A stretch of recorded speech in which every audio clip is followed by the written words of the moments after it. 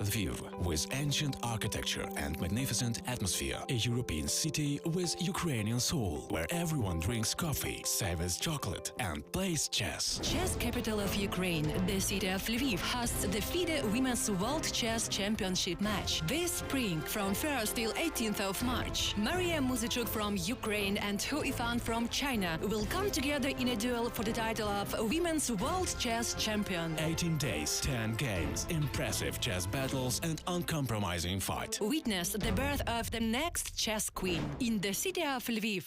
What would be cool to have in your company? Let's ask our ladies. Have my lunch in the park. Have a relaxing massage. Band and acquire. Looking for your IT partner? Symphony Solutions. Cool to work for, cool to work with. Мріяти – загальновідома формула успіху. Мріяти і діяти – формула, якою керуються перші. Прагни першості. I've always wanted to introduce them. Classic style, elegance, sense of rhythm, slow tempo, tart flavor. They've so much in common. Scent of rain and flavor of sweets. They know how to surprise day and night. Being with them makes me feel cozy. Which one of them do I love more? Lviv is worth meeting. Не боятися падінь – загальновідома формула успіху. Мати силу встояти – формула, якою керуються перші. Прагни першості. What would be cool to have in your company? Let's ask our ladies. Chat with my colleague at the fireplace. Morning yoga classes. To have my coffee served. Looking for your IT partner? Symphony Solutions. Cool to work for, cool to work with.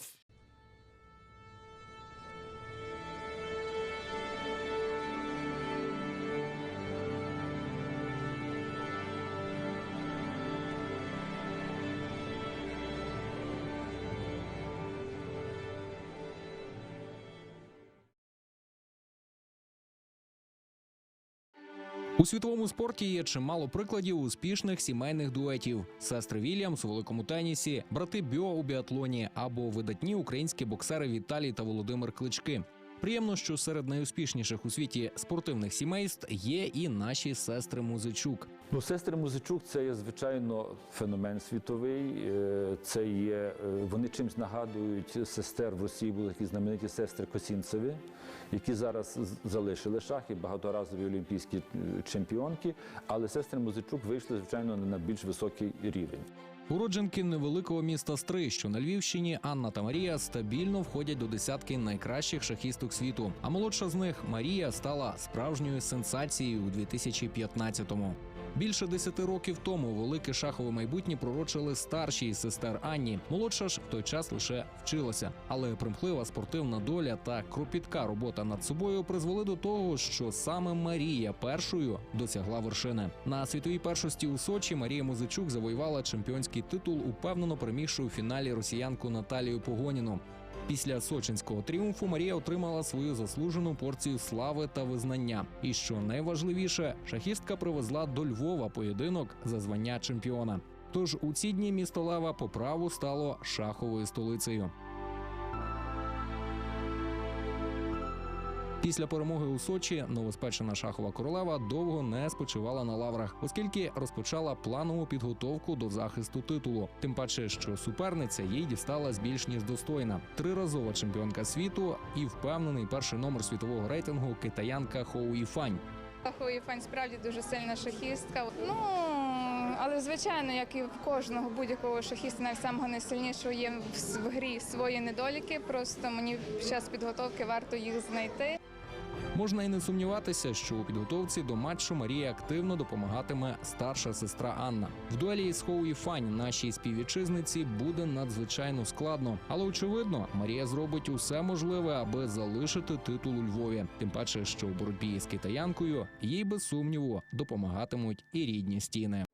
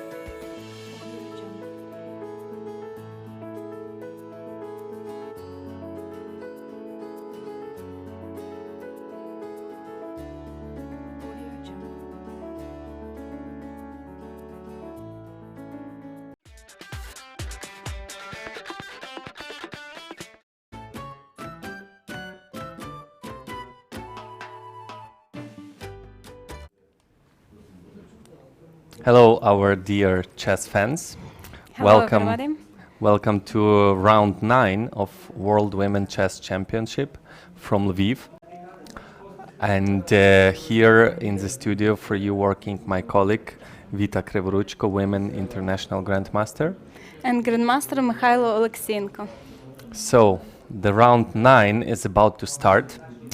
The score is 5-3 to Yifan's advantage. Here we can see Mariya Muzychuk walking in the room, Yifan also there as well. We're expecting first moves really shortly. So Yifan has white pieces, Mariya Muzychuk has black. Yeah. So white would not mind against a draw today for sure. A win usually of nobody is against, but today if white has a draw, white will do it on the board.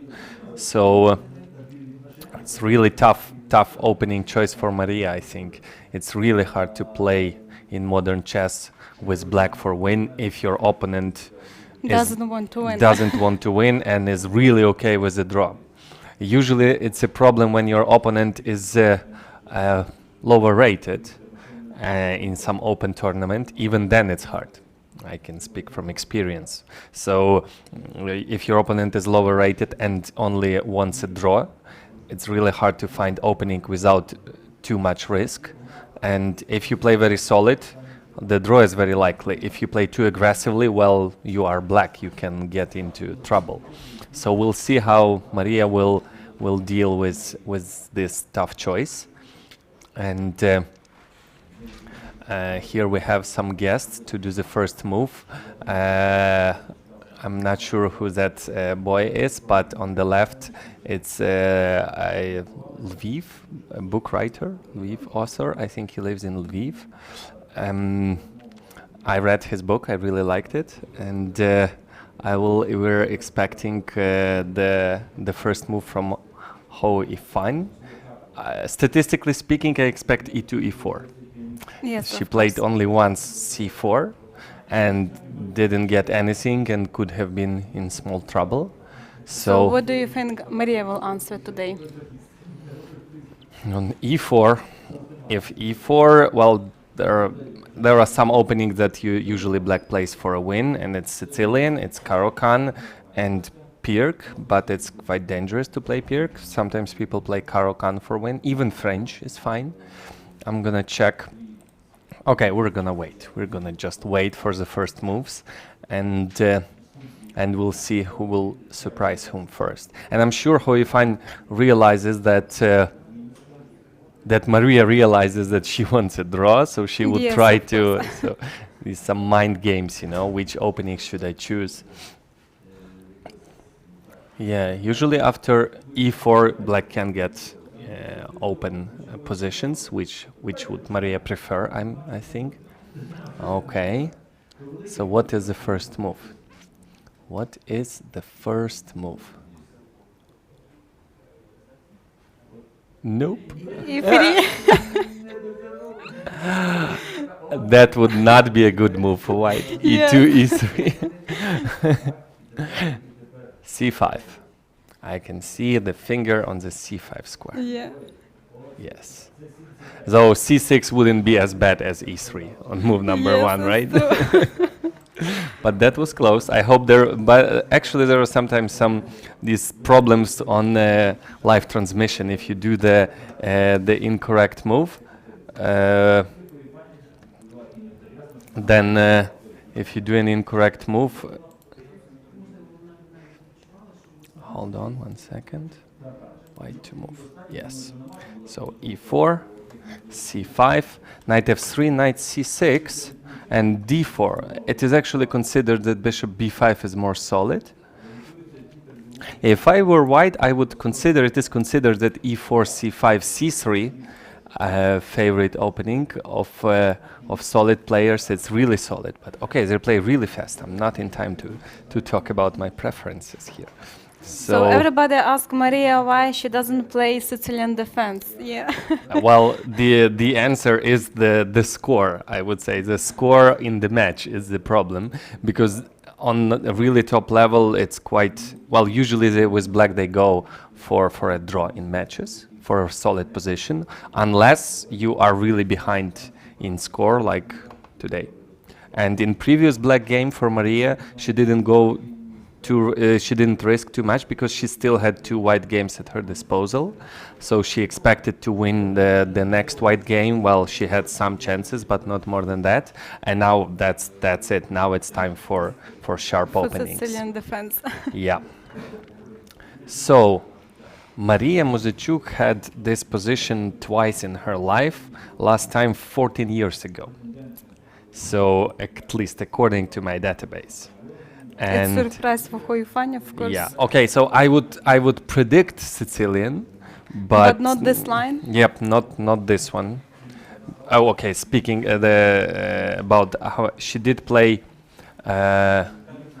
we call it Chelabin variation. Somebody call it Sveshnikov variation. E5 instead of D6.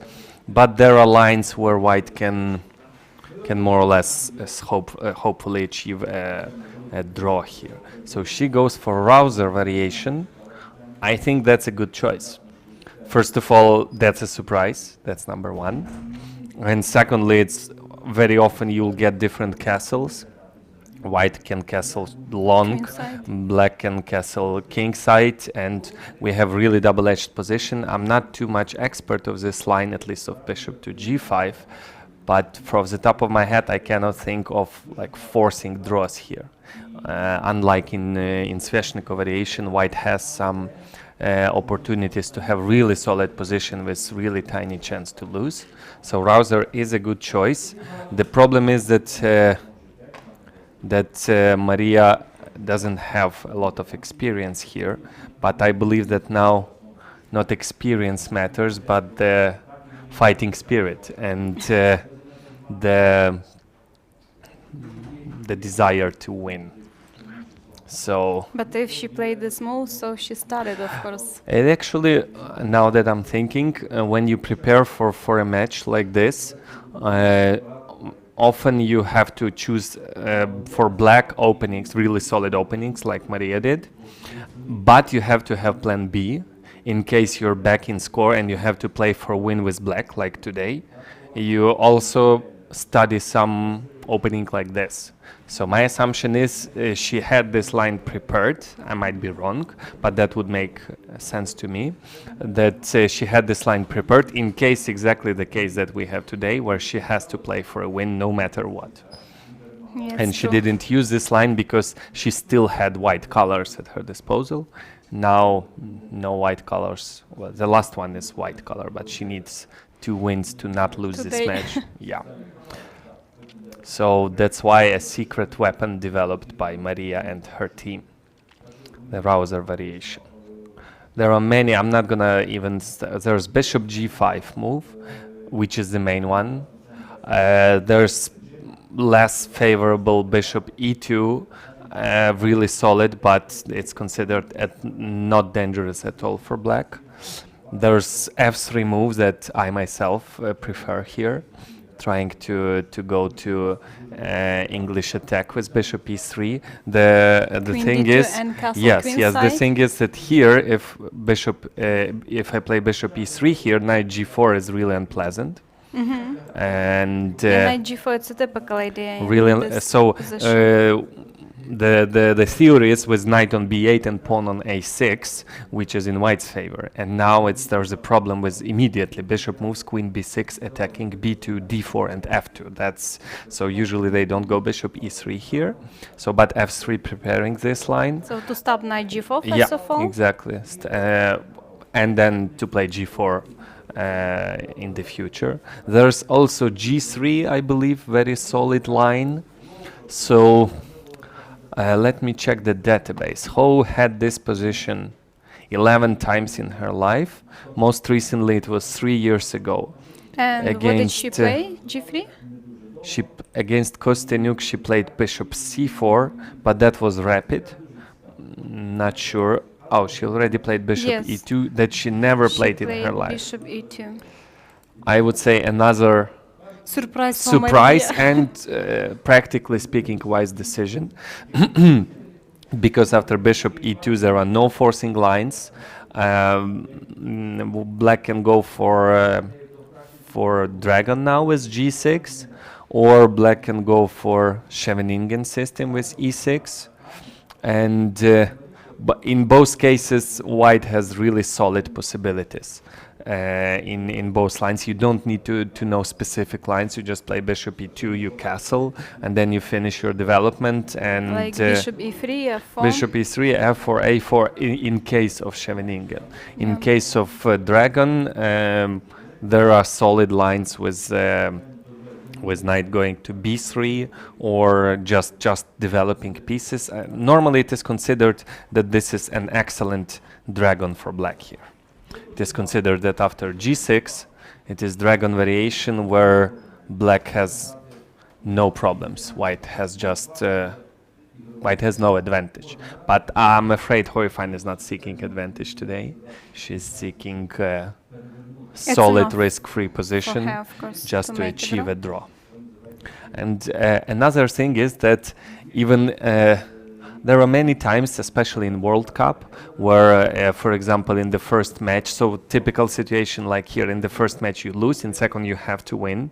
Sometimes you are black, and very often even if you misplay the position and you see that you're in big trouble, you will lose. You can offer a draw and the opponent will accept it, and you at least save 5 points of elo. So I'm saying that black can push really hard, and if the position is bad, you see that you're about to lose, you can offer a draw and most likely it will be accepted. So but I'm sure that Mariya is thinking not about 5 points yeah, of sure. rating.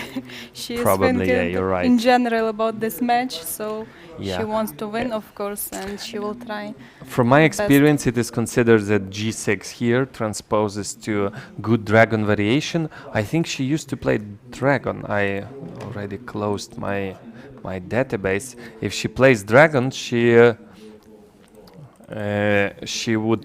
would go for it, because this is really excellent one. 1 second. Now Mariya is thinking. Yeah. Because bishop e2, maybe she was not ready for this one line. Yeah.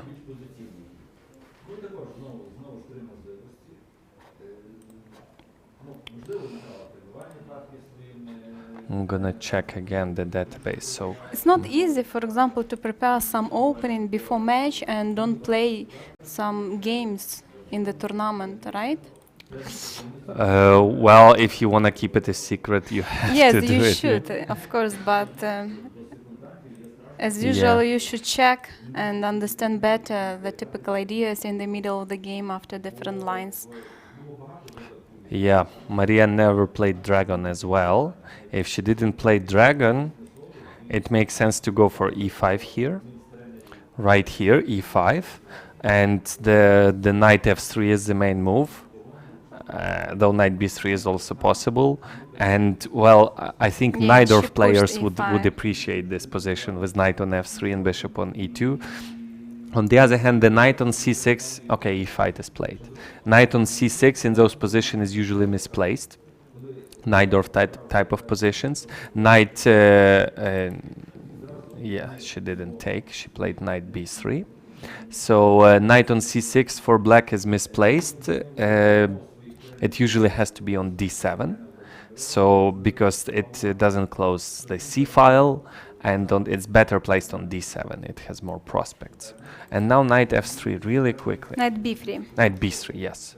And now the theory goes bishop e7, castle, and castle. And now white has some choice. f4 and bishop e3 being the main moves. Yeah, usually white would go for f4 at some point. So this is a likely scenario to happen. Objectively, black should be happy with the opening outcome, I would say, because it's really good Najdorf variation. Okay, the knight on c6 is misplaced, but black didn't play a6. Very often black can go for a5 in this sort of positions, trying to push that knight back. And if white plays a4, and then this knight on c6 suddenly has a good prospects to go to b4. I'm not saying a5 in this specific position, but this is very typical to use the knight on c6 in this matter, that black didn't play a6 spending a time, so at some point a5 is really possible here. But after a5 square on b5 is big, right? Yeah, it's always like that in chess. You get something and you lose something instead. So yeah, on bishop e3 in that position, a5 is also very possible. a5, one of the moves here, and the idea is if white goes a4, black goes knight b4, and d5 is now a big threat, and black is doing okay here. So white is not forced to go a4, but so these are the ideas. Black would try, if black pushes d5, black can even have advantage due to pawn on e5 in the center. So usually white will not let black play d5 either by playing f4, putting some pressure, or even playing bishop f3, which looks a little bit ugly, but if you're stopping d5, well, but I'm afraid Do you mean after f4 or before f4? Sometimes even Bishop before f3. f4, bishop would go to ugly square on f3 just to stop that d5. So I would say black is doing well in this line. So that's why very often they go, instead of b3, they go to f3. And this knight, and then white would castle, go rook e1. Bishop would move back to f1, and d5 would be a problem because there is a pressure on e5 square. But even it's considered that black is doing very well. Not saying that black is better, but black normally solves all those problems. So bishop e2 line is considered not dangerous neither for neither variation. I mean, when the knight is on b8 and pawn on a6, neither here. So it's considered solid, but black is doing very well there. So bishop e7 was played. I'm expecting castle. Sometimes it is possible to play f4 and g4 very aggressively here. But I'm not sure that Yifan will play this. I don't even think it's with knight on c6 it's possible. Black is really quickly developing. And and now we're gonna have a guest. Here you go. Horst Messing. Here you go. This is your seat now. Hello. How are you? Former General Nice to meet you. Secretary of European Chess Union, correct? Yeah, as well. And former President of German Chess Federation. Is that correct? No, that's No? not correct. My apologies. Secretary General. Secretary General. Probably that's even better, no? Okay, I cannot answer because otherwise I would get problems with my president. Okay, so what brings you here in Lviv, and how do you enjoy our Match? city and the match? It's very difficult for me to answer because I just arrived. Oh, today, yes? Today. Okay. So First day? when I planned my visit to Lviv, I checked the timetable, and then I expected quite a tough match, and I thought, okay, let's go to the last two games, and I hope that you were right, yeah? I hope I will be right, and we will have two more games, or at least one more game, this one and another one. And have you ever been to Ukraine and Lviv? Not to Lviv, but to Ukraine. But when I had first walk within the old city of Lviv, I'm astonished. It's such a nice city. Thank you. Okay, I really knew like it before it. because Oleg Romanizhin is a close friend of mine, and he told me a lot of things about Lviv. And that was a reason that I said, okay, and he invited me a lot of times, and I said, okay, that's now is a reason to come here. And you should show me the city. Exactly. And he was prepared, and okay, now I'm retired, so I can use my leisure time to go to such an interesting match. Yeah. By the way, we're inviting everybody to visit Lviv. I don't know people who come here and don't like it, you know. Yes, it's true.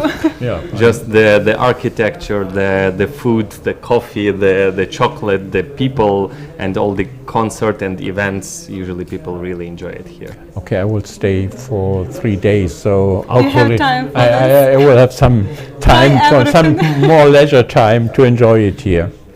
I hope you'll like it. What do you think about, I presume you have lots of experience and knowledge in organizing or, you know, being at such events like this one. What do you think about the organization and the playing hall and everything? So I couldn't go to the playing hall because only for, I was in this, I have been to the area for the spectators here and for the press. But I think in general, it's a good venue, and maybe you cannot expect too many spectators here. It's like physically you will not fit. It's a museum. We're in a museum. Yeah. There are paintings on the walls all over the place. Yeah, and having more than 100 spectators, I think it's impossible here. Yeah, so that's why we have internet viewers following us. And I appreciate it because the last 4 games I followed, from my home city in Berlin, your live transmission. And it was very nice. Thank you. Thank you. And so what do you think about this match? What do you think about Yifan and Mariya Muzychuk? Have you ever met them or seen them at any other tournaments except this one? Yeah, I did, and I some closer connections to the family of Mariya, to Anna and the parents, and I'm not so. Okay, let's say I'm a little bit surprised that Mariya has not won, up to now at least, one match, because I appreciate her very active play. Yeah, she's very aggressive player. Yeah, aggressive, tactic. Exactly. So I like this kind of playing chess, but maybe she has some, let's say, weaknesses as well. Yeah. And because I think she played a good match, but she couldn't, even with the slight advantages. Finally, she missed the plan, and then I got the impression game where she had big advantage, and then how to continue, and it was quite. Yeah, unfortunately. So we've been to a different situation if she won that game with White, that she had advantage and then she lost it. So yeah. And you're saying that Oleg Romanishyn is a close friend of yours, yes? Yeah, that's right. Yeah, Oleg played a lot of tournaments in Germany and in Berlin. And I don't know when I met him for the first time, but probably in Dortmund in the 70s or something like this. That's quite a lot of time. Yeah, that's right. By the way, for our viewers, Oleg Romanishyn is a really famous Lviv grandmaster. I think he was even top 3 in the world at some point after. Yes.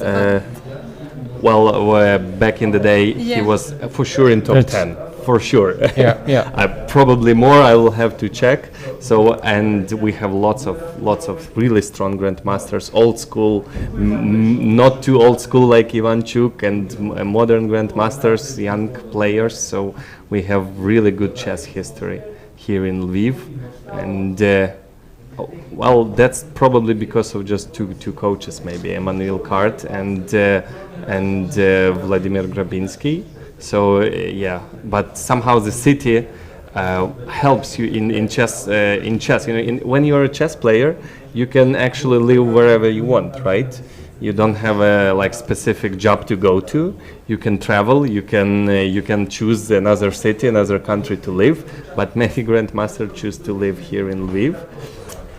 Close to Europe. Close to Western Europe, and beautiful city and reasonable prices, I would put it like that. Really reasonable prices. Okay, that I will realize hopefully. But I think it's a chess tradition here in this country. And okay, we have it in Germany as well. There's a kind of chess tradition in Berlin or in Dortmund or Munich. And it's easier for the players if they move to these chess capitals. They can play more tournaments. They are closer to friends, to chess friends, closer to organizer, and the connection from of the players to the organizer. It's the most important things for them. Yeah, they're looking for invitations or playing tournaments. There are many talents are lost because there is no good players or good tournament in the area. And it's sometimes parents with talented child would even move to another city, just really far away, just to get to this atmosphere and to strong players and strong tournaments. But not everybody can afford that, Exactly. You have to look for good coaches. If you have a bad coach, even if it is a good player, maybe you lose too much time of your own career. And losing 2 or 3 years. If you are 8 or 10, then maybe And it's every year is important. Yeah, right? exactly. Especially Then in it's really too late. young. After some point, 1 year, 2 years doesn't really matter. Yeah. But at young age, every year, even every month count if you want to become a professional chess player. Yeah. And as far as I understand, in Ukraine, becoming a professional chess player is a kind of, let's say, a goal. We have many professionals. Yeah. People who just play chess for a living, and one of the reasons is quite sad to me, because in like Western Europe it's really hard to make a decent living just by playing chess, even unless you're like top grandmaster. Like I know I'm coaching a women Dutch team, and they talk about that only Anish Giri makes good money there. Otherwise you have to teach, because for a professional to get decent money, decent Holland standards type money. In Ukraine we have much cheaper prices. And that's why you don't need like big money to live here. Okay, Germany you can compare probably with the Germany as well. Netherlands. Exactly, same as okay, then even the top players try to get their living by additional activities, as writing articles or working as a coach. Yeah. So in advanced, expensive countries, it's really hard to be only a professional. It's still a nice job. It's interesting. You can commentate, you can teach, you can write articles, you can make videos. Training videos. There are lots of other activities you can do. But if you want to be specifically a professional, well, it's maybe easier in cheaper countries. Okay, and in Germany, but not only in Germany, even foreign players, they can come to Germany playing Bundesliga. Mm-hmm. Okay, that's a kind of getting some income. Yeah, so it reminds me there are some people who would like go, if they live in some country, they would like give their apartment to rent and go to a cheaper one, and just they can live out of the rent in that apartment. So you can, since we have like our world is really connected, you can choose where you want to live. Yeah. And there are first world countries, second and there are cheaper countries. You can, well, it's easier to be a professional in cheaper countries than in that's right. Yeah. So we see that in the game Mariya played castle. Yeah, they both spent some time already. It's really reasonable to castle. Yeah, and it's not, for me it's not surprisingly that Mariya decided to play Sicilian, to have a position with a asymmetric exactly opening pawn. for 3 results. So you can win, you can lose, and you can make a draw. Yeah, it's playing Spanish or playing even the open span variation, then white can, not easily, but it's for white maybe easier to make achieve. a draw than in this kind of position. Yeah, normally to win with black you have to go to something asymmetrical. With white you can win with symmetrical, just putting some increasing pressure and everything, but with black in symmetrical positions, well, you can equalize, but then it's really hard to play for a win. But in Sicilian, the point is, in asymmetrical positions, the price of a move is much higher than in symmetrical ones. In symmetrical position, like Spanish or even open Spanish, not exactly symmetrical, if you make one mistake, it's just black equalizes. You make another mistake, black gets some advantage. Then you make another mistake, and then black gets big advantage. So it's like really long way. And in Sicilian, you can do one wrong move and you were better, and now you're much worse, and one more wrong move and the game is over. So, but the same problem, the same is for black. Black has to take any risk Exactly. in this game, I think. Exactly. I think Mariya will play till the end and take all the risks, and hopefully we'll see a long fight and a long game. It's good for the spectators, good for all of us. Yeah. We would like to see long games and big fight, like in one of the games where the previous Open Spanish, where White had advantage on move 40, or if I missed the advantage, then Mariya played for a win. Yes. So it was a really long game. Both of them were fighting till the end. That was really interesting, but exhausting game. Not only for not only for the players. Yeah. I can't complain, but.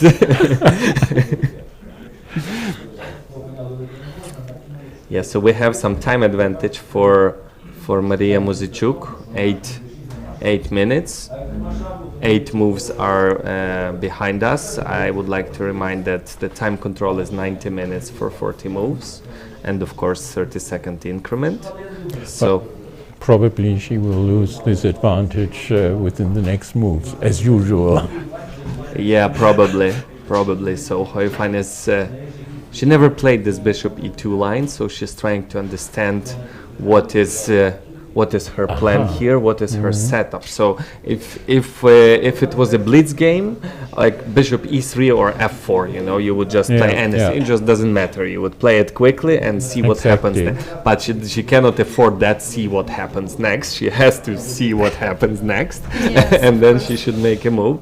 So she's trying to think of a setup. How do I develop pieces? Do I play bishop e3? Do I play f4 and king h1? Do I play a4 at some point? Do I put my bishop on f3? So, and then if so, which move order should I choose? And I think Mariya is doing the same now. She has several options here, a5 being one of them, trying to kick that knight from b3, and if White plays a4, there's a really good square on b4 for the knight to support d5. d5. If black plays d5 here, black for sure equalizes and can hope for more because of that central pawn. And though the position would simplify a little bit, maybe Yifan wouldn't be too much against it, just losing the advantage, tiny advantage, just to equalize. Also, bishop to e6 is a possibility here for black. Bishop e6, rook to c8. But the problem is with bishop e6 compared to Najdorf variation. So, for example, if White plays f4 here, bishop e6 is not an option anymore because f5 would be really unpleasant. And then g4, g5 to attack on the king side. Yeah. So on f4, well, black will either have to take or just leave it like that and play something like a5 first. And so in what I'm trying to say, in Najdorf, bishop e6 is possible, and on f4, black plays rook c8 and has bishop c4. There, bishop doesn't have to go back after f5. Here, it's not an option. Taking on b3 is usually not good with the bishop. So here, Yifan is thinking, if f4, let me check, f4, I think black will have to take at some point. a5 is the main move. And after a4, knight b4. So very typical, I mentioned it before, that f4, a5. Yeah, f4, a5 is the main move here. And it may look a little bit weird to play a5 if you're not familiar with the typical ideas of this pawn structure. You weaken the b5 square and it looks very bad. But if White doesn't play a4, black would push that knight and it will have to go to, well, not a pleasant square on d2. So, and if White plays a4, black puts the knight on b4 and suddenly make use of that knight on c6. Normally it's misplaced, but now on b4 is doing perfectly. It's putting pressure on c2 and it is supporting d5 at some moment. So a5, very typical idea. E3. Yeah, bishop e3. She's not in a rush with f4. And I'm gonna check the database. Slightly more games on grandmaster level with bishop e3. Now on the other hand, black has a choice. Black can go a5 here immediately with same ideas, or bishop e6 is possible. And now if White takes, so the difference is now bishop e6 is possible because after f4 you can take and White well loses a tempo. And if bishop from c1 takes on f4, tempo is really significant in open positions. So, but this can lead to a quick equality after something like d5. Yeah, d5, and suddenly everything exchanges. And, which is not good well, for it's not good for Mariya. So I assume she's not gonna go for this, because after f4 you have to take. If this knight was on d7, black could consider queen c7 or rook c8, putting the bishop on c4 in case of attack. Here it's not an option. f5 big threat after takes. If you don't play d5, you can end up with a weak pawn eventually, and suddenly the position becomes very simple. So I think she would go for a5 here. At least it would be more logical to me, given the situation on the board. And now actually the computer database says that knight d2 is a move here, which looks a little bit strange to me. To go, it's Karpov type of move.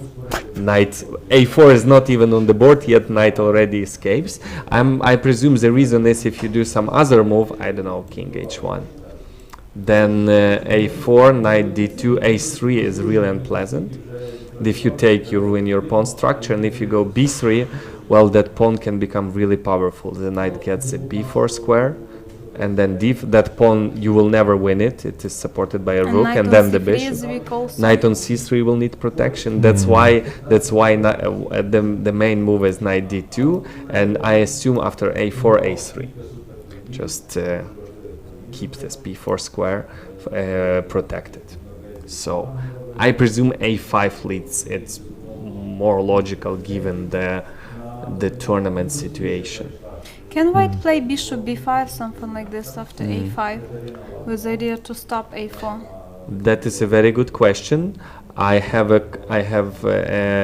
is bishop b5 is playable, but from f1 if it didn't lose a tempo.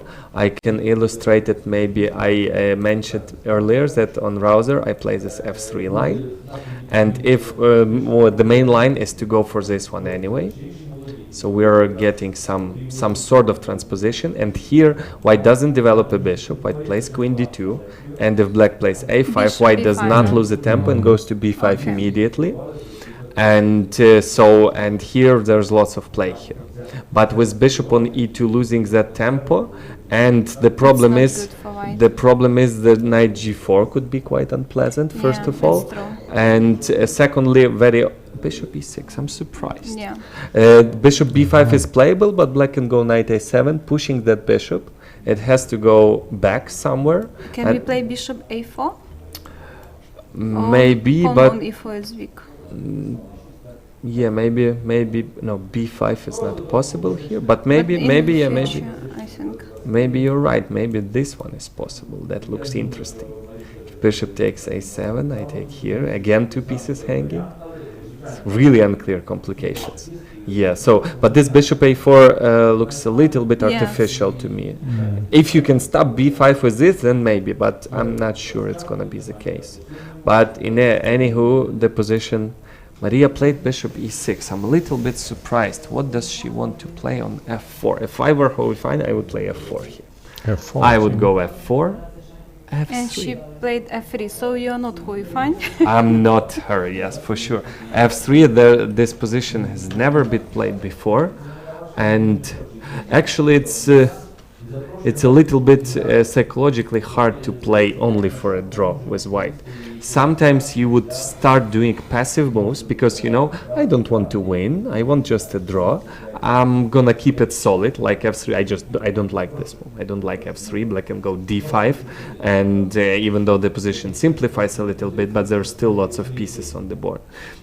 Very often, if you play with white for a draw in a passive manner, you would lose the advantage, and then your position would deteriorate, becoming worse and worse, and then you would suddenly find yourself in trouble. So it's like ironic that to play for a draw you have to play aggressively for white, like f4 here. So I don't like this f3. It's too passive. But I don't think that Yifan is dreaming about draw. She tried to do the best, and okay, if it's draw, yeah, but she will try. No, but I think if she was behind or the score was even, she would never play f3 here. Yeah. She would fight for advantage with f4. She would do something else. Okay, now I realize the idea. If black doesn't go d5 here, if black does some other move, let's say let's say rook c8. Her plan is to go knight Yeah, d5. she can play knight d5. Knight d5, and the problem is, well, normally you cannot let that knight stay there. You cannot take with a knight, you lose a piece. You take with the bishop, and knight has to go. White plays c4, and white can get pleasant position. And the reason she played f3 is very, very pragmatic, because the pawn on e4 needed protection. She would want to go knight d5 now, but the pawn is hanging, so she just protects it. But How come Mariya they play played so fast? I'm so knight surprised. a5. If I were black, I would go at least d5. consider it, but maybe it's her preparation. Yeah. Maybe it is her preparation, but f3, oh, my apologies, there are many games in this position. In the, maybe it's the transpositions through move order, or maybe not very rated players were playing this one, because I'm checking the 2500 ELO average. On that level there were no games like this, but there were many games on this position, and she played knight a5 So quickly. the main idea of move knight a5 to play knight c4, of course, right? Yes. Yeah, okay, f3 was the highest rated player, was 2400 to have this position. That's why it's yeah. There's one game of our Lviv Grandmaster, Vov Curie, in this position. And he played a5 in 2008 and won against weaker player. So, but Mariya Maybe played... he helped her. I don't think so. So knight a5. Oh, Mariya's idea is if white goes knight d5 now maybe she can take with a knight. Let's say knight d5. Now there's no fork. Maybe she can take with a knight and then move the bishop somewhere. F5? Maybe bishop f5, yeah. But there are some simplifications, you know, knights disappear. I'm not sure what is... Why did she play knight a5 But so what quick? about, for I'm gonna example, check, queen maybe d2? that's a computer recommendation. What about queen d2 in this position? Yeah, knight is hanging, I have to take. Knight takes, Knight takes, pawn yeah. takes, And push a6. c4. Then c. It looks like equal position to me. At least it's easy to play for white. Yeah. So what's her idea on knight d5? I don't know. Computer says she should have played d5, but the thing is, the position really is simplifying there. Probably that was Ho's plan. She would take, So after f3 exchange you mean everything. d5, Yeah. If yeah? d5, e takes d, knight takes. Let's say if queen takes, queen, bishop takes also possible. Queen takes, takes. Too many pieces exchanging. Rook a to d1, very solid for white. And then something goes to c5 to exchange, and it would have been close to a draw. But black will not But change. it's also not easy to play for black, because you should always think how to win the game, yes? Because Yeah. d5 is the best move, but you cannot make Yeah, this but move. yeah, that's a psychological problem. If you're not okay with the draw, sometimes you would not do the best move just because it leads to some equal position. So now, according to my engine, knight a5 leads to advantage for white. But sometimes that's what you gotta do to play for a win, because this would lead to many exchanges. But I'm a little bit surprised with the speed of knight a5 move. I would like to check the transmission. We're gonna go for maybe a break, small break soon. I'm just wondering, why did Mariya spend so little time in this crucial moment? Maybe she should have played a5 like Yuri Vovk did, but I don't think she's aware of that game. It's 8 years ago against a weaker player. So she spent on knight a5 1.5 minutes. 1.5 minutes. Looks like preparation. Yes. Looks like a preparation to me, It's but true. or she's aware of the ideas and she's just doing the moves. Yeah, knight a5. Knight d5 is possible, as we considered, and the computer says taking on a5 and queen d2 is better. Computer tricks. So takes. Queen. Normally, it doesn't look good to develop the queen on a5, queen d2. But the trick is, for example, rook fc8, which would normally be a good move in this position. There's suddenly knight to d5. Knight d5. Exactly. And if queen takes d2, white takes on e7, king f8, bishop takes on d2. Hold on, there's rook c2. I thought king e7 and white has two bishops, but there's rook takes c2. Rook takes c2. So what's the problem with, yeah? I don't know.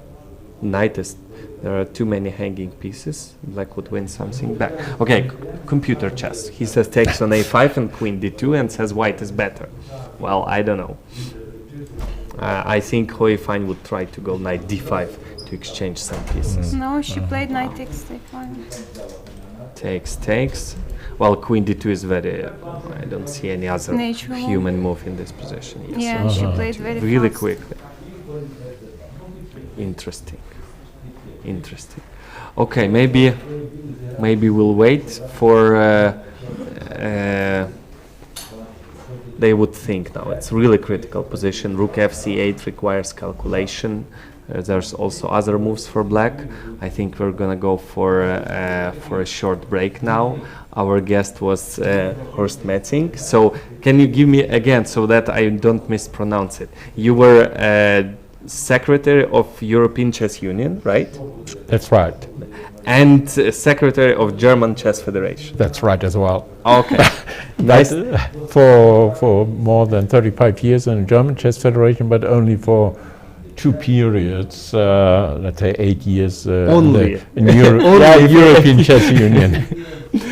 Okay. Thank you very much. Nice to have you here. Okay. I hope you like Lviv, and well, I will enjoy it, and I hope we can meet once more in the next game. Thank you. Thank you.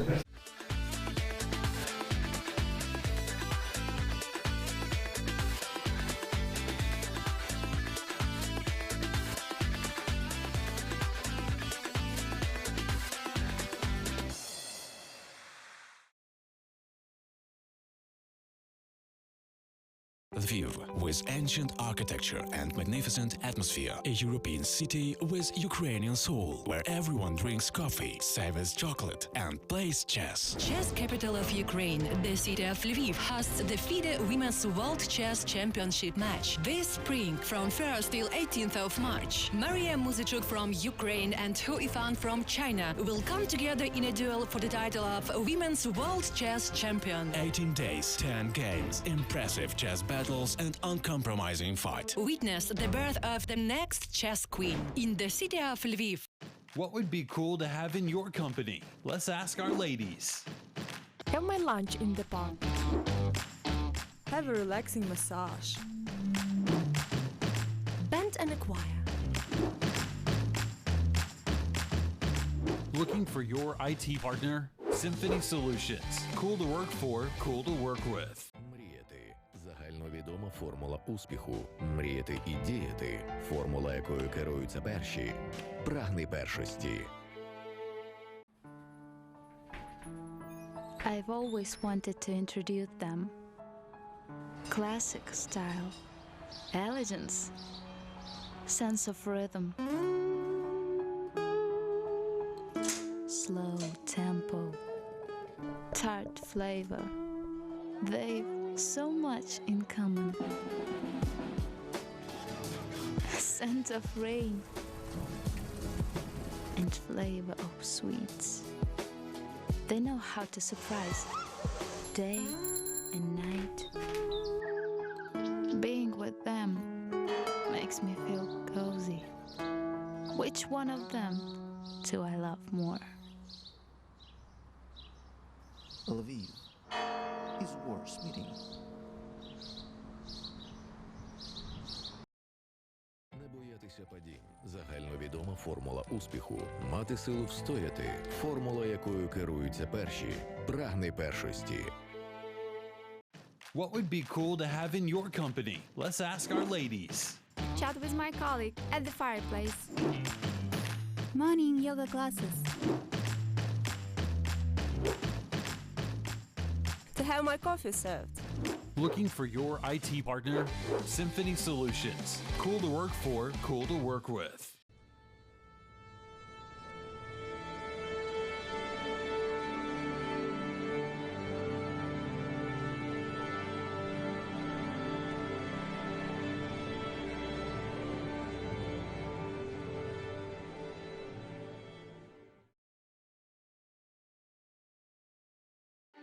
У світовому спорті є чимало прикладів успішних сімейних дуетів: сестри Вільямс у великому тенісі, брати Бьо у біатлоні або видатні українські боксери Віталій та Володимир Клички. Приємно, що серед найуспішніших у світі спортивних сімейств є і наші сестри Muzychuk. Ну, сестри Muzychuk – це є, звичайно, феномен світовий. Це є, вони чимось нагадують сестер в Росії, були такі знамениті сестри Косінцеві, які зараз залишили шахи, багаторазові олімпійські чемпіонки, але сестри Muzychuk вийшли, звичайно, на більш високий рівень. Уродженки невеликого міста Стрий, що на Львівщині, Анна та Марія стабільно входять до десятки найкращих шахісток світу. А молодша з них, Марія, стала справжньою сенсацією у 2015-му. Більше 10 років тому велике шахове майбутнє пророчили старшій сестер Анні. Молодша ж в той час лише вчилася. Але примхлива спортивна доля та кропітка робота над собою призвели до того, що саме Марія першою досягла вершини. На світовій першості у Сочі Марія Muzychuk завоювала чемпіонський титул, упевнено перемігши у фіналі росіянку Наталію Погоніну. Після сочинського тріумфу Марія отримала свою заслужену порцію слави та визнання. І що найважливіше, шахістка привезла до Львова поєдинок за звання чемпіона. Тож у ці дні місто Лева по праву стало шаховою столицею. Після перемоги у Сочі новоспечена шахова королева довго не спочивала на лаврах, оскільки розпочала планову підготовку до захисту титулу. Тим паче, що суперниця їй дісталась більш ніж достойна. Триразова чемпіонка світу і впевнений перший номер світового рейтингу китаянка Yifan. Yifan справді дуже сильна шахістка. Але, звичайно, як і в кожного будь-якого шахіста, навіть самого найсильнішого, є в грі свої недоліки. Просто мені під час підготовки варто їх знайти. Можна і не сумніватися, що у підготовці до матчу Марії активно допомагатиме старша сестра Анна. В дуелі з Yifan нашій співвітчизниці буде надзвичайно складно. Але, очевидно, Марія зробить усе можливе, аби залишити титул у Львові. Тим паче, що у боротьбі з китаянкою їй без сумніву допомагатимуть і рідні стіни.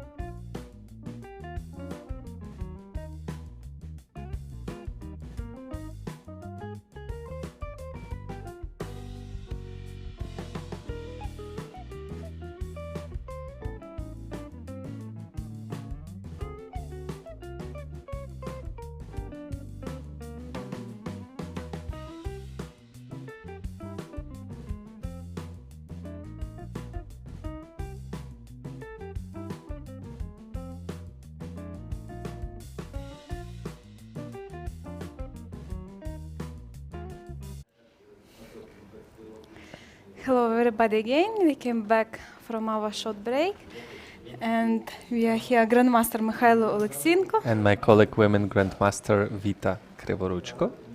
So we see that Mariya played rook fc8.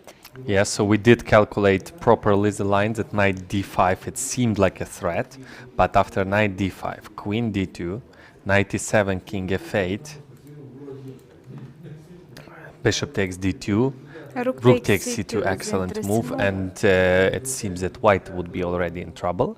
But of course, this is, for them, it's really easy line to calculate.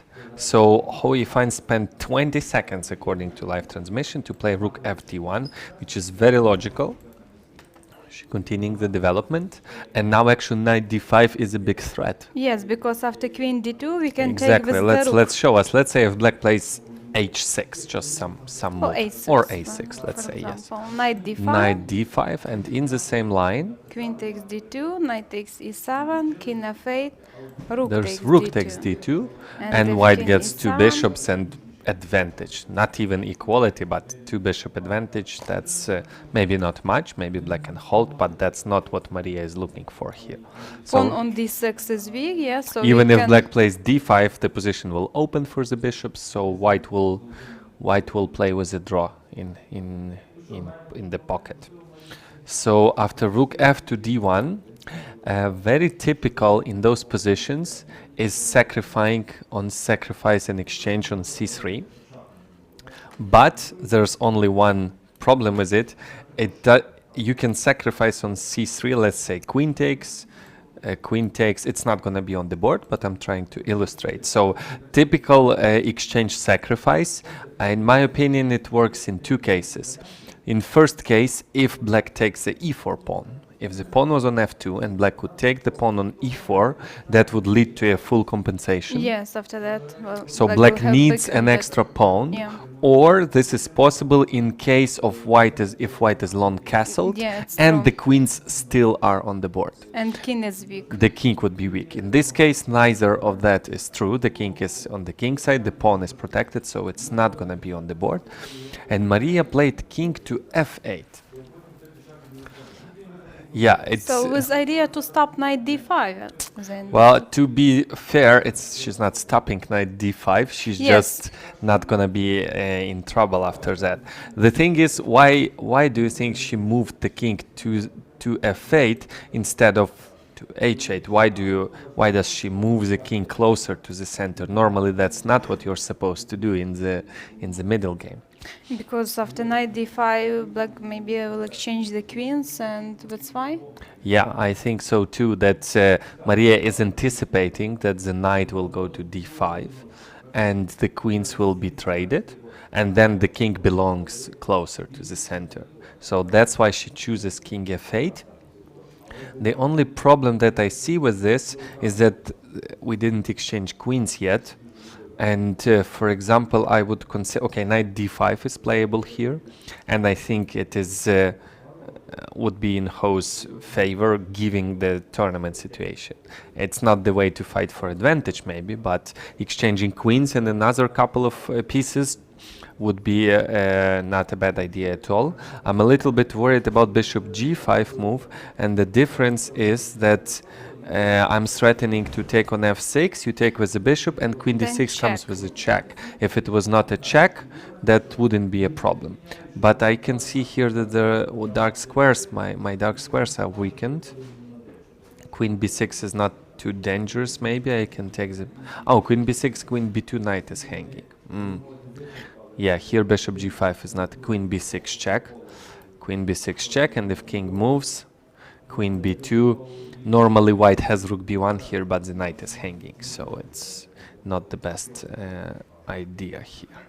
So bishop g5 not a problem. On the other hand, very typical for these positions is, so what do we have here? Black has a weak square on d5, but weak pawn on d6 also. Weak pawn on d6. But bishop e7 protects Bishop this pawn. e7 is really solid there. And but black has a clear play on the queen side. If white does nothing, black's gonna play a6, b5, b4, just push pawns there using the semi-open c file. Very often it is common in these positions to go g4, g5, even with the king on g1, kicking that knight from f6, and then getting full control over the d5 square. It's quite a risky approach, I would say, given the tournament situation. But, well, I would like really to consider this knight to d5. It would be in Yifan's strategy for this game, if I guessed the strategy correctly, that just she's not against simplification and equality, which is very pragmatic and strong, I would say, approach. So queen is hanging. Moving it, well, doesn't really help. I take on e7. So queen d2 seems like the only move. Yes. Rook takes d2. And now I'm ready to take the bishop or the knight. So black will now have to choose which pieces they would like to leave on the board. So if black gives away the bishop, I'm not sure about this decision, because in this pawn structure, it's very typical for Najdorf variation. But the main plan in those positions for black is pushing pawns on the king side. f5, f4, e4. Without queens, there's no threat for white king at all. And white has two bishops and space advantage. I would say that white is better here. And also king is on f8, so... Yeah, so black will have to... usually rook should be on f8 to push the pawn f5. I f4. think white will have advantage here. Black may try exchanging the bishops by h6, moving the knight bishop g5, or some other maneuver, but even then white would be slightly better. Yes, so maybe it would make let's speak about sense. knight takes d5. Knight takes d5, e takes d5, and bishop. Well, you can go f5 or d7. I'm still not sure. If you go to f5, I do my my move. My c4 is still according to my plan, and bishop on f5 might be a little bit misplaced. And but I think white is doing well here as too. Maybe bishop d7 with the idea to push f5, f4, something like this. Bishop d7 looks more natural, logical, not natural. It's without. Black wants to go actually b5 now, preventing c4. Okay, I should push c4. So I think white should go c4. And but the problem is, without queens and knights, this whole plan with f5 is not scary. I will just ignore it. You go f5, I do nothing.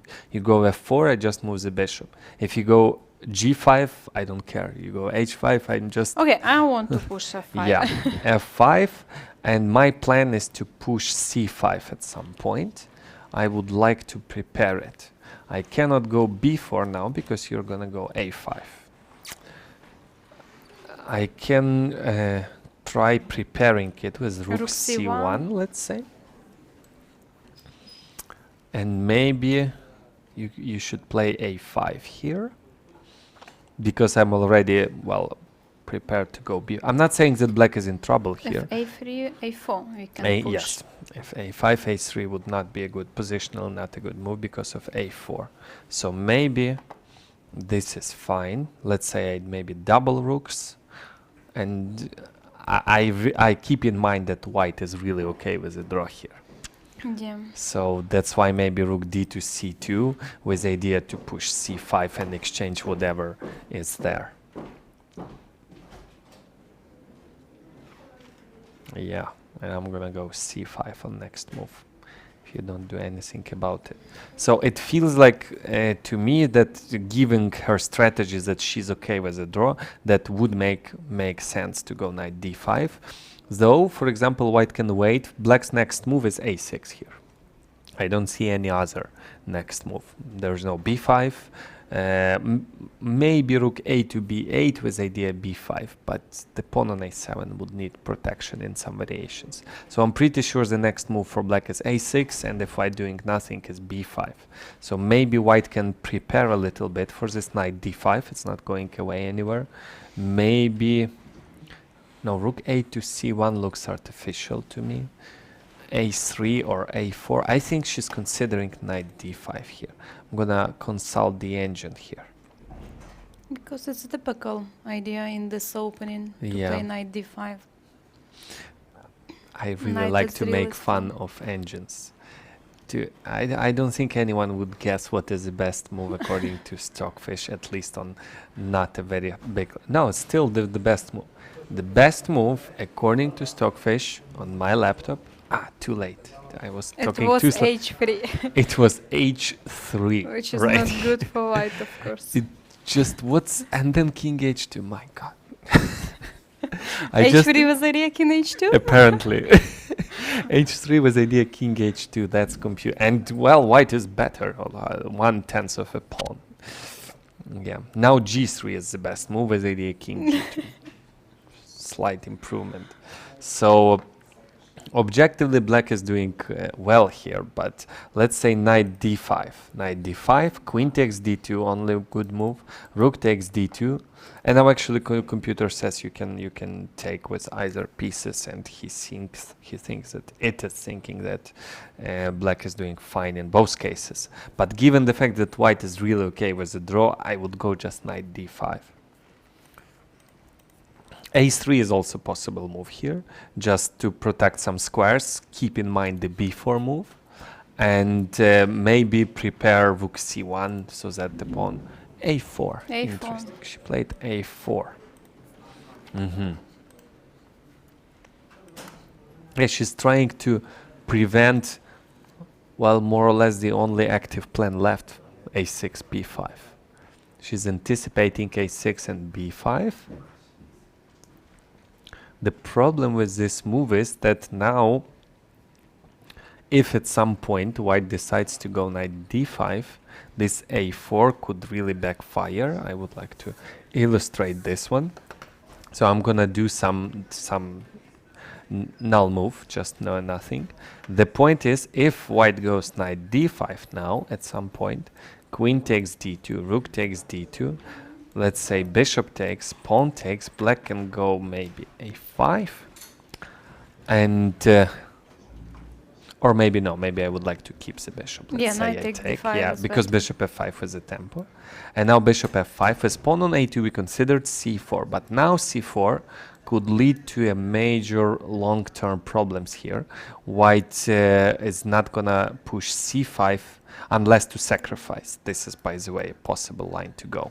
And then bishop to b5 as compensation. But unless you're willing to sacrifice, white will have problems pushing this c5 or b4, and eventually it could become a problem. If white doesn't break through here, black has a pawn majority on the king side. But yes, there are some c5 moves. Rook a3, rook b3 could be unpleasant. So this a4 move is, after knight d5, can have a potential problems with b4 square. But maybe it's not her plan. Maybe she just plays a4, just preventing b5, and then she's gonna play h3, king h2, like suggested by the Stockfish, so.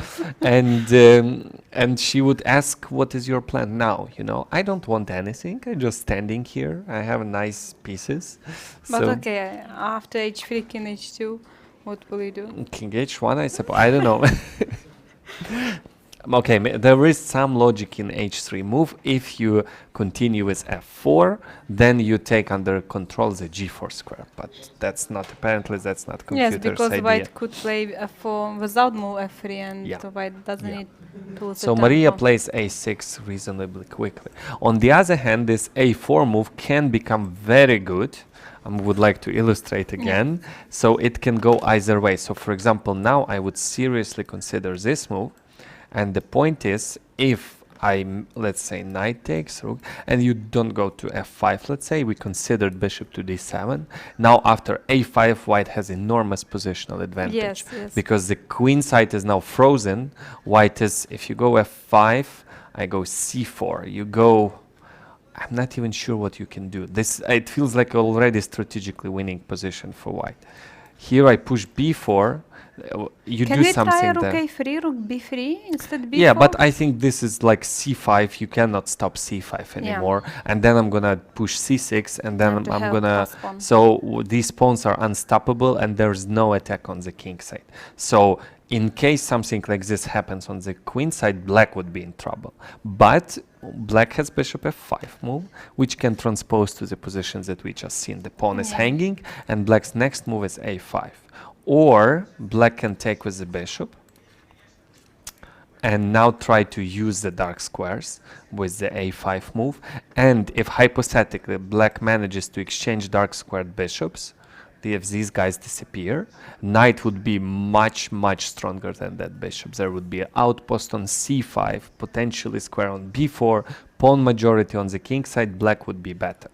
So one tempo, you know, if white can push a5, black is in big trouble. If black pushes a5, white eventually can be in trouble. So these are the kind of things I think they are considering right now. So I think knight d5, white should really consider it seriously. If white is able to push e5, that would be excellent.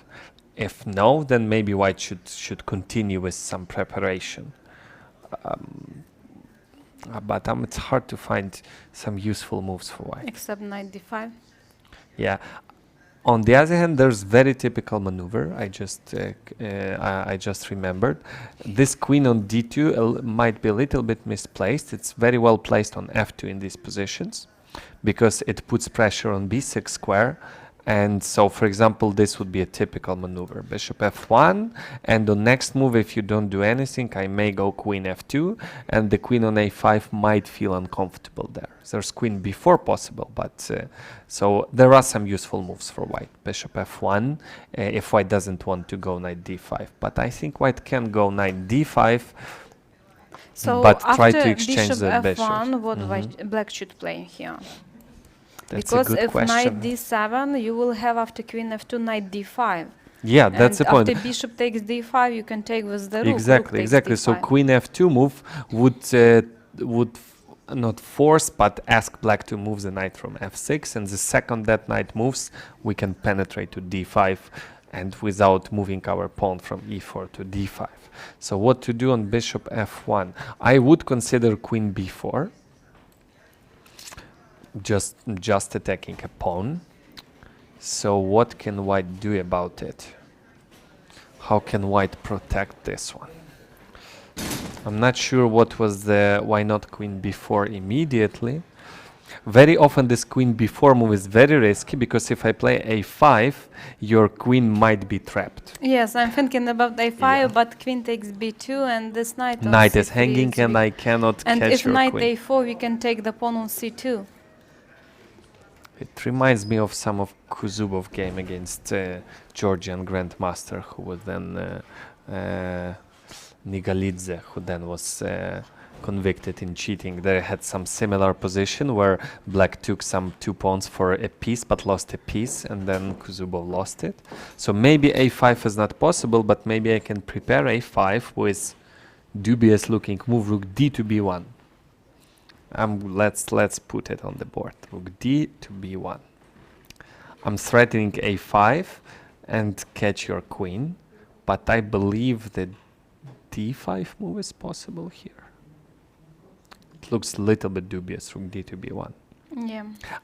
Okay, if white was playing for a win, white wouldn't do it because black goes queen a5 back, and it seems to me that rook to d1 back is illogical. But white is fine with the draw, though, so I'm considering these moves. But I'm afraid d5 is possible here. For black, I'm trying to use the pin of a queen. So, but after d5, there's many exchanges. I'm not sure if Mariya wants that. So on bishop f1, queen b4 needs serious consideration. Also, typical idea here in this position is to go bishop to c4 and exchange squares bishops. Yes, white can exchange it, and so let's say takes. But the problem is if white is not able to put the knight on d5 and without compromising the queen side, black will double rooks and put serious pressure on pawn on c2. For example, here knight d5, queen takes d2, rook takes d2, knight takes d5. The problem is you cannot take with the rook. Yes. White wishes to take with the rook and play c3 and get really pleasant edge. If I force you to take with a pawn, black would have an excellent position after rook a to c8, and now you cannot push those pawns, and well, maybe it's still equal, but it's really pleasant pressure for black. So bishop to c4 is a typical idea here, which also needs to be considered. So maybe she would go knight d5 now. So there are some active ideas for black. Black would normally like to double rooks on c-file, but I don't see that one happening anytime soon, because after rook c6, knight d5, and that rook would be under attack. If rook c7, rook c7 might be, but the queen would really feel uncomfortable there. I don't see a way to use it immediately, but yeah, knight d5 was played. Knight d5. Okay, queen takes d2 must be played here. I don't see any other good move here. Rook takes d2, and now this is Ho's plan. So we mentioned that if white pushes the pawn to a5, black would be in big trouble. If black pushes the pawn to a5, white may eventually have problems. So here Mariya will have a major decision to make, which piece to give up. If you give up the bishop, you cannot let a5 happen, you have to play a5 yourself. But now maybe you pointed out the interesting idea, rook a3 to b3, and that rook could put some pressure on those pawns. Rook a3, let's say, I don't know. Normally black wants to exchange dark squared bishops and puts a knight on c5. To exchange those bishops, you have to maneuver it to b6, which is not happening here, or exchange it through g5. So I'm considering h6 here as in a long-term plan, h6. You go rook b3, and suddenly I don't see rook a to b8. You have bishop a7 with at least a draw, or maybe more with that pawn. So you have to protect it with rook c7. But then bishop b6 is really unpleasant. So it feels like that strategically black might have advantage if the bishops disappear, but white is really fast with this counterattack. So maybe it makes sense to keep that bishop. And take this the knight. And only bishop f5 with the tempo. Otherwise a5 is coming. So c4, I'm not sure about c4. I can go c3 and keep my pawns flexible. I can go c3. And now I have a positional threat of a5, which would be really unpleasant. So black has to go a5, I think. And now maybe white can aim for b4 at some point. You know, put the bishop to b5, let's say. And then slowly prepare b4. And then maybe c4, and then try to... Since white is okay with the draw, it's much easier to play, you know? If I were white and wanted to win, I would say that black is doing all right. But since I'm okay with the draw, I think white is doing really well. I'm gonna consult the engine now. Knight to d5 was played, queen to d2 only move. Interesting computer suggestion. Knight takes d5 and sacrifice the queen. That's not mine, that's computers. I'm surprised. Knight takes d5. Let's show it. It's quite...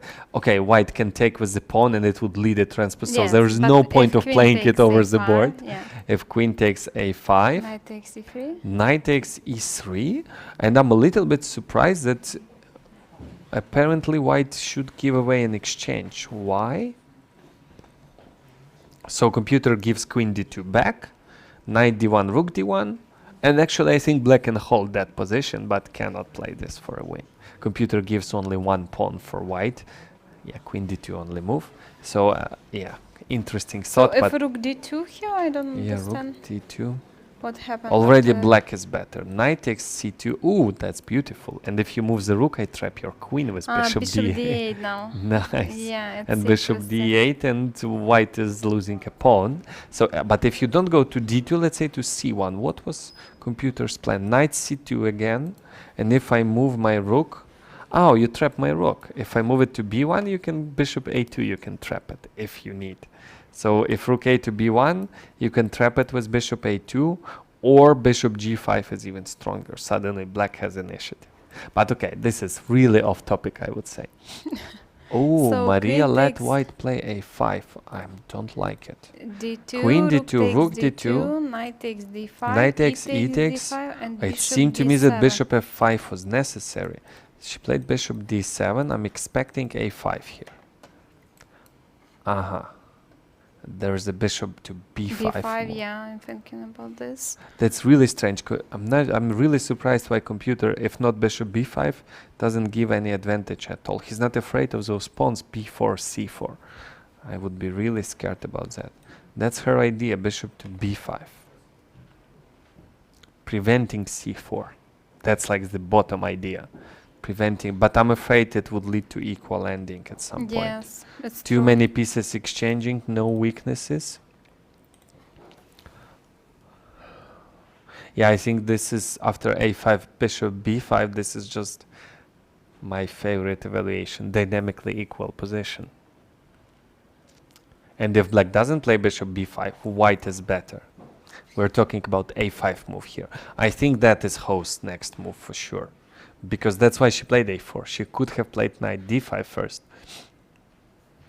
And A5, it's a typical idea for white in Sicilian defense. Yeah, and if white doesn't play a5, I think black's gonna do it.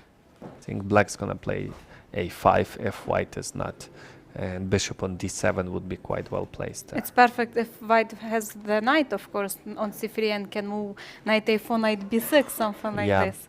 But even the bishop on b6 would be powerful. So I'm expecting a5 Because and I'm expecting black bishop b5. has not attack on the queen side. The main idea in Sicilian defense for black to attack on the queen side.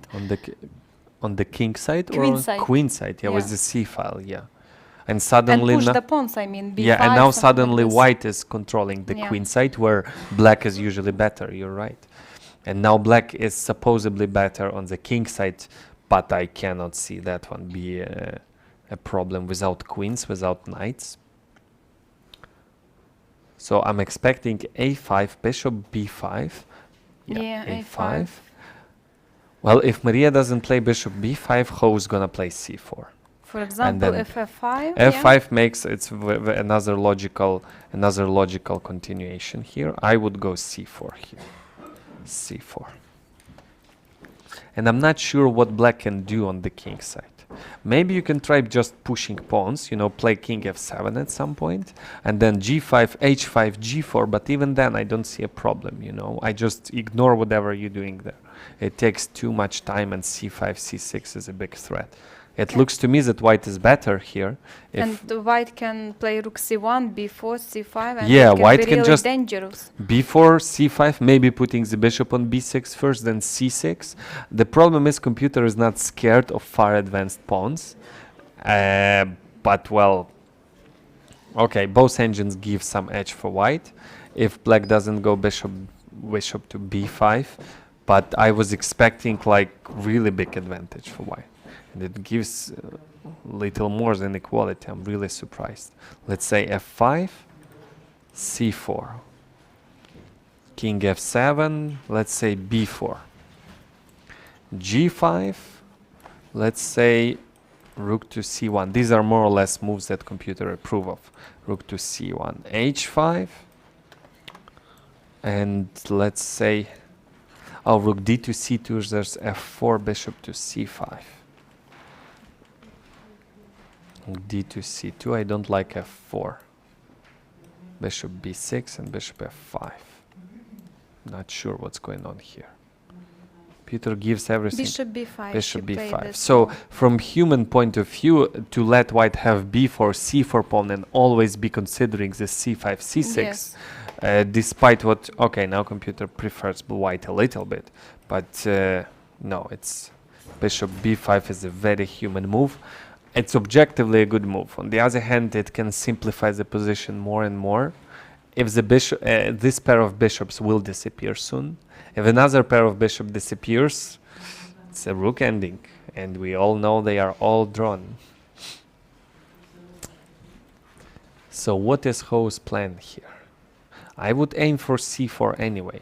I would consider Do you mean right now c4? Right now c4, I'm just losing a Bishop pawn. takes c4. If I prepare it with b3, Mariya will definitely penetrate with the rook to c3. Rook c3, yeah. And it would be really hard to get rid of that rook. Then double So the rooks b3 and not a attack on good c2. idea. Yeah. So rook c1 seems like a logical way to try to improve the position.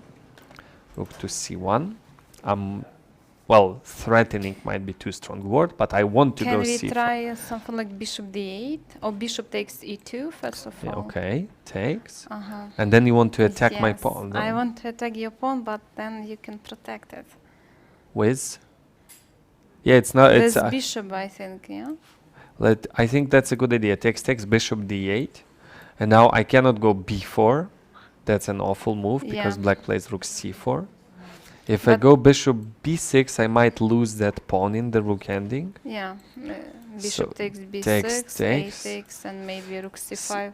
Or maybe rook c5, That's too passive. c4. It looks that that pawn will be lost. Maybe a5, rook a6. Yeah, a5. It's not good. So rook c4, rook b4 might be the strongest. So bishop b6 not a good idea. But if I play bishop d2, I don't like my pieces. But then By the way, bishop b6, bishop rook g5 c5. is possible. Rook c5 and rook c5. I want take on d5 and attack and on a5. a5 actually is not threatening. Yeah, because I have if bishop takes a5 before, yeah? yeah. So, but if I go c4, that's the only decent way to protect. If rook c8, I have bishop b4. rook takes c4. There's a check on d6. Ah, yeah. And then e5 is falling. Oh, hold on. There's rook takes d5. Instead of rook takes c4, you can take on Okay. d5. And you win a pawn. Because rook c1 comes with a check. Okay, so this is not good for white. So rook after bishop d2, so rook c5. This is very specific variation. If white can play c4 and b4. No, she's just playing king f1. Interesting. Why not to f2? King f1. Just to avoid any sort of checks. Well, maybe it's a good idea. She's just bringing the king to the center. If black takes, she's gonna take with the king. Of course. I think it's not gonna be on the board, but this is her idea. And then if black doing nothing, she's gonna play king d3, and then play c4 and seize the advantage. Okay, what black should play instead? Bishop e2.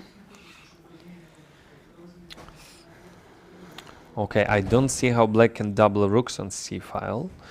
Yeah, because because there's if rook c7, bishop b6. yeah. So I don't think she's gonna take on e2.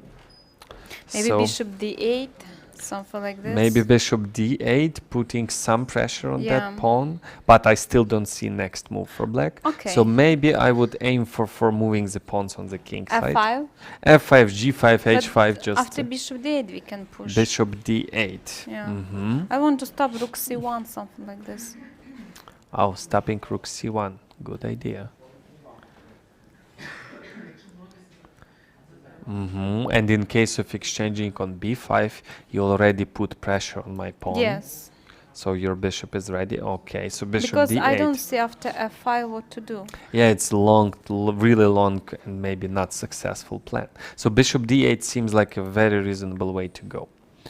Rook c1 not an option. Pawn is hanging. Maybe I can go bishop b6 now. Let's try doing that. I'm going bishop I'm not b6. sure about this move.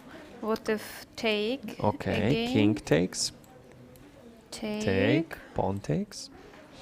And again, idea rook c4. Rook c4. Or rook c5 maybe better. Which one? Yeah. I'm Because not c3. I Yeah? wanted to play c3 here. Yeah. So maybe rook c5. Rook c5. And the picture I have in my head that even if you take my pawn on b6, if I manage to block your rook with b4 and c4, your rook is forever stuck there. Okay, but how you can do it? I don't know, but I have a picture. So I can push always a5, I think. And then I b5, and then your I rook is understand. over After there. b4, it's yeah. still, So but if before I'm not sure how to b4. execute that, but I have that that idea in my mind. So your next move is rook b5, right? Yeah. So maybe rook a4. B1? I want to go rook a4. Or rook a4, okay. Rook a4. My plan is if you go rook b5, I go, let's say, B4?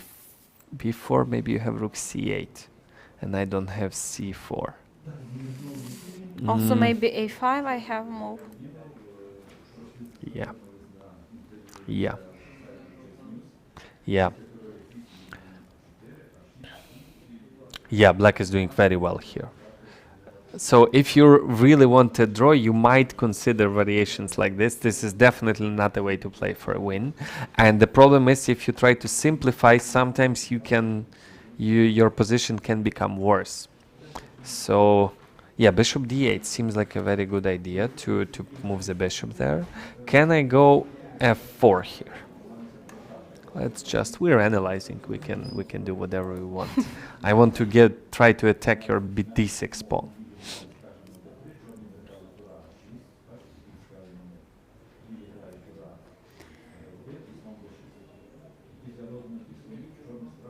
Yeah, it's interesting. I think it's a possible move. I'm not sure what is the evaluation after that. If you don't do anything, I may consider playing f5.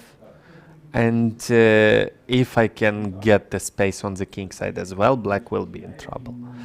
Also, I may consider maybe taking and using my d pawn, or just keeping that pressure. I just put some pressure there. And the problem is I don't see your next move. Maybe f5 with idea e4 is possible, but then the position closes, and I can focus on the queen side.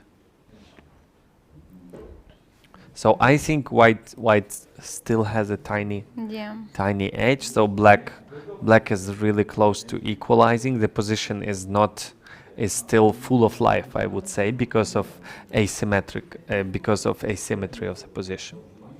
So if white manages to push b4, c4, white would have advantage. If black manages to, let's say, take on e2 and double rooks on c file and put pressure on c2, d5, a5 pawns, combining it with pushing the pawns on the king side, black can be better.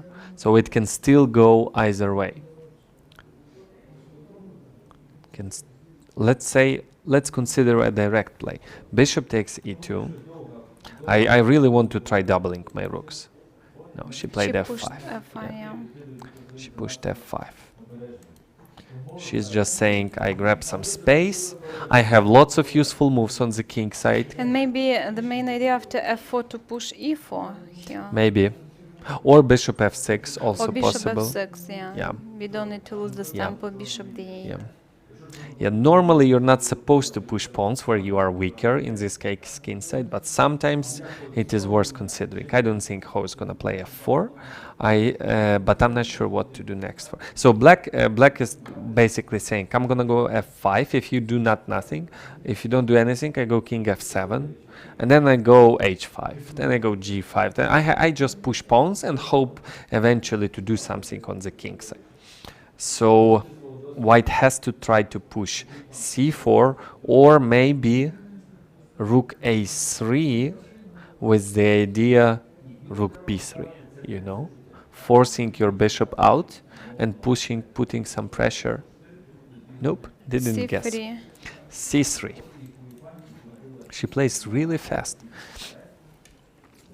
What's the idea of c3? So the rook from d2 is now free to go, but where? Not sure. Not sure. So what is her next move? I think she clearly has a plan. She played king f1 and c3 very quickly. I'm just trying to understand what is her idea. Maybe rook a3 and then rook b3. Why did she play c3? Don't know. It's just in general a useful move. The pawn doesn't need protection anymore. Okay, but maybe in the future we will push c4 without this tempo. c3. Well, maybe she's thinking that the position is not like really dynamic. So I have many moves at my disposal. So like black, king f7, h5 or g5. She is waiting. Yeah. So she's waiting, but black has a clear plan of improving the position, of moving the pawns on the queen side, on the king side. On the other hand, I don't. Oh, maybe rook c2 is her next move. Could that be her idea? Rook to c2. Yes, it's very interesting with the idea to push c4. And then forcing something to. Yeah, her next move is rook c2. Okay. We cannot play rook c1 because pawn on a5 is weak. Yeah. We can use this bishop d8 and b4 is too weak for the white. Yeah, black can put the Rook bishop on c3, c4 or rook on c3. bishop c4. Basically, that pawn will not move. So it's very interesting move, c3. c3. So she still has the same plan yes. as we expected, c4, b4. She's just slowly preparing it with c3. To play rook c2 and then c4. Oh, the reason why she played king f2, not king f2, is in case of f4 Bishop to have a f2. square on f2 and not to be forced to go to b6. Yeah. Let's say if the king was on f2, after bishop to if the king was on f2, bishop on black's bishop could be on d8, and yeah, let's say f5, let's say c3, bishop d8, and suddenly f4 would be unpleasant, and the bishop has no good place to go. But with the king on f1, she has a square at her disposal. So Mariya plays g5 really quickly. Did she not realize rook c2, or she's not scared of it? So let's say rook c2. It feels like how Yifan's idea.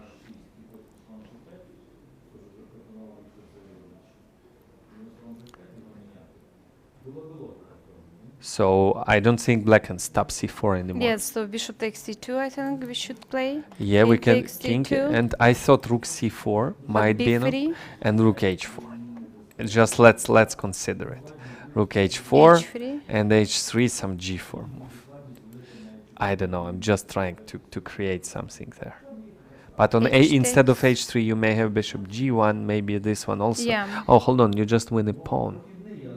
But you can win my pawn. I don't like it. You can take with, let's say, f pawn, and then play bishop f2, and then h takes g, and the position simplifying too much, and losing a pawn because rook a4 will protect it. So it's just the wrong idea.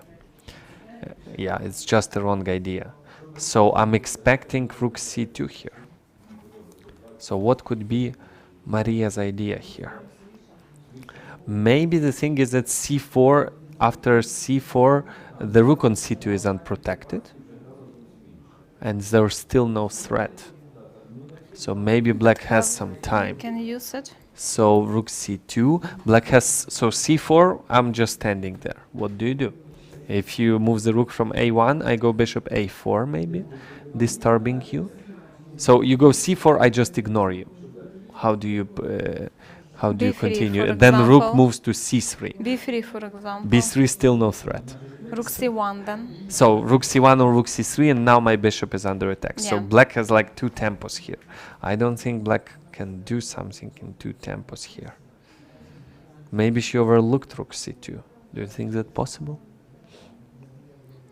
We didn't realize the idea immediately, you know. I'm gonna use the engine.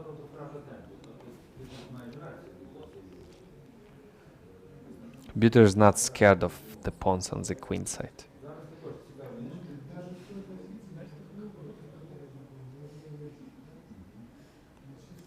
Yeah, king g7, bishop takes e2. He gives equality everywhere, which is a little bit strange to me, but maybe black can take on e2. Then you go c4. Let's say h5. Let's say h5. You go c4, I presume. Then I go g4. G4. You go b4, let's say, right? I go king f7, let's say. Maybe king should go to d7, I'm not sure. Let's say you, what? Do you go c5 now or double rooks? What do you do? I can push. Let's say you push. Because maybe rook b1 will be good. Yeah, and suddenly we have something, some action on the board. Yeah, Rook g8. Rook g8. Rook g8, and I want to do give you some check on g2. How do you deal with that? Can we push c6? Yeah, you can, but suddenly it's becoming really, really complicated. That pawn is really then you can put it to c7, put the bishop on b6, and forever disturb me with that pawn. Yeah, I don't like it. It seems like a very easy play for white, and without queens, you also maybe had king f1, just protect the g2 square and ask, well, how do you continue there? So computer gives equality, but it seems like it's easier to play for white here.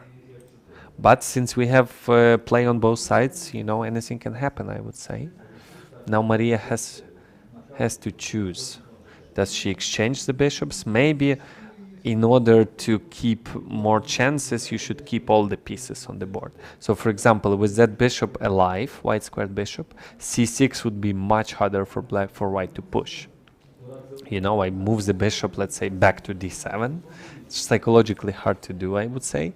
But still, black forced white to do some awkward moves like c3 and king f1.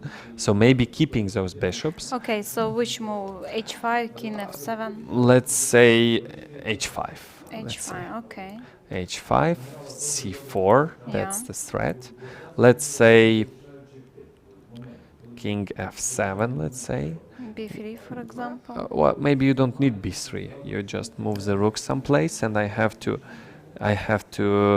or double rooks maybe. Or rook c3, yeah? Let's say rook c3. I'm a little bit afraid to put it on long diagonal, but rook okay. c3. Bishop to d7, let's say.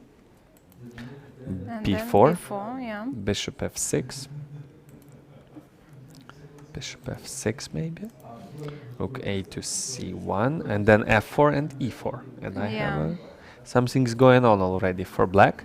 And maybe in order to keep more chances, maybe you can sacrifice in exchange, but then some interesting position arises with chances for both sides, at least practical.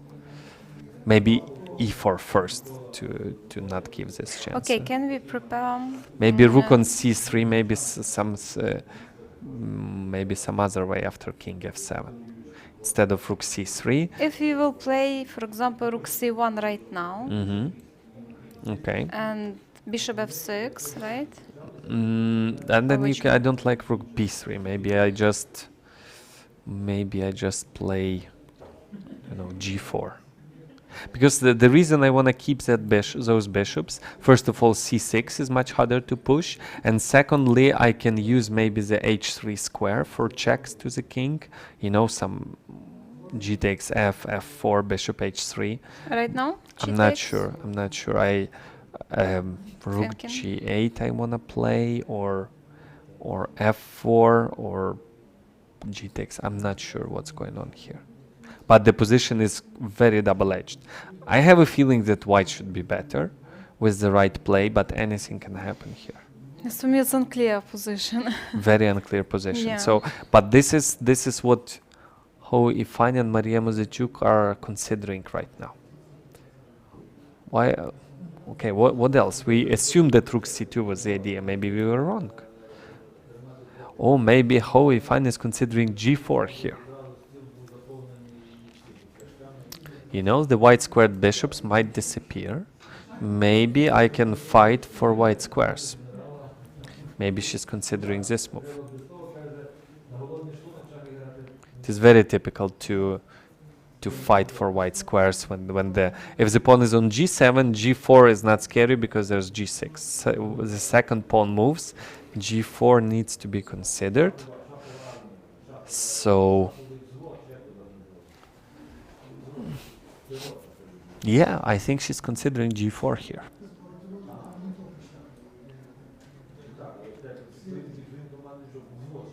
Maybe black can just ignore it with... But if you will open this f file, what happens? Okay. Because we will have pass pawn on e5. Yeah. F But takes. your bishop is very Bad, passive now. That was one of the ideas. I think maybe so king g7, I think. King g7. Yeah.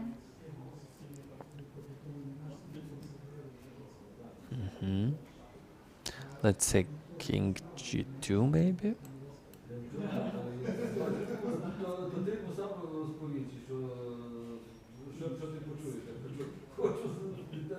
And again, I think if white wants a draw, white can just stand like this. Yeah. There's no more progress on the king side.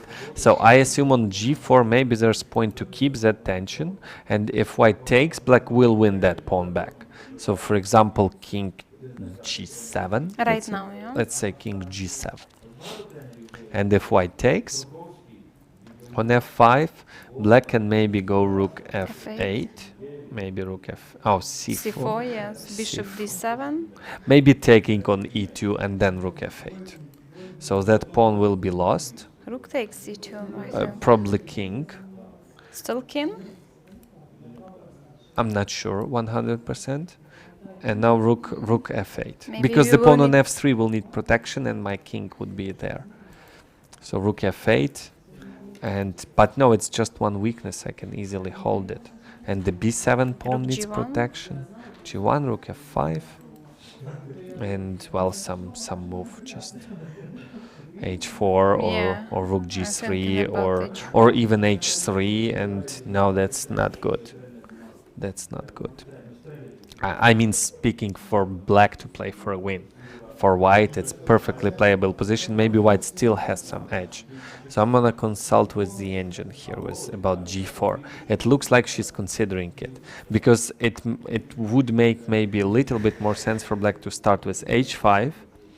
It's just preventing this g4, and since h5 is anyway in the plan, you can start with h5 and then go g5. Maybe it was worth considering.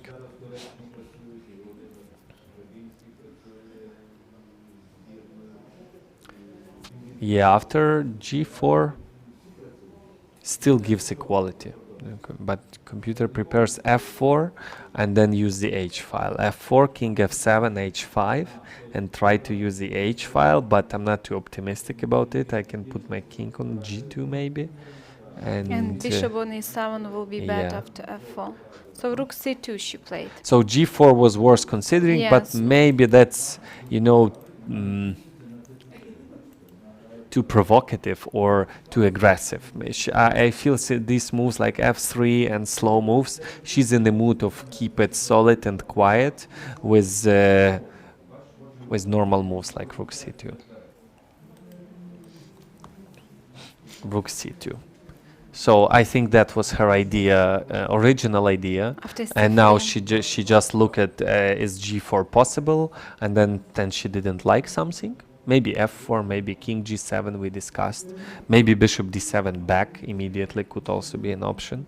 And she decided I don't need to, because g4 is like a very sharp move. You weaken the pawn on f3, you weaken the square on f4, and you never know when it can backfire. So rook c2 very solid and according to plan move. So 21 moves made with white pieces, 20 with black, 39 minutes versus 55.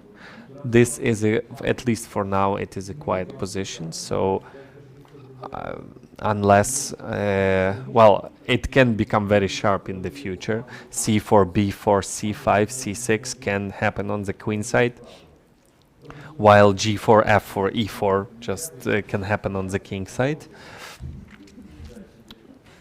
I would slightly prefer white, and the reason is, well, the one I mentioned before, that white is playing on the queen side. White clearly is better there, more space due to pawns on a5 and d5 and pawn majority. Black is playing on the king side, but when you're playing on the king side and in the center, usually it involves attacking the king. But without queens and knights, I think my king is safe no matter what you do. So this attack really loses a lot.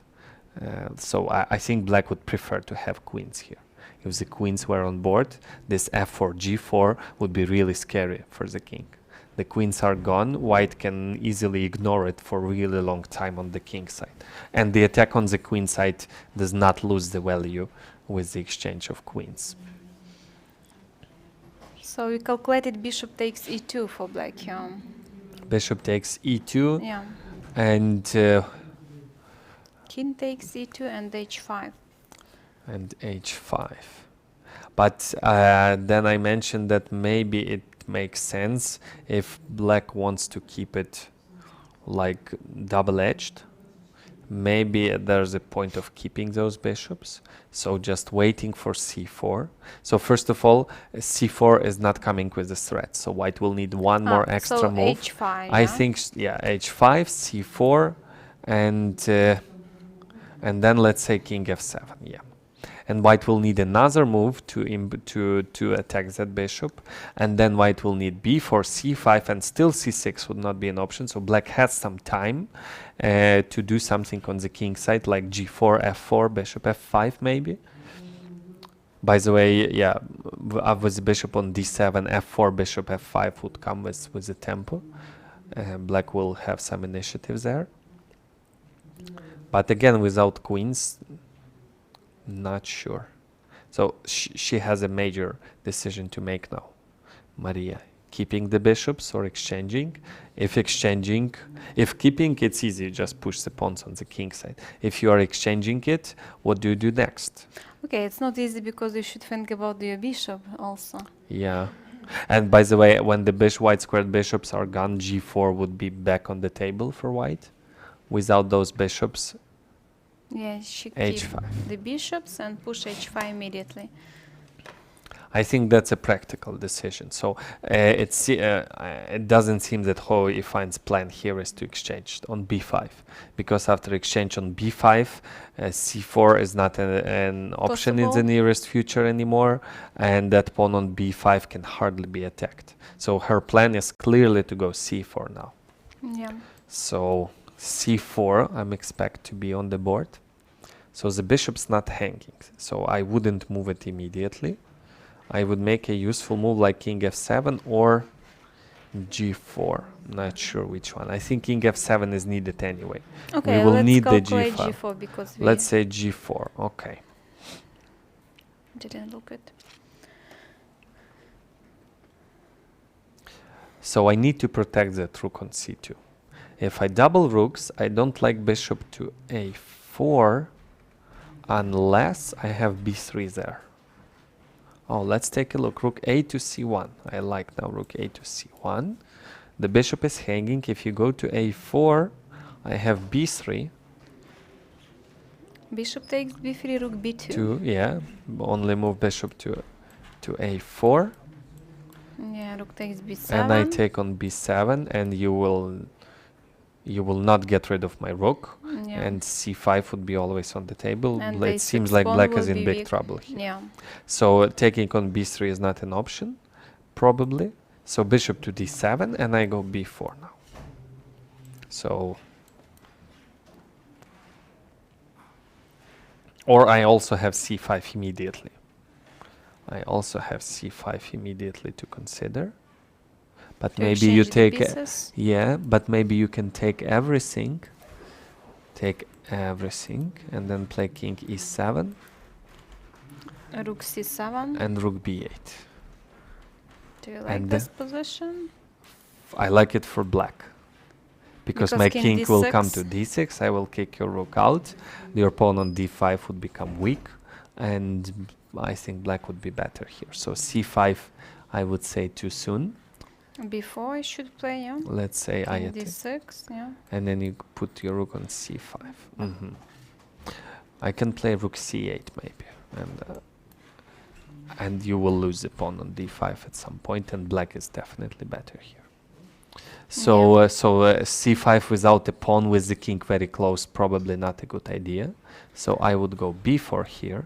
I think this is a very likely scenario now. And now f4, bishop f5 is on the table.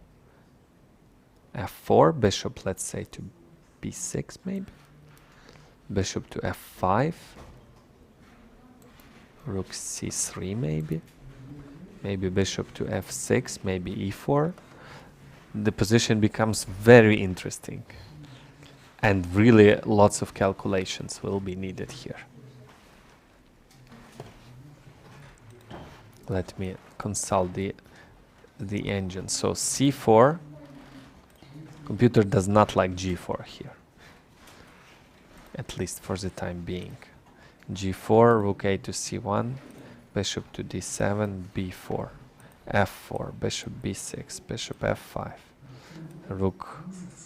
You should play rook b3, I think. Against those zeros. I hate those zeros from the computer. How can you give zeros here? Who knows what's going on? Rook b3, maybe after bishop f6. He doesn't like bishop f6 because of c5, probably sacrificing the exchange. Oh no, c4, rook c4. And suddenly there's some problem with those pawns. Rook c4 and advantage for white. Unbelievable. E takes f, rook f4. Oh, come on. So that's too far. Yeah. So, but this is really likely scenario. Something like this would be on the board. Yeah. c4. Yeah, it's strange. Computer, how can you give zeros here? I push my pawns. Rook g8. So c4 is a natural move for white, of course.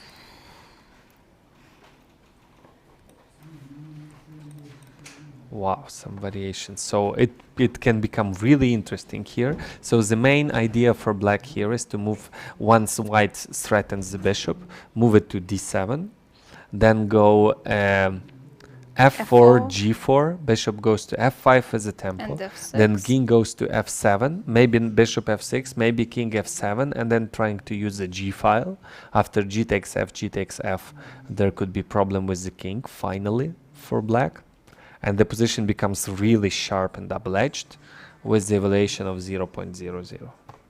So and the main idea for white, of course, to attack on the queen side, to and push c5, b4, c6, c5. just pushing or taking on d6 and trying to penetrate on 7th rank. So and black should be really fast on the king side now, and it feels like black is doing that. Maybe instead of g4, king f7, because it's definitely a useful move. We will need the g file. We will need king closer, but maybe we will wait with this g4 move. Maybe we go f4, bishop f5, and maybe e4. I don't know. But it seems to me that king f7, g4, bishop d7, f4, bishop f5, and rook g8. 6. G takes f7. These 7 moves would be very typical. And for white, protect the rook on c2, push b4, double rooks, push c5, and then maybe c6 or c takes d, depending on what is going on. 4 or 5 moves, yeah? Yeah. So it seemed, at first it looked to me like a boring, well, not equal, but some boring endgame. It's not a boring endgame. Black is playing for checkmate here. If white doesn't do much, black would play f4, g4, take on f3. If you take with g pawn, I'm gonna play bishop h4, bishop h3, rook g8, and penetrate there. g4. g4. Mariya played g4 even without the king on f7. Okay. Maybe it would lead just to transposition. Maybe it would. So, but yeah, black is trying to be really fast on the king side, because if black is not active, white's plan is perfectly clear. So we calculated in this position rook ac1. Yeah, we considered rook ac1 to be here. A normal, logical move here. Computer has other preferences here. Which move? Bishop d3. Oh, now it's gone because of e4, but I don't think that that exchanges too much. Now computer prefers f4 or rook c3. Okay, computer cannot decide. So rook c3 makes sense, but with the idea rook b3, not b4. Oh, by the way, how do black protect that pawn on b7? Rook c3 instead of bishop d3, rook c3. Bishop's hanging. We were planning to go to d7, right? Okay, maybe bishop e8 is also possible, but I don't see. Okay, and now rook b3. And white has a draw in the pocket. Immediately a draw. Rook b8, bishop a7, rook c7, bishop b6, or black can just resign if not. So white has a draw, maybe more. So maybe bishop e8 makes sense here after rook c3. And what is the difference? I have d7 square for the rook, which looks a little bit weird. But I don't see any other way to bishop b6 and rook d7. That seems like the only way to play for a win with black here. But maybe wow, computer seriously prefers white here. Rook c3 and then bishop. But this rook d1, on d7 is so weird a4, now. Something like this. Maybe white can go bishop d3 first. Bishop d3 here. What about if rook c3, bishop d1, bishop a4? Bishop can move and bishop then will move and the rook will go. move. Okay. Maybe bishop d3, Yeah. bishop g6 seems like the only reasonable move. And what is black's next move here? I have, let's say, rook e1, just preventing e4. How do you? And then I move my rook and play b4, c5. It feels like white pinned black on the king side here. Bishop f6 maybe. Bishop f6. But maybe you I can have push c5 at yeah. some moment, yeah. c5, d takes c5, bishop takes c5, king g7. Still very unclear, very sharp. King g7, d6 maybe. Rook c8. Bishop moves to a3 or something. I don't know what's going on here. Rook c3? Rook c3, I don't like e4. E4, yeah. So So bishop which one? a3, I was thinking. Bishop Looks a a3. little bit ugly, but I keep my strong pawn.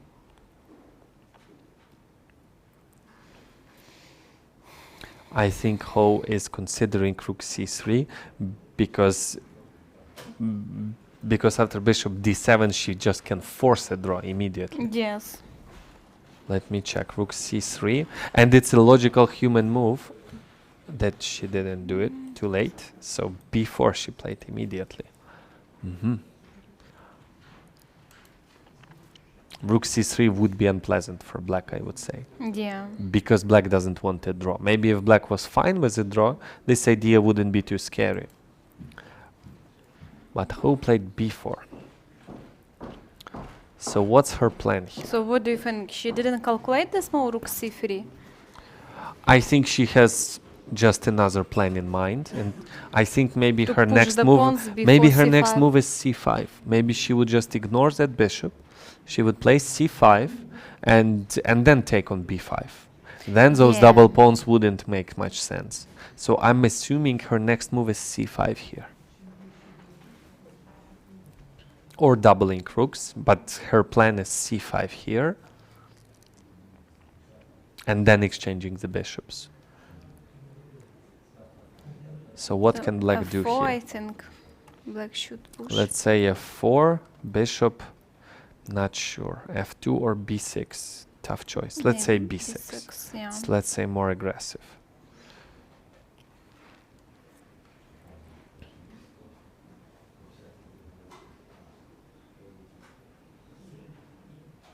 Black can still aim for bishop d7, bishop f6, bishop f5, Yeah. and to h3. But maybe I can play But I bishop. saved the tempo. I didn't protect my rook on c2, and you moved your bishop, so I Mhm. can be happy about that. It seems to me that black is in a little bit trouble here, at Okay, least what if psychologically. king f7? King f7, Wait, c5. you can take on g4 right now. No, the c4 is still hanging after you. So king after f7, it's King okay. f7. Let's say I go c5.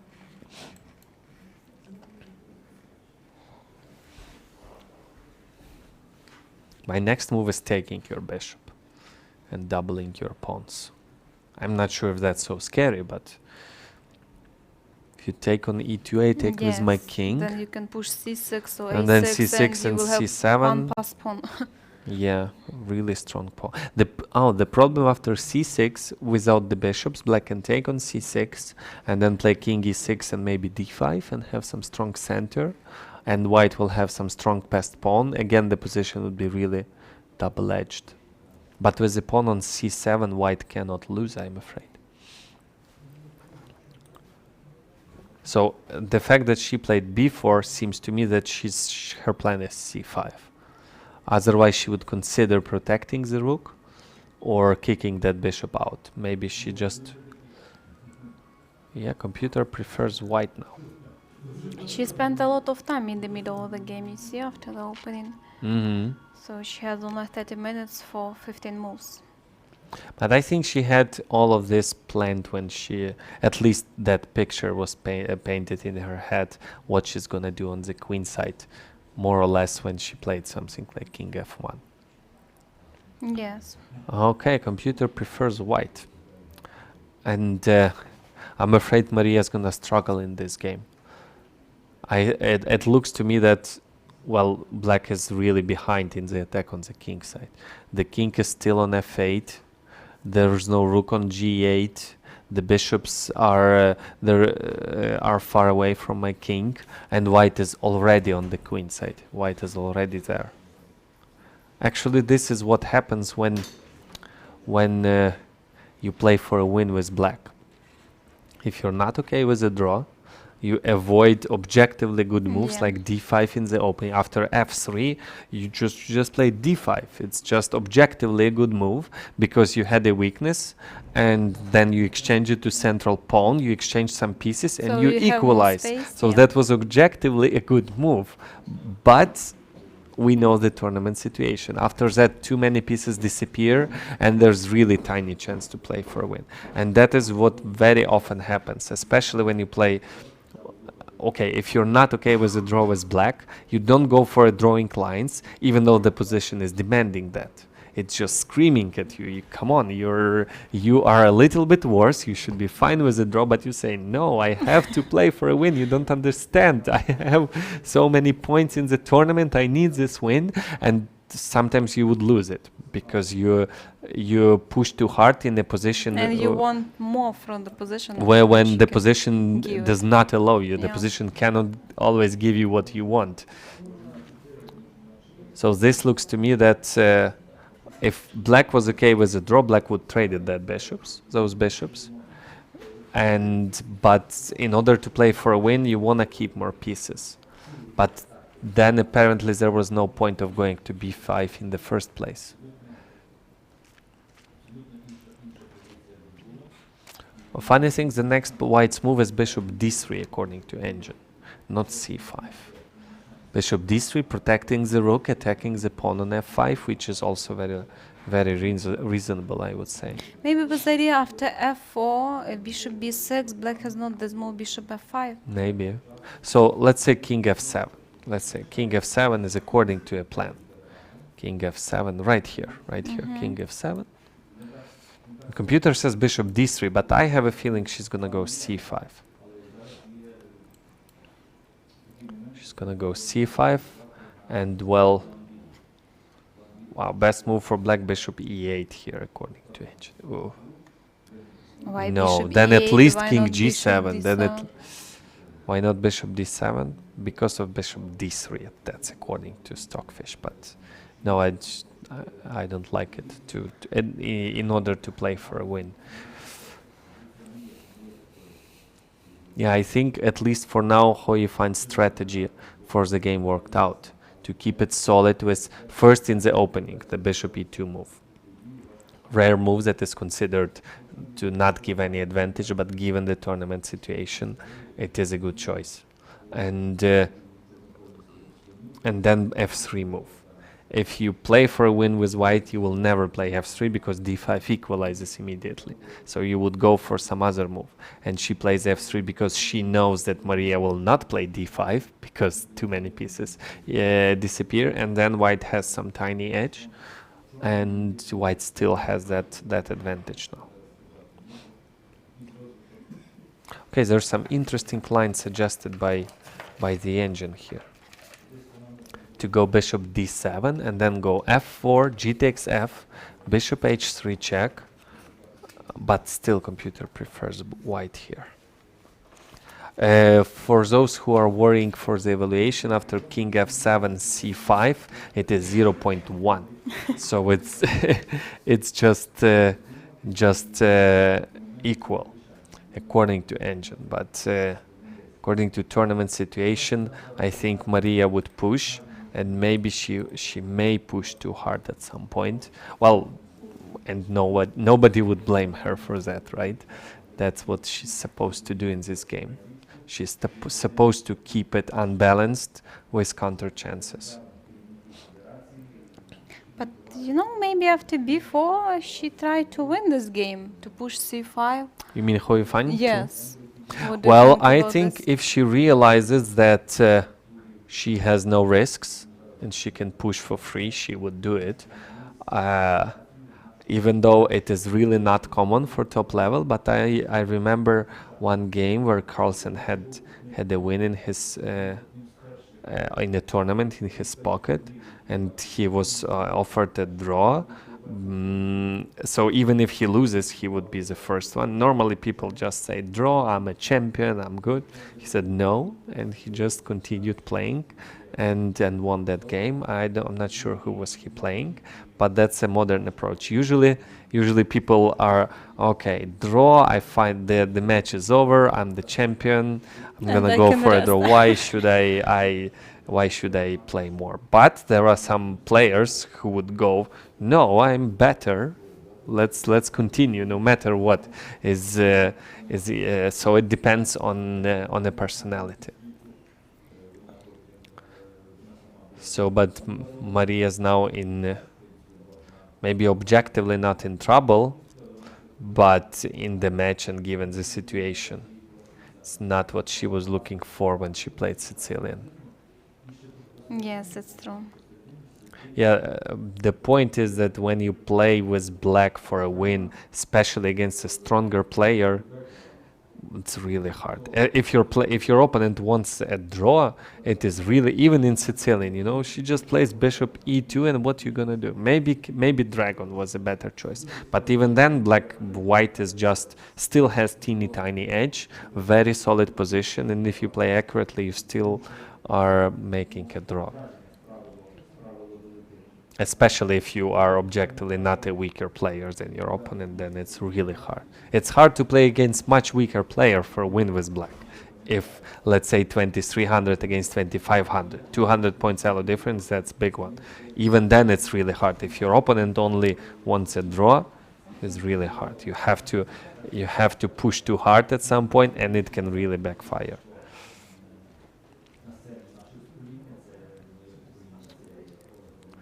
Yeah, I think she has to move the king here. I believe she needs the g file for. But if she moves it to f7 after c5, she doesn't have a good place for a bishop because she may go to d7. That would be a human way to go. But then the problem is you cannot move the rook to g8 because c6 comes with a tempo. Yeah, c6 is dangerous. And when you look at the position, it is clear that white is much faster on the queen side because... Yes, we calculated that we need 7 moves on the king side and white is already there. And white needs 4 moves to promote, so that's quicker. And if you look at the position, all of white's pieces are on the queen side, or aimed towards the queen side. Focus on the queen side. And black has only one piece aimed at the king side and in the wrong direction. Actually, the bishop is shooting nowhere. So black will need a rook and the bishop to just start creating threats. And white is already there, so white is slightly better here. And Mariya is trying to... And the problem is, even here, I think black will have problems achieving a draw, even if white didn't... if white wanted only a win, black would still need a problem. But it's really hard when your opponent is okay with the draw in a better position. That's a bad way to go. So my forecast is not pleasant for Mariya, given the situation now. Okay, she has some tough choices to make. We have 30 and 40 minutes on the clock, move 23. I think soon we'll reach the time trouble phase. So Again. yeah, sure. And so maybe it makes sense if we're gonna go for a short break now, and we'll see you shortly.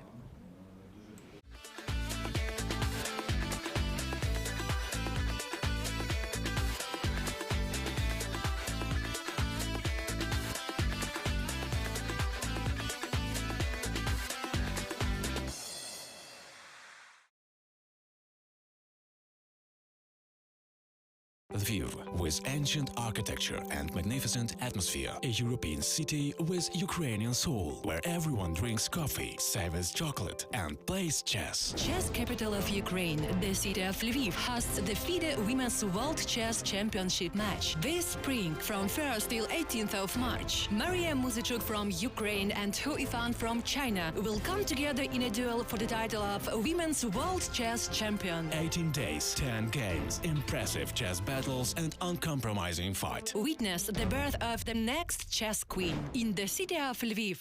What would be cool to have in your company? Let's ask our ladies. Have my lunch in the park. Have a relaxing massage. Band and acquire. Looking for your IT partner? Symphony Solutions. Cool to work for, cool to work with. Загальновідома формула успіху. Мріяти і діяти. Формула, якою керуються перші. Прагни першості. I've always wanted to introduce them. Classic style, elegance, sense of rhythm, slow tempo, tart flavor. They've so much in common. Scent of rain and flavor of sweets. They know how to surprise day and night. Being with them makes me feel cozy. Which one of them do I love more? Lviv is worth meeting. Не боятися падінь. Загальновідома формула успіху. Мати силу встояти. Формула, якою керуються перші. Прагни першості. What would be cool to have in your company? Let's ask our ladies. Chat with my colleague at the fireplace. Morning yoga classes. To have my coffee served. Looking for your IT partner? Symphony Solutions. Cool to work for, cool to work with.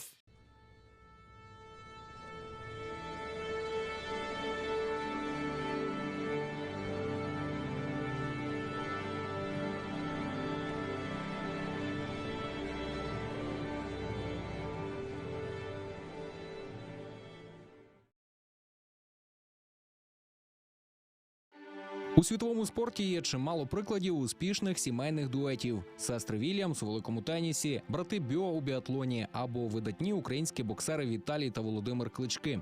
Приємно, що серед найуспішніших у світі спортивних сімейств є і наші сестри Музичук. Ну, сестри Музичук – це є, звичайно, феномен світовий.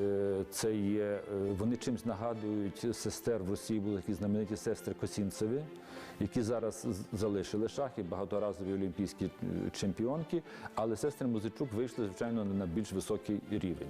Уродженки невеликого міста Стрий, що на Львівщині, Анна та Марія стабільно входять до десятки найкращих шахісток світу. А молодша з них, Марія, стала справжньою сенсацією у 2015-му. Більше 10 років тому велике шахове майбутнє пророчили старшій сестер Анні. Молодша ж в той час лише вчилася. Але примхлива спортивна доля та кропітка робота над собою призвели до того, що саме Марія першою досягла вершини. На світовій першості у Сочі Марія Музичук завоювала чемпіонський титул, упевнено перемігши у фіналі росіянку Наталію Погоніну. Після сочинського тріумфу Марія отримала свою заслужену порцію слави та визнання. І що найважливіше, шахістка привезла до Львова поєдинок за звання чемпіона. Тож у ці дні місто Лева по праву стало шаховою столицею. Після перемоги у Сочі новоспечена шахова королева довго не спочивала на лаврах, оскільки розпочала планову підготовку до захисту титулу. Тим паче, що суперниця їй дісталась більш ніж достойна. Триразова чемпіонка світу і впевнений перший номер світового рейтингу китаянка Йифан. Йифан справді дуже сильна шахістка. Але звичайно, як і в кожного будь-якого шахіста, навіть самого найсильнішого, є в грі свої недоліки. Просто мені під час підготовки варто їх знайти. Можна і не сумніватися, що у підготовці до матчу Марії активно допомагатиме старша сестра Анна. В дуелі з Йифан нашій співвітчизниці буде надзвичайно складно. Але, очевидно, Марія зробить усе можливе, аби залишити титул у Львові. Тим паче, що в боротьбі з китаянкою їй без сумніву допомагатимуть і рідні стіни.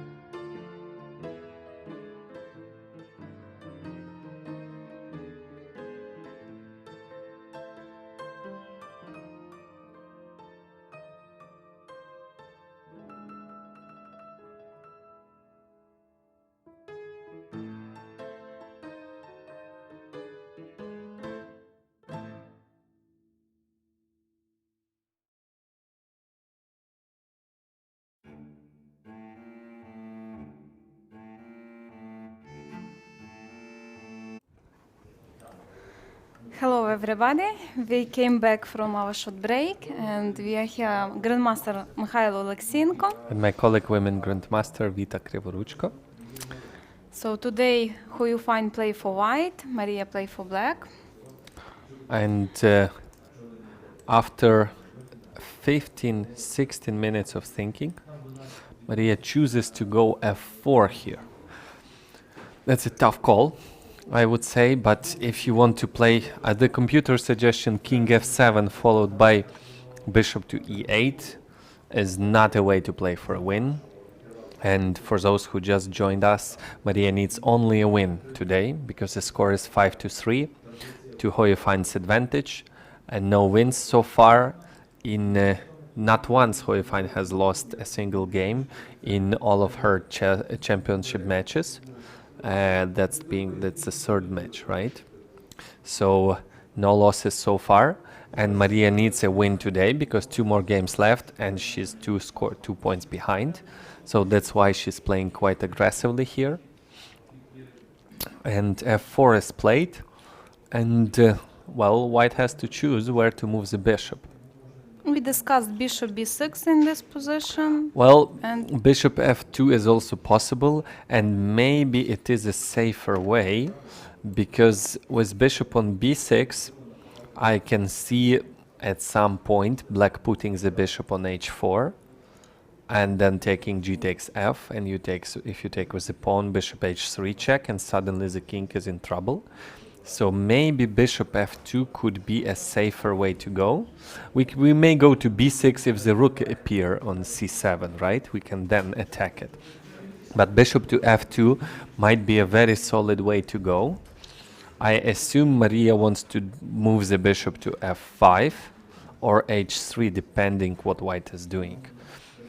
So for example,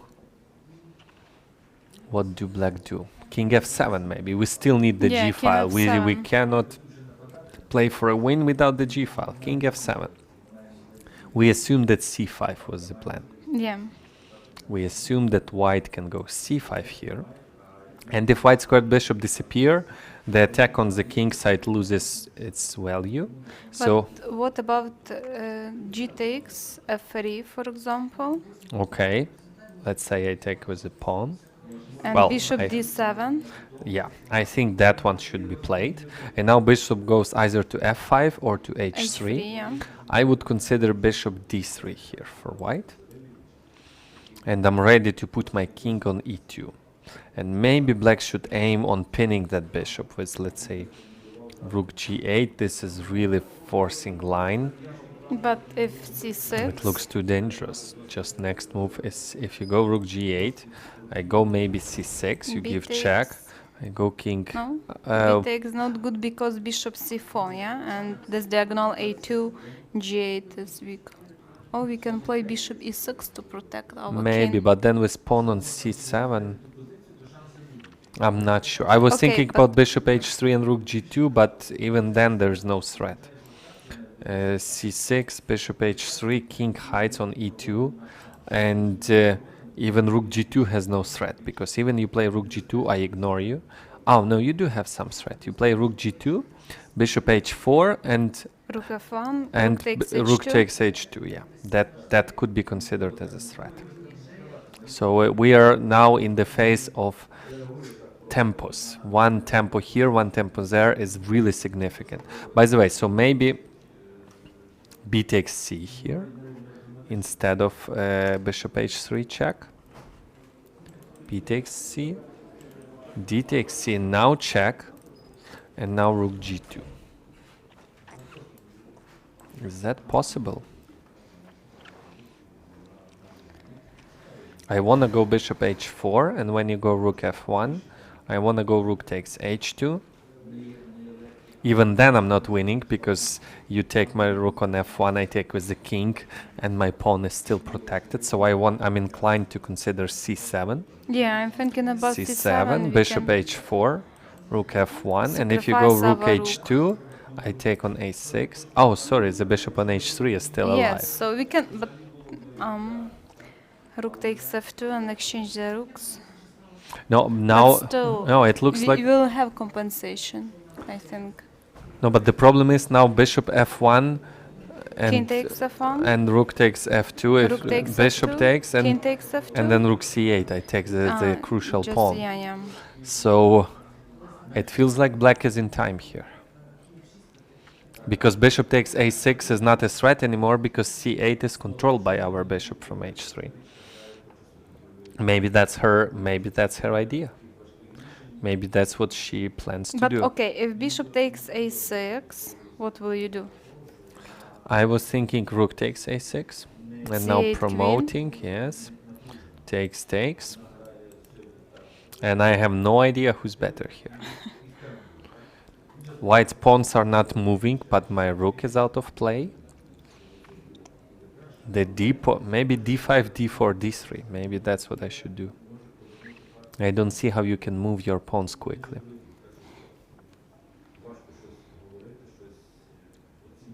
I don't see how you can move pawns. I think you're paralyzed here. And rook g6, rook g2 could also be a big threat. I should play king e1. Mm-hmm. Will you exchange? I'm not sure. Yeah, maybe it takes Then rook takes you e4. can push h4, yeah. It feels like black is at least as quick. No, rook takes and keeping the pin, and I have one more extra tempo that I can use. It feels like black is doing very well here. So okay, we're way too far from the game, but I believe that is Mariya's idea. She wants to put the king on f7. She wants to take on f3. She wants to play bishop d7 and then put it either on f5 or h3. If it goes to h3, there's the maneuver of the rook to g2 could be really unpleasant. And if white plays c6, she's going to take with b takes c, and that bishop controls the c8 square. Yeah.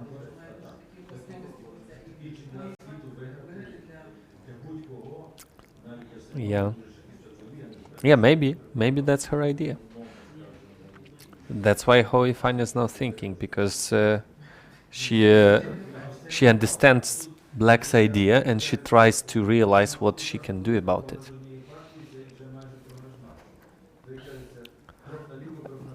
Well, okay, I'm gonna try. I'm not gonna use engine. I'm gonna try a human way to deal with it. So let's say bishop f2. Let's say bishop f2, king f7.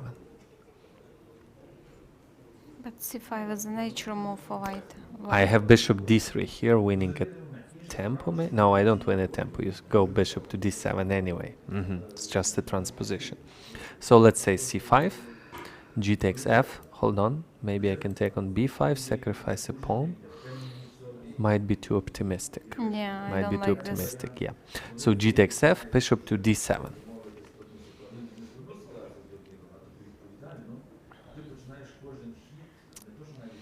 Well, oh, I found an idea. Maybe I don't go to e2 with my king when you give me check. Maybe I go to e1, avoiding the pin on second rank. Let's consider. Yeah. So, yeah, king to e1.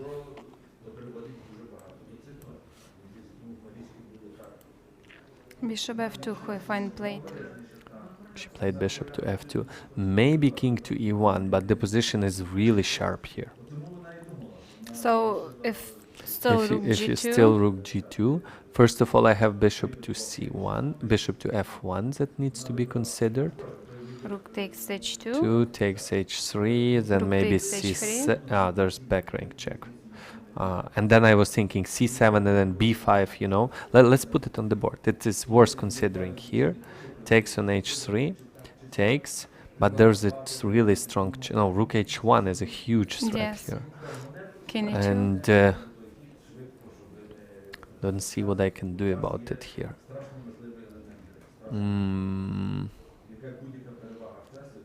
If I go to e2, you will pin my bishop again.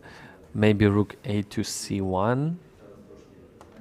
My idea is to go c7, force your rook to c8, and then play b5, a takes b, a6, a7, a8. That's my straightforward plan. And I have no clue if... Oh, maybe you just exchange a pair of rooks here and move the king closer. Yeah. And actually black can win this one without rooks. Okay, so bishop f1 is not a good idea here. So, but let's play as if we were planning. So c7. Rook takes h2. Rook takes h2.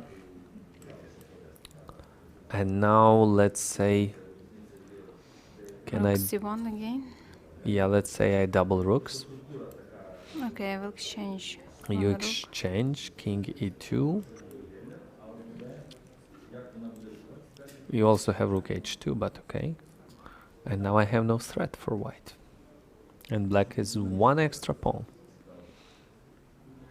Bishop d7 is possible. That pawn is easily stoppable, and the h pawn is... h3. Yeah, maybe... okay, this is highly unclear position. But it looks like black has the counter chances. So we are expecting here a move king to f7, followed by bishop d7. And maybe white should take on f3 with the bishop. Can we make that work? So on king f7, I was thinking, let's say rook c1. Let's consider rook c1. Mariya played bishop d7 voluntarily. Why not king f7? Why not king f7? Okay, it may lead to a transposition after c5, but I would maybe... Yeah, okay, she did play bishop d7. Okay, now my idea is that when you take on f3, I take with the bishop. If you play bishop f5, I play rook e2, and I somehow stop. But then my pieces are out of queenside, and I don't like it. So she played bishop to d7. Bishop to d7. Positionally looks very good, the one we considered. Bishop to f3, and then king goes to e2, and then, but it requires really precise calculation. Let's say, no, c5, bishop f5 could be unpleasant. Bishop f5 and... No, we consider bishop d3, I think, here. Rook c4. Yeah, maybe c5 is also possible. c5, and if bishop f5, you're not afraid of my bishop. You play rook c4. So maybe I play on c5. I play king f7 first. What do you do? Doubling rooks? Yeah, I can double the rooks. Let's say you double rooks. Then I take on f3, let's say. You can consider taking with the bishop because that pawn is hanging and you win a tempo. Maybe that could be her idea. Because if g takes f, black gets really good counterplay on the king side. So maybe bishop takes f3. Bishop f5 then. And I have well, more there's a rook check on c4. h5. Oh, you don't have... If rook c3, bishop f6. Or e4. Rook e2. Maybe I can sacrifice So you bishop my rook. I mean exchange. Yeah, she Okay, pushed c5. they are moving really fast. c5 is played. We're expecting king f7. Because, well, bishop f5, I don't see a reason to go now, because we're preventing c6 at least at the moment. So, and we will need king f7 anyway. We will need that g file. So I would consider king f7 here. Yeah, King Yifan play fast because he has only 18 minutes for Yeah, I think 15 Mariya moves. found a way to complicate things. Before we went for a break, I was really pessimistic, and now I failed a few times to find advantage or even maybe equality for white. And I understand that suddenly the position is unclear. Yes. Well, the engine still prefers white slightly, especially after king f7. Okay, maybe not especially, but some advantage for white, but the position is still really unclear. Computer says bishop d3 on small depths on king f7, bishop d3, but black's plan is pretty clear then. Bishop goes to h3, rook goes to g8. Hold on, I may have an idea. Bishop d3 here. After king f7? Yes, let's assume king f7 is played. We go bishop d3. What was our plan for black? G takes f, G takes f. Yeah. And the thing is, if you give check now, I was thinking king e1, bishop h3, king e1, and if you go rook g8, I go bishop f1. And I block the g file, and you cannot penetrate. Okay, if rook so, g8. but you play rook g8 first. That could be a strong idea. So the thing is, if white plays c takes d, I think black's... Oh, that might be an idea. C takes d, bishop takes, bishop c5. I thought king e7 is a possibility, but king e7, I may have an unpleasant move, rook e1, putting pressure. And then it still requires calculation. She played bishop f5. Instead of king f7, Mariya played bishop to f5. Okay, we're expecting rook c4, preventing e4, Yes. keeping the c5 under protection. And then maybe she wants to take on f3, so we should take this the pawn. Yes, and then king King f7. f7, yeah. Rook c4, yeah. Yes. We expect maybe g takes f now, maybe... normally it is recommended to keep the tension if your opponent cannot, well, capture. Here white will not capture on g4, so maybe it is recommended to keep the tension just in case. But of course it depends on the specifics. So we are expecting takes and king f7 or king f7 immediately, and then trying to use the g file. Well, can you imagine what would happen if there were still queens on board? Even without queens, white's king is doesn't feel comfortable now. With queens, that wouldn't be good for white. Or a pair of knights. Usually a knight is quite good at disturbing the king. Okay, so let's say g takes f, king f7. Let's say very straightforward approach. So black's plan is clear. Rook is coming to g8, bishop to h3. Let's say king e1. Yes, king e1, your Karpov idea. style move. We're anticipating bishop h3 or rook g8, so we're planning bishop f1. So the idea is if rook g8, then bishop f1, and well, that's it. The kingside attack is over. bishop f1, and there's no e4. Rook cannot penetrate, and we can focus on the queen side now. It looks like advantage for white. Yes. It looks like advantage to me. So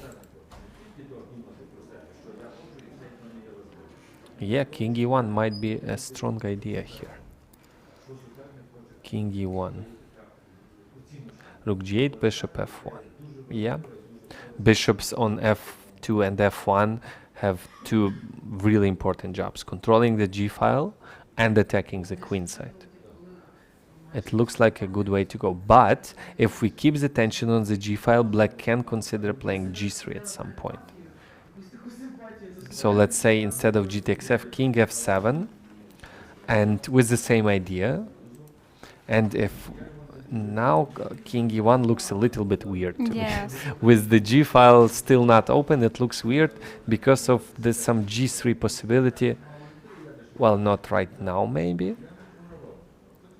But let's say rook g8, and white's plan was to go bishop f1.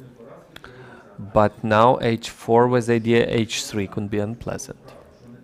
Blowing up the queen side, the king side. So I think maybe it is better to go king f7 here. King f7. Oh, hold on, we did not consider some bunch of exchanges here. C takes d. Let's say takes on d6. Let's if you take on d6, I play bishop I play bishop c5. I'm already trying to put pressure on you. And if you go king e7, then maybe I double rooks and I really distracted you from the king side.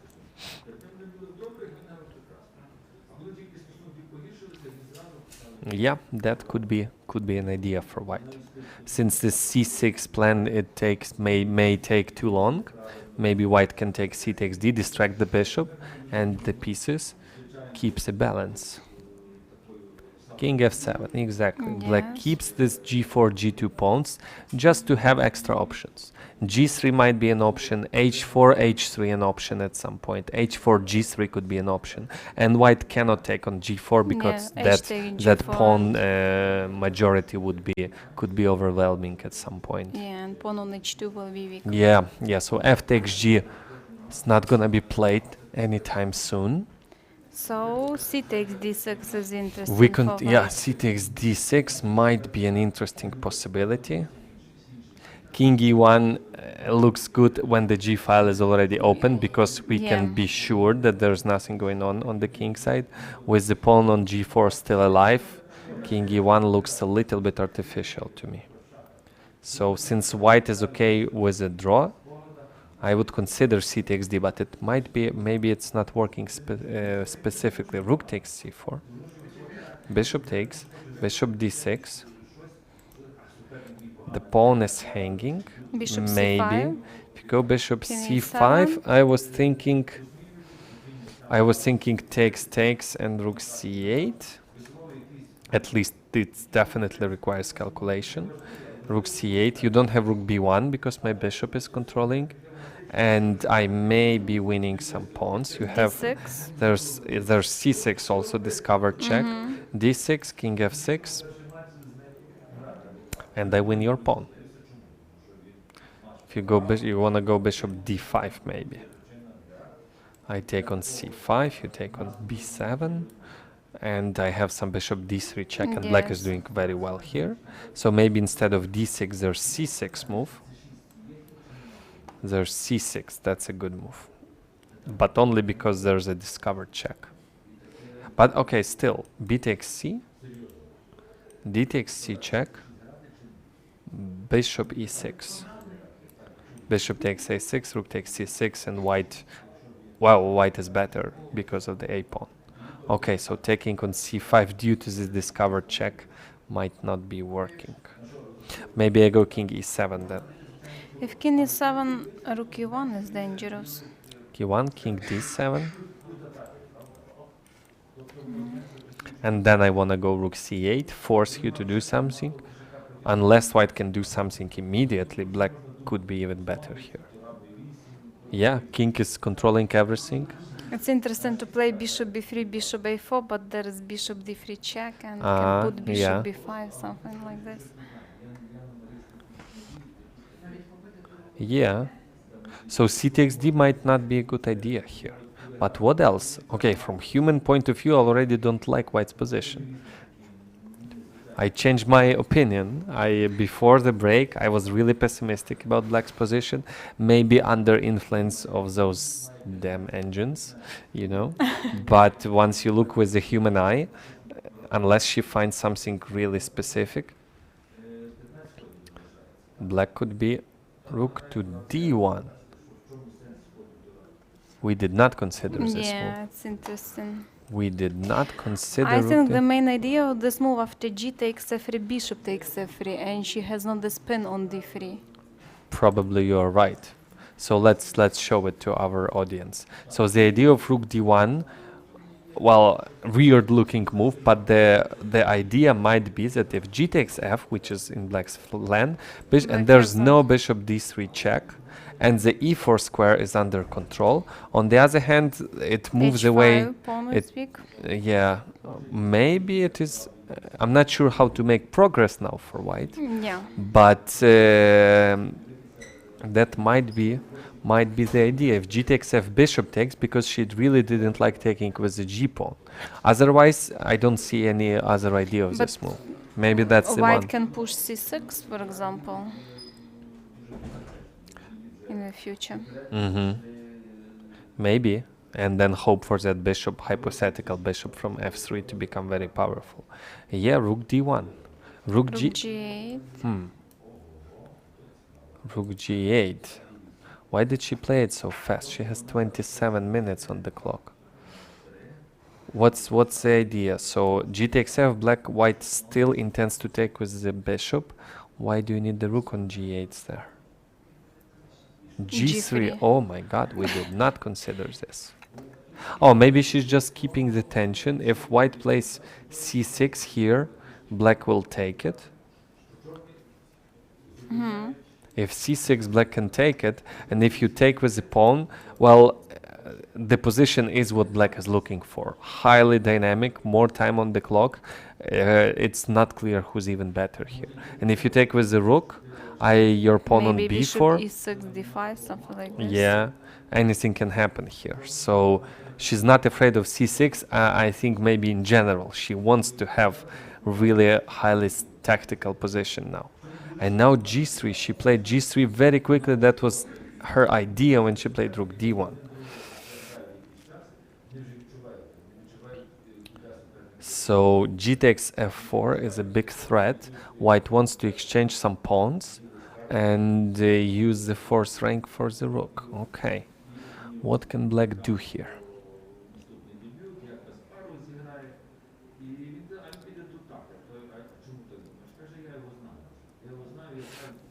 At some point, black, after g takes f, bishop takes, there might be a maneuver bishop d7 to b5 to be considered, or provoking c6, but not now. The pawn is hanging. I'm inclined to consider even h4 yes, here. Let's just throw it out there. Just one more pawn in the bucket. So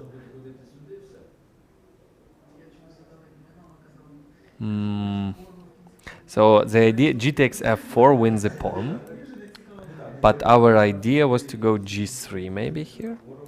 Let's say h takes g, and get powerful passed pawn. Yeah. Not sure if it can promote, but it can really annoy white.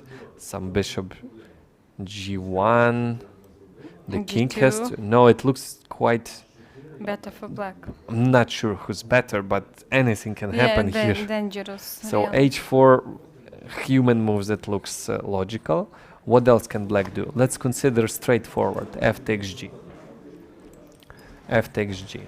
Well, bishop takes not good because of h4, I presume. So h takes g. Yeah, and white closed the g file, and now always h4 is on the table. Here h4, f takes g, no. If g takes f, bishop takes, the pawn is hanging.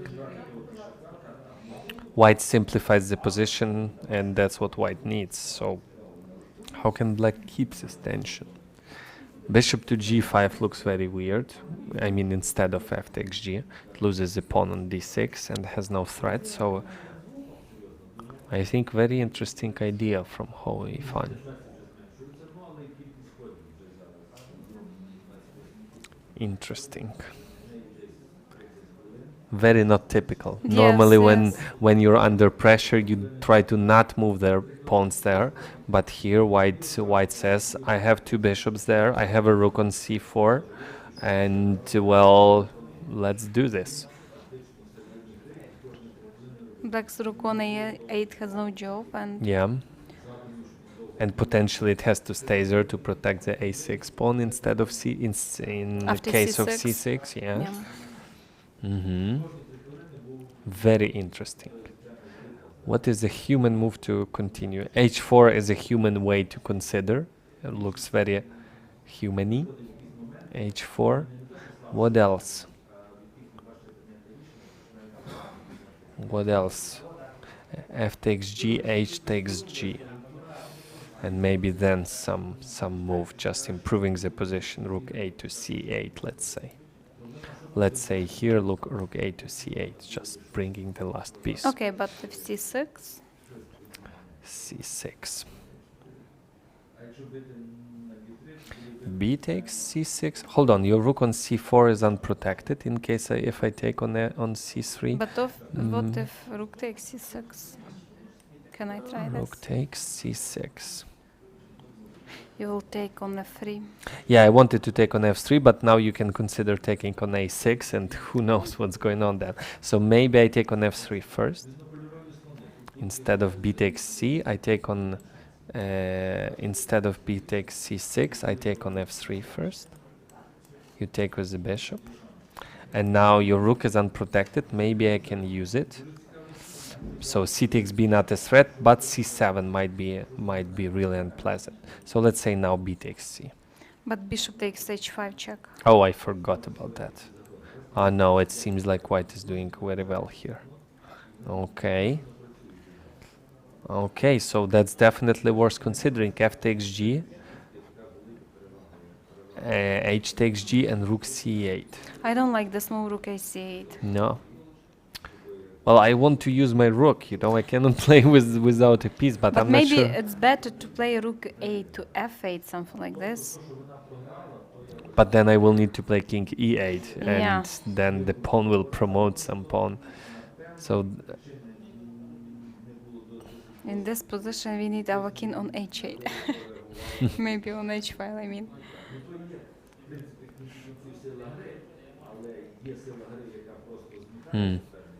Yes, suddenly the position is very, very unclear. Okay, I'm gonna use the engine.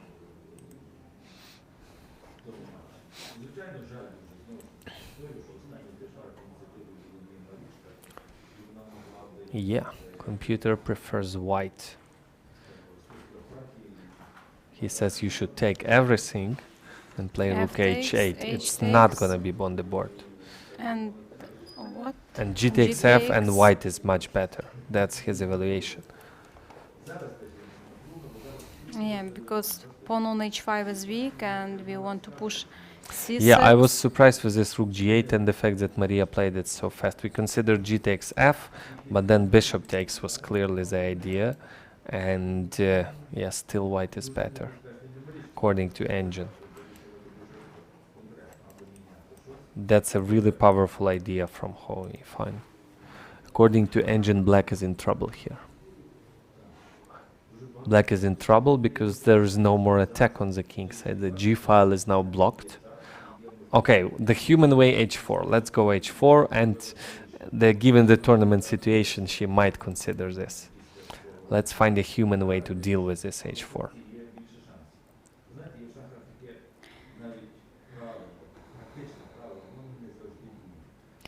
Yeah, I think I found it. I can take maybe f takes g. F takes F g. takes g with a tempo.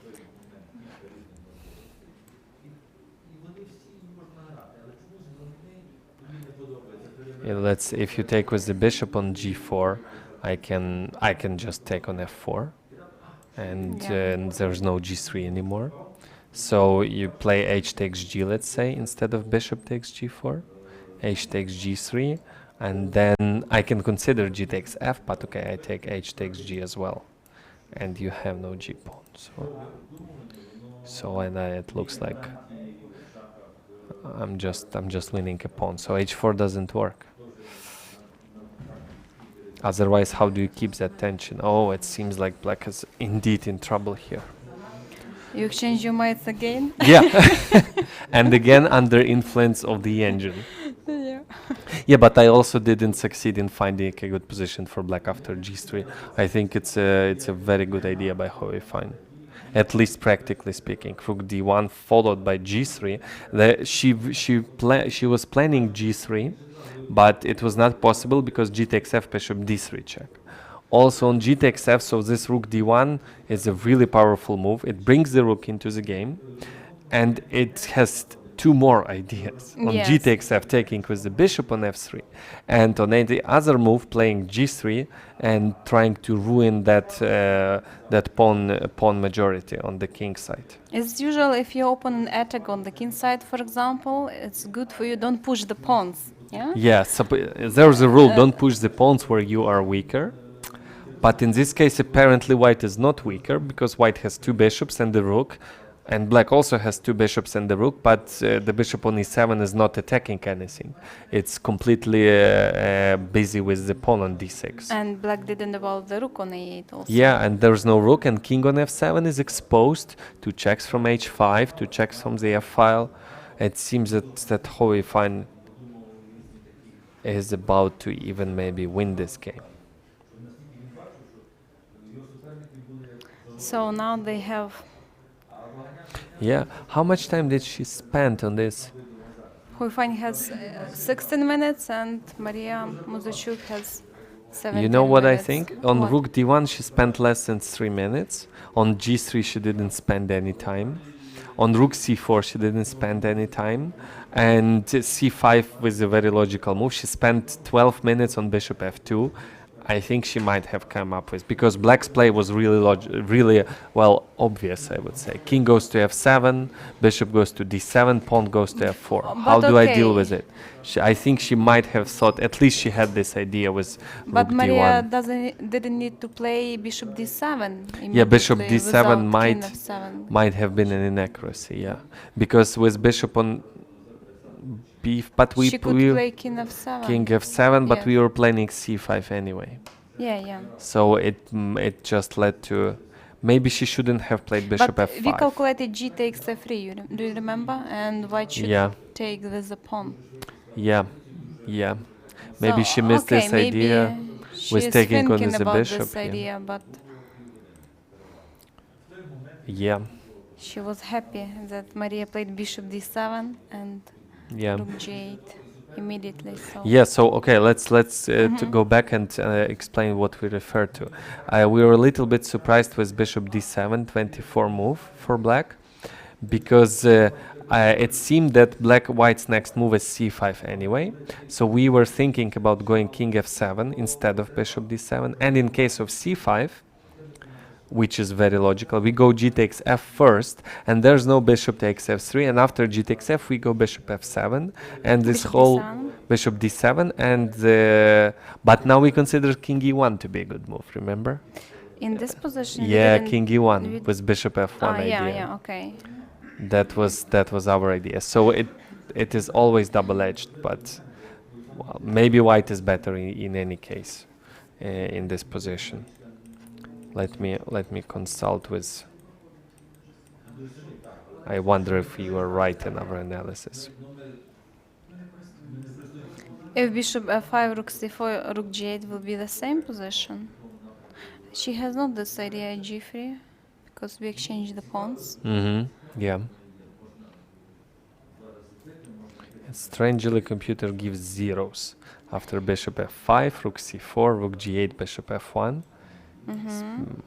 Changing the mind. He says rook g8, bishop f1, and rook a to b8. Okay, now no zeros. Now he realizes that white is better. Rook d1, for example. Yeah, okay. And I what is convinced the stockfish. I'm the happy main about it. idea of move rook b8? I have no clue. understand. I have no clue. Just waiting for c6. I assume attacking the b4 pawn. But yeah, white is better. So king e1 was a good idea. So maybe And after maybe white was better Saturday's anyway. game, I am sure that Yifan could find this move, king e1. Yeah, and it's not the only way to go apparently. So it seems that well that white was still better all the time. Just was the question of finding the right setup. Not go c6 too quickly. Just think through how to deal with the kingside attack, and it's either taking on f3 with the bishop, or playing g3 like how Yifan did. And it seems that Mariya is in big trouble. I'm afraid she might. According to engine, you should take both pawns and protect the pawn on h5 with some passive move like rook h8 or bishop g4 exchanging pieces. I don't think it's gonna hit. After that, it's clear that the black is in trouble and white is playing for a win. F takes g. And immediately h takes g. Taking with the bishop would be a big mistake. And it's also psychological pressure. You know, I calculated this. Here you go. Yes, and actually they are in time trouble a little, yeah. Yeah. So move 29 is made. So 11 more moves for white, 12 moves for black, in more or less 15 minutes. So not crucial time trouble, but some. Yeah. Rook c8. Okay, the move I suggested, yeah? And you suggested that you don't like it, and c6 is the way to go. Okay, let's see. Well, c6 looks very logical because the rook left the a6 pawn, and you can try to win it with c6. And there's no more threat on the king side anymore. So c6 looks very logical, and I don't know how to deal with it.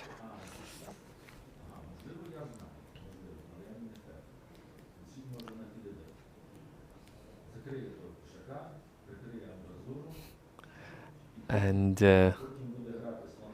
I don't know what to do here. c6 seems like a strong move here. Yeah. But I don't know what.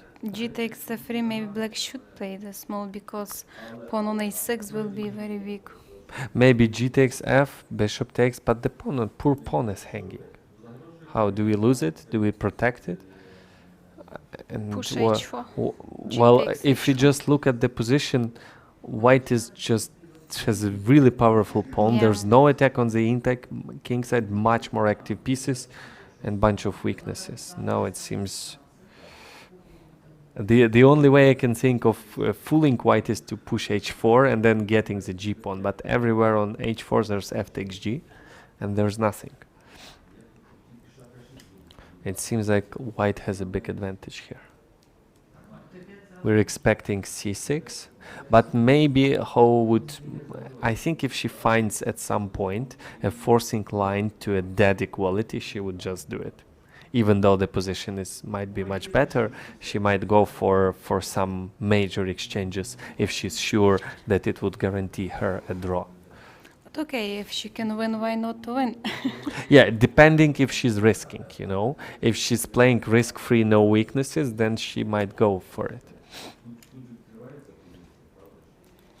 Yeah, but I'm afraid today's gonna be the last game. It doesn't seem that black's gonna be winning here.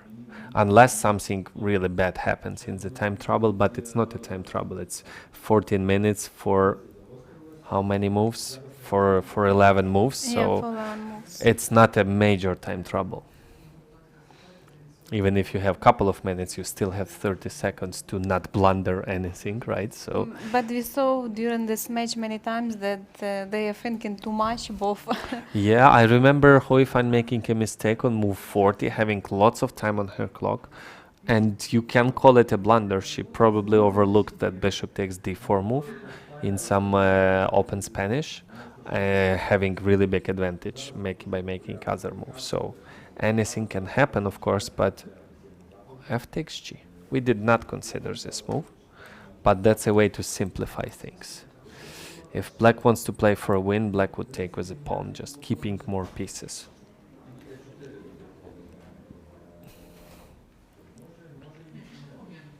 I think this is a safe way to go. H takes G, yeah. She didn't even hesitate. Quickly King G2.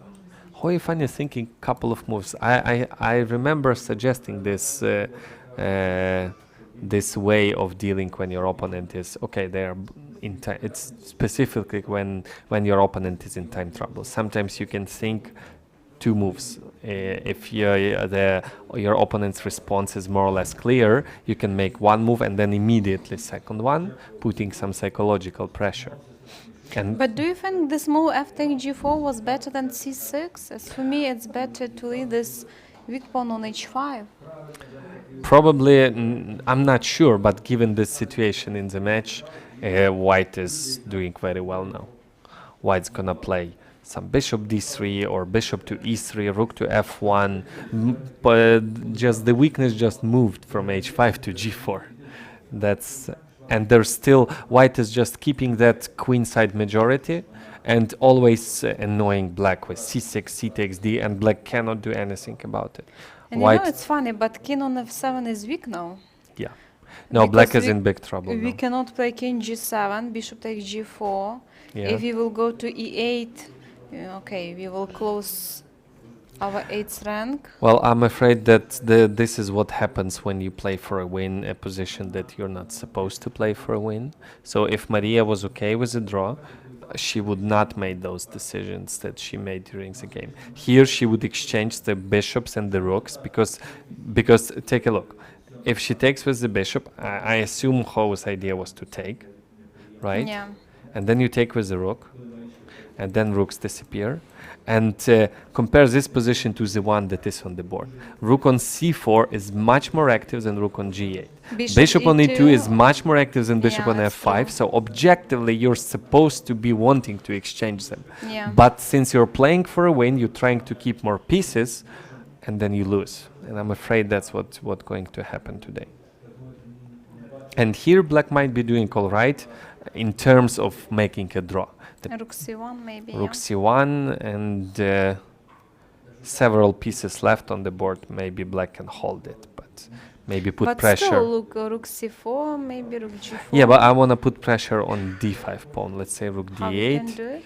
Rook d8. F c6. c6, b takes c6. If rook takes, I go rook b8. Or rook a8, let's say. I'm okay with the draw, you know. I go rook... yeah, let's say rook a8 and try to hold it. Okay, but d takes c6. if d takes, then I'm not D5 afraid. or what? King moves closer. And I have central pawns, d5 next move.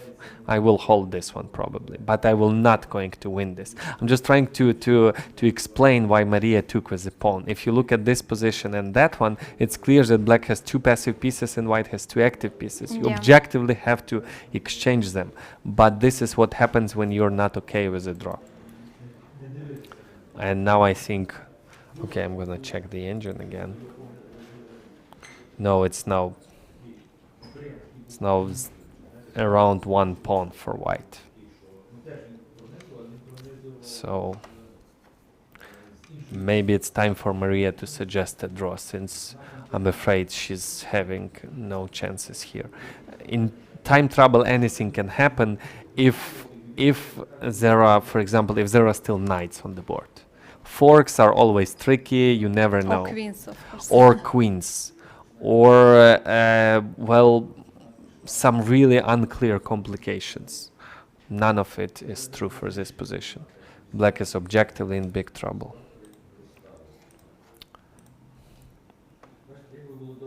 Yeah, bishop takes g4 was better, and the bishop takes, rook takes. Still White is better, but not as bad as it was before. Bishop d7. Goes back bishop to d7.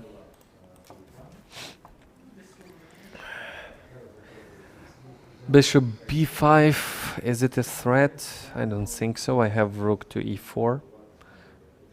Okay, the pawn is... Oh, rook h1 really quickly. Interesting. Rook h1. Bishop b5. Okay. What's her plan on bishop to b5? There's an unpleasant check on h7. You cannot protect with the rook because the g4 pawn. Let's show bishop b5 seems Okay. logical. Rook h7. You cannot go rook g7. If king e8. You have to go king e8. And now c takes d might be possible. It looks beautiful. I didn't calculate till the end, but it looks beautiful to me.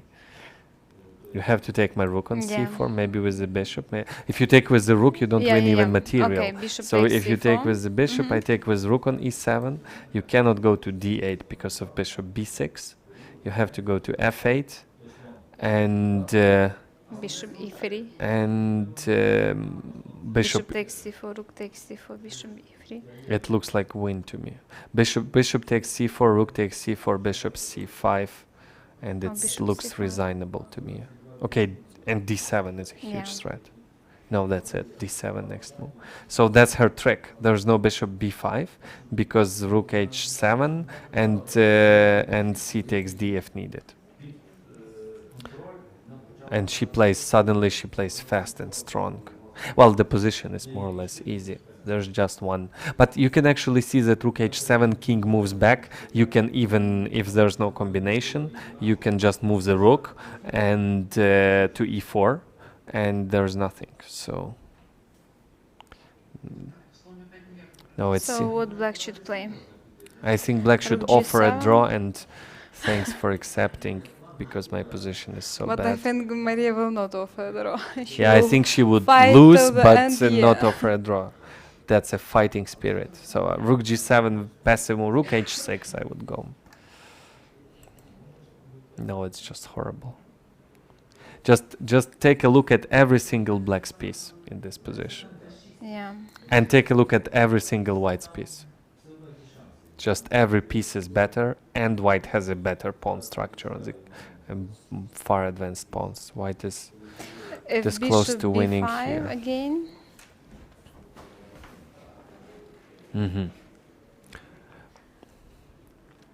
Yeah, rook She g7. did she play rook played as g7, well. yeah. So let's say rook e4. Yeah. Rook h6, I mean, it's not the only move, but... Rook e4. Yeah. I'm thinking about bishop takes e2, rook takes e2, d takes c5. Yeah, but that would be at least a draw for white, so... Hold on, I have d6. Ah, no, you have bishop g5, my apologies. So... b takes c, and you don't have bishop c5, because I pin you. Because rook c2, yeah. Yeah. You have bishop e3. Now hold on, it's a nice variation. You're not losing because you have bishop e3 move.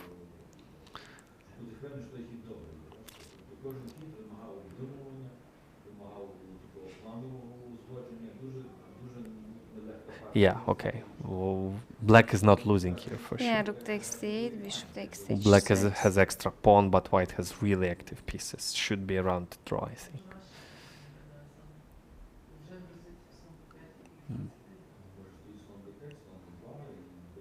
Should be around draw, but rook c2 was not necessary. I could take on e5 and go to rook ending with more active pieces. So rook h6 is one way to go. Let's maybe find another one.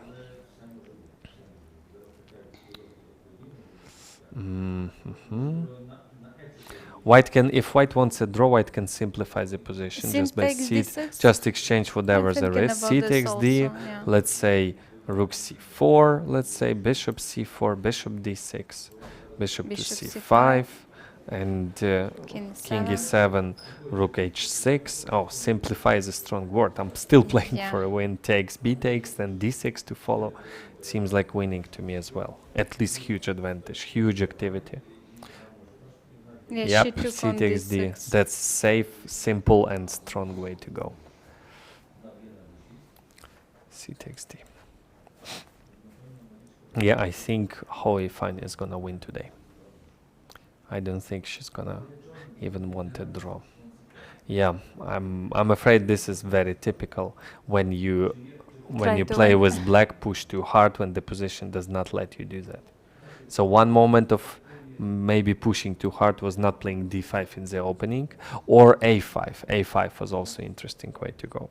Then not exchanging white squared bishop, exactly what I suggested. If you want to play for a win, you want to keep those bishops to try to attack the king and white squares, but white was the right precise play, made that initiative not enough.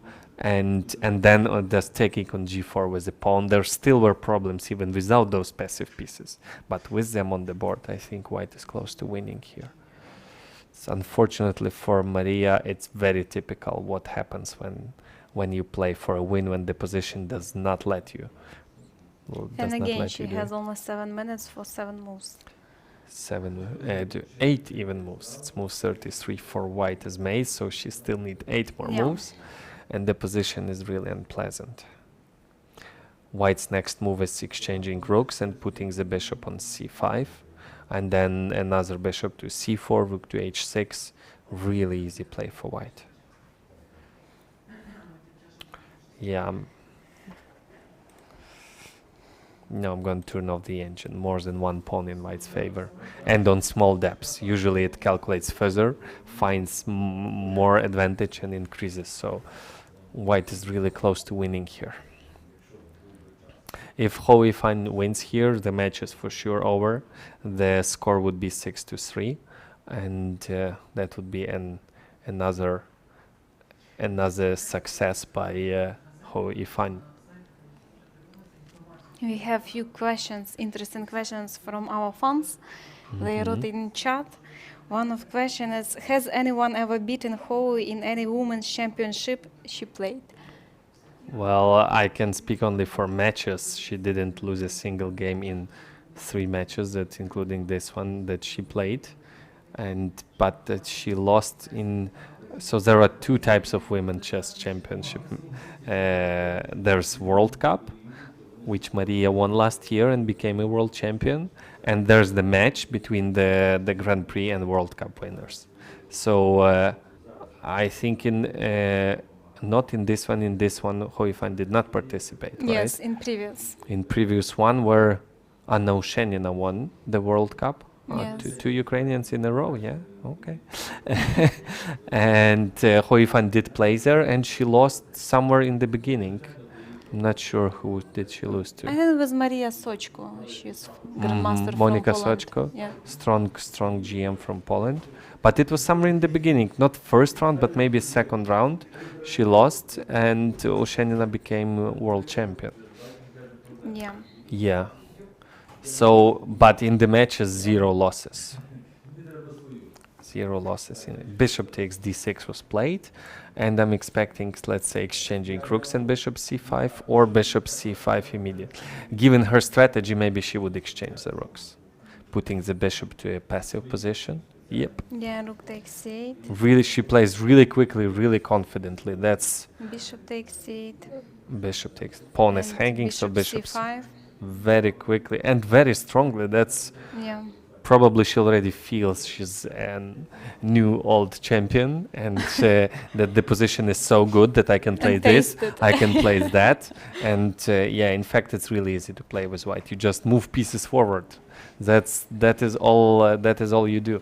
You just move your pieces forward. And our question is it Ho's rating is based on playing open tournaments and Mariya's rating is based on playing women's tournaments? What do you think about this question? So the question is that relevant? Is that important? Yes, that's the question. Well, there's no woman rating, or the rating is equal for everybody. So, and both of them are playing open tournaments.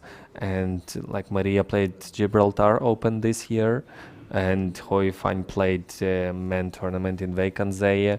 And also they both played in World Cup, World Cup, yeah.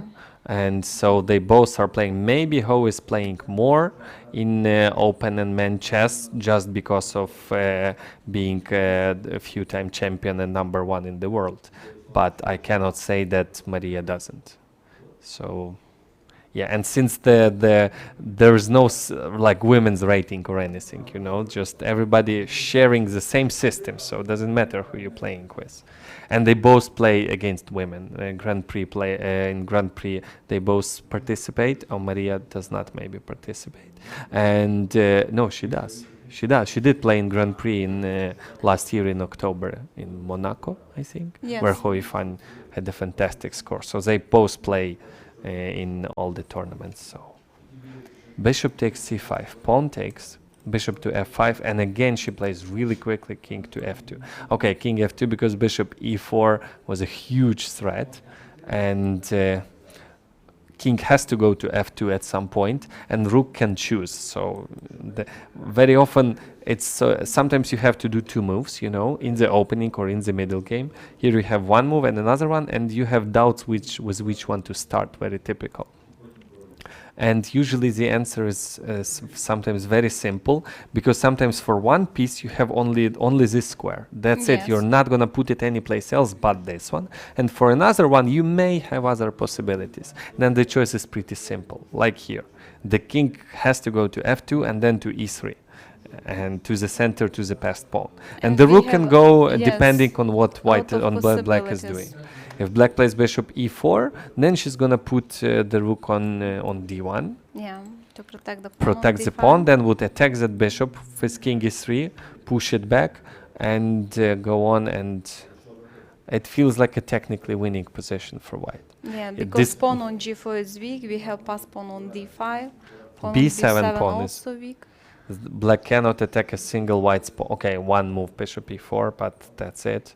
And pawn islands, by the way. No, 3 pawn islands for white and for black, but black has several weaknesses, white has 0 weaknesses. There's a powerful protected passed pawn, much more active pieces. Well, the position is fairly simple and objectively should be winning for white. Mariya wouldn't give up till the last moment, but I'm afraid today we're gonna have a win for white, score 6-3, and the match would be over before the last round. I think Mariya could have, not easily, but could have made a draw in this game if the tournament situation, if she was only one point behind, she would make a draw today and try to win the last one. There were examples where the last game, in the crucial game, people would win. Like off the top of my head, it's Kramnik beat Leko in the last. Petr Leko almost became a world champion more like 11 years ago. He's now by far not a top player anymore, but he was top player back then, and he almost beat Kramnik, and Kramnik won the last round. By the way, beautiful masterpiece, positional play and sacrifices positional, and they drew the match, and I think the rule was that he keeps the title. I'll have to check the history, but yeah. And Kasparov, I think Kasparov was beating Karpov in some of the last rounds with some Sicilian with black. So there were examples to win in the last round, but here she needed to. So you know, when you look at from the history point of view, people would look at this match, they would say, no, it's an awful defeat. She was much stronger. But if Mariya was not really behind in score, she wouldn't play this game like she did today, and she would probably make a draw.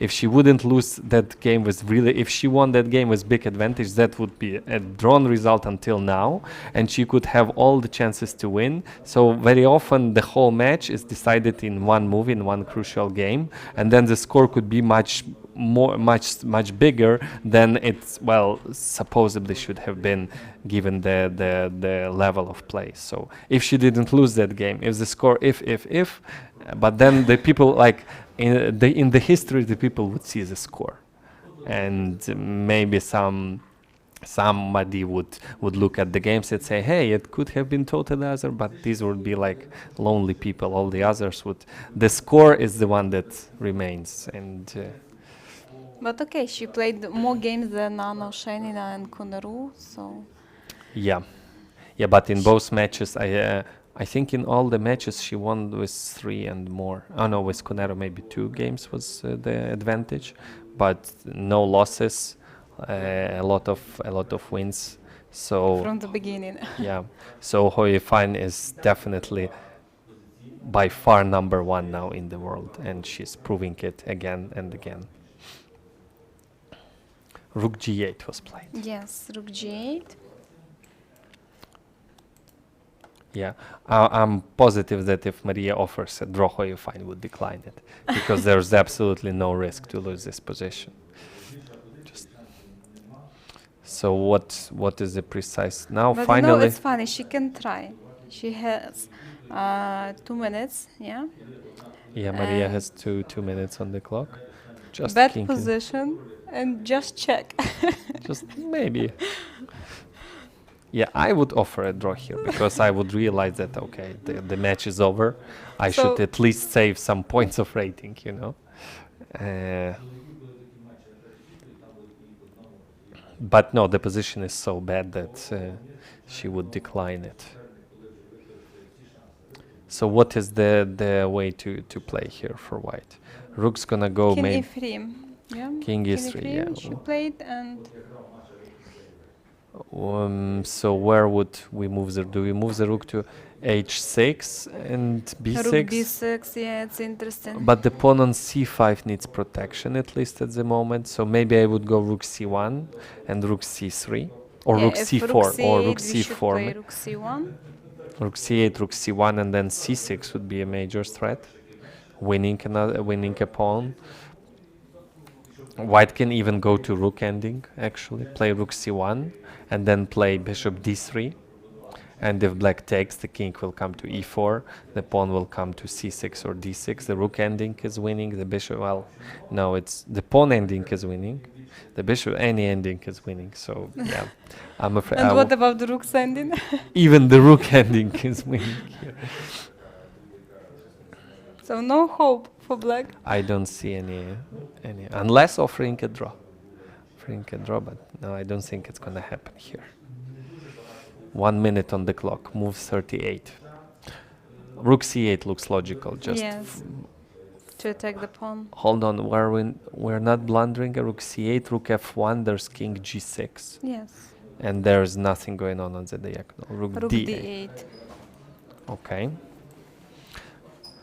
Rook D8. Ironically, the pawn is not hanging because the bishop C4 pin is possible. So white has some time to move the rook. But on rook H6, black can take on D5.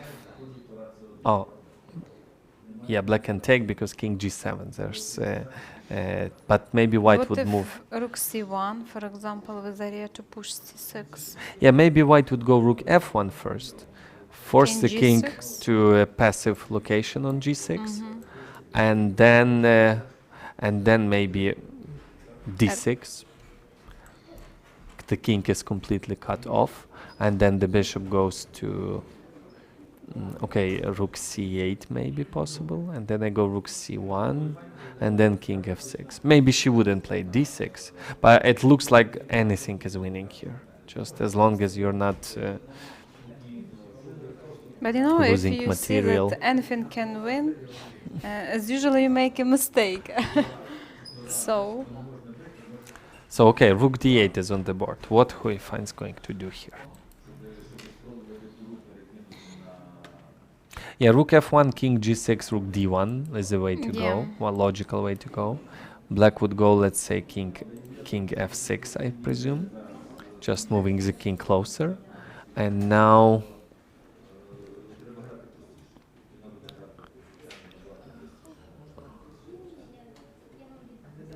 yes, C6 may lead to a drawn bishop ending, but still there's a bunch of problems.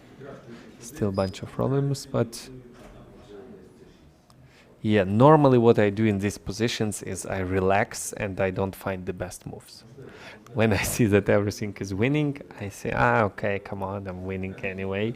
And then at some point I have to find some specific moves to win this one. Yeah, but putting the rook on d8 might be a slightly better idea. Just trying to provoke d6, and then at least the e6 square is available.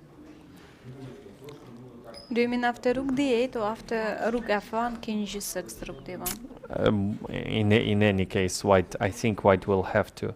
Oh, white can maneuver the bishop to g2 maybe, and then play d6. Is that possible? Let's say bishop f1. And then d6? And then my plan is bishop g2 and d6 and put pressure on that weakness on b7. But if rook d7, for example? Well, and then my rook is free to go, and I would maneuver it to the b file. Yeah. So that's my plan. But you should move rook d2, rook b2, and rook d6, something like this. Rook f1 she plays. Really practical decision just to push the king to awkward position. Now the pawn is hanging. Now she can go d6 or she keeps this option with rook d1. Well, I'm expecting king f6. I don't see any other. Oh, move 40. Oh, that's why she went away. Yes. She did move 40, and now it's Mariya's turn.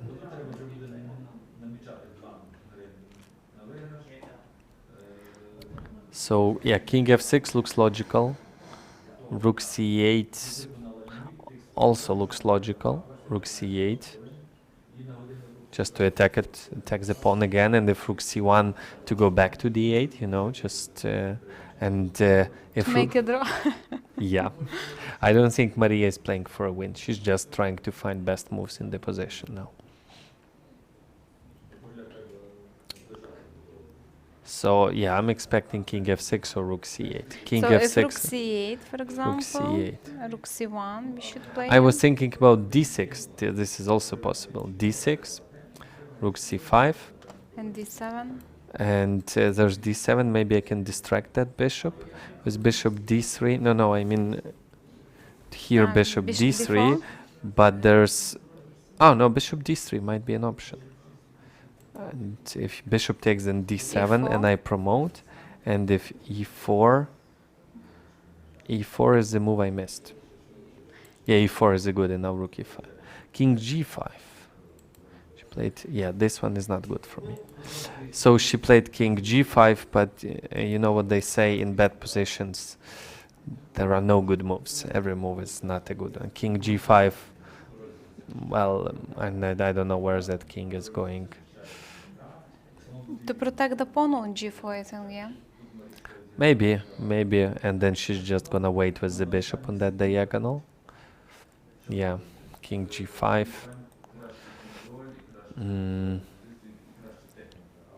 Now I'm thinking about moves like c6. They are always on the table, really forcing lines. c6, you have to take. B takes c6, yeah. c6.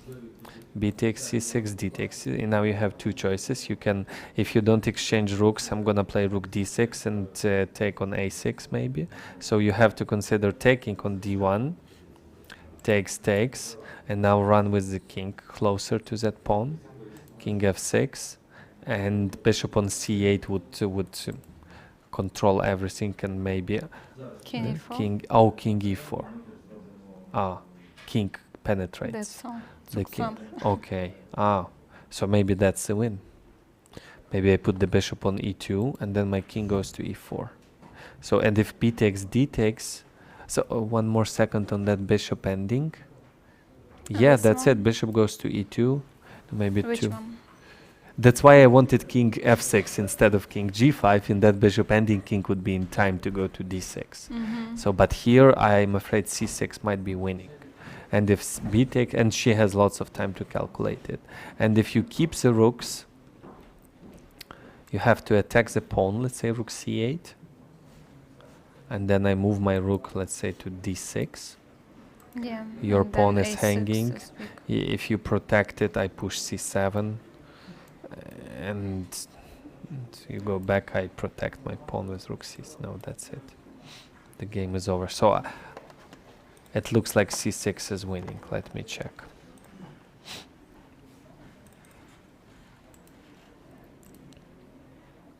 Computer says after exchanging on c6, rook b8. It's still not losing, according to him, at least not immediately. Bishop a6. Yes. Rook b3 check. King goes somewhere back. F2. Maybe d2. And then rook a3. And white has c7 and then taking on a5. Queen.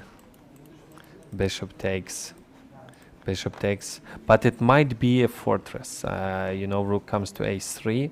Computer might not understand it. Might be a win, might be a fortress. I'm not sure. Maybe it's still a win. White goes, puts a rook on second rank, moves the king. But I think he would find maybe a better way to go here. So no, c6 is definitely a way to consider. But well, white has all the time in the world. And yeah, the evaluation of the computer is more than 2 pawns for white. And I think Ho will think now for about 10 minutes or 15. Will figure out a winning plan and execute it. Till the end, of course. More or less till the end. This is perfectly calculable position. No counter chances for black. So we are gonna go for a short break now and then join you in a few minutes for till the end of the game.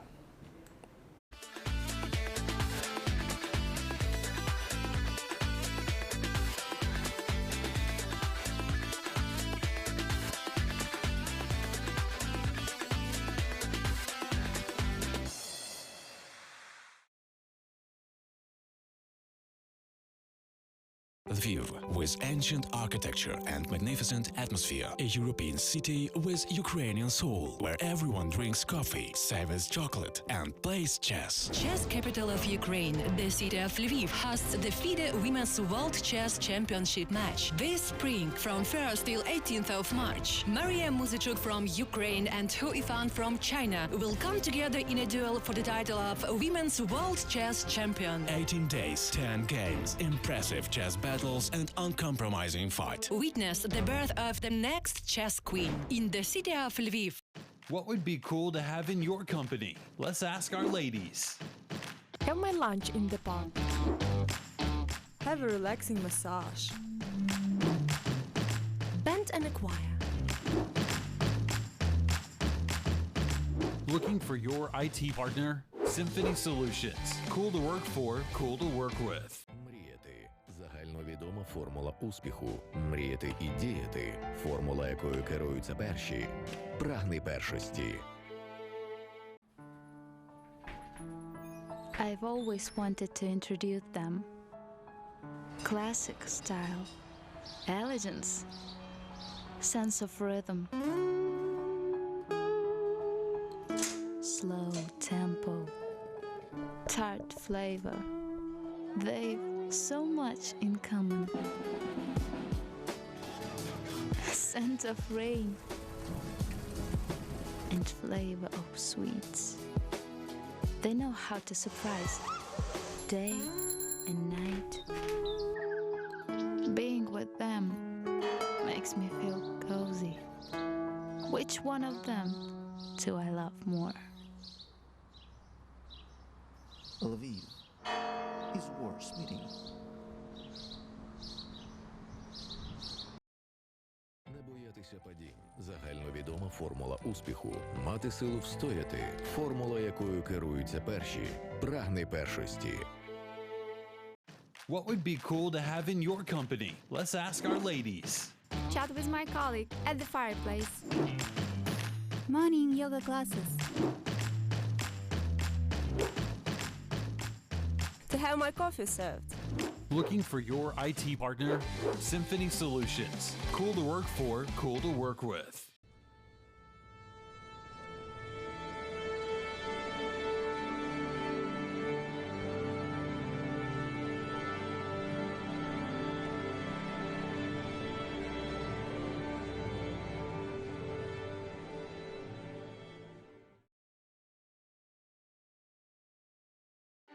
У світовому спорті є чимало прикладів успішних сімейних дуетів: сестри Вільямс у великому тенісі, брати Бьо у біатлоні або видатні українські боксери Віталій та Володимир Клички. Приємно, що серед найуспішніших у світі спортивних сімейств є і наші сестри Muzychuk. Ну, сестри Muzychuk – це є, звичайно, феномен світовий. Це є, вони чимось нагадують сестер в Росії, були такі знамениті сестри Косінцеві, які зараз залишили шах і багаторазові олімпійські чемпіонки, але сестри Muzychuk вийшли, звичайно, на більш високий рівень. Уродженки невеликого міста Стрий, що на Львівщині, Анна та Марія стабільно входять до десятки найкращих шахісток світу. А молодша з них, Марія, стала справжньою сенсацією у 2015-му. Більше 10 років тому велике шахове майбутнє пророчили старшій сестер Анні. Молодша ж в той час лише вчилася. Але примхлива спортивна доля та кропітка робота над собою призвели до того, що саме Марія першою досягла вершини. На світовій першості у Сочі Марія Muzychuk завоювала чемпіонський титул, упевнено перемігши у фіналі росіянку Наталію Погоніну. Після сочинського тріумфу Марія отримала свою заслужену порцію слави та визнання. І що найважливіше, шахістка привезла до Львова поєдинок за звання чемпіона. Тож у ці дні місто Лева по праву стало шаховою столицею. Після перемоги у Сочі новоспечена шахова королева довго не спочивала на лаврах, оскільки розпочала планову підготовку до захисту титулу. Тим паче, що суперниця їй дісталась більш ніж достойна. Триразова чемпіонка світу і впевнений перший номер світового рейтингу китаянка Yifan. Yifan справді дуже сильна шахістка. Але, звичайно, як і в кожного будь-якого шахіста, навіть самого найсильнішого, є в грі свої недоліки. Просто мені під час підготовки варто їх знайти. Можна і не сумніватися, що у підготовці до матчу Марії активно допомагатиме старша сестра Анна. В дуелі з Yifan нашій співвітчизниці буде надзвичайно складно. Але, очевидно, Марія зробить усе можливе, аби залишити титул у Львові. Тим паче, що в боротьбі з китаянкою їй без сумніву допомагатимуть і рідні стіни.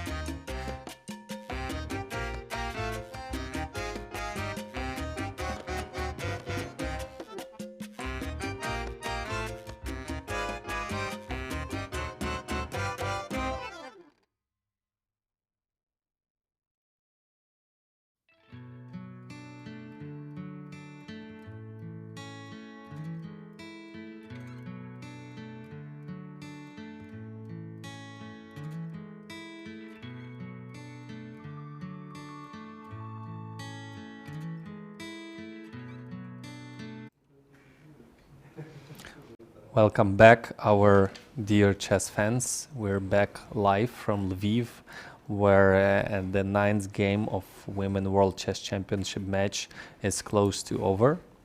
And we have move 41 on the board. White played d6. And the score is 5-3 to Yifan's favor. This is the last game of the round, since it doesn't look like she's gonna lose this one. It looks like a winning position for White. I think White, now that I look at the position, White will try to maneuver the bishop to long diagonal or exchange it, which would also be fine, enough for a win. So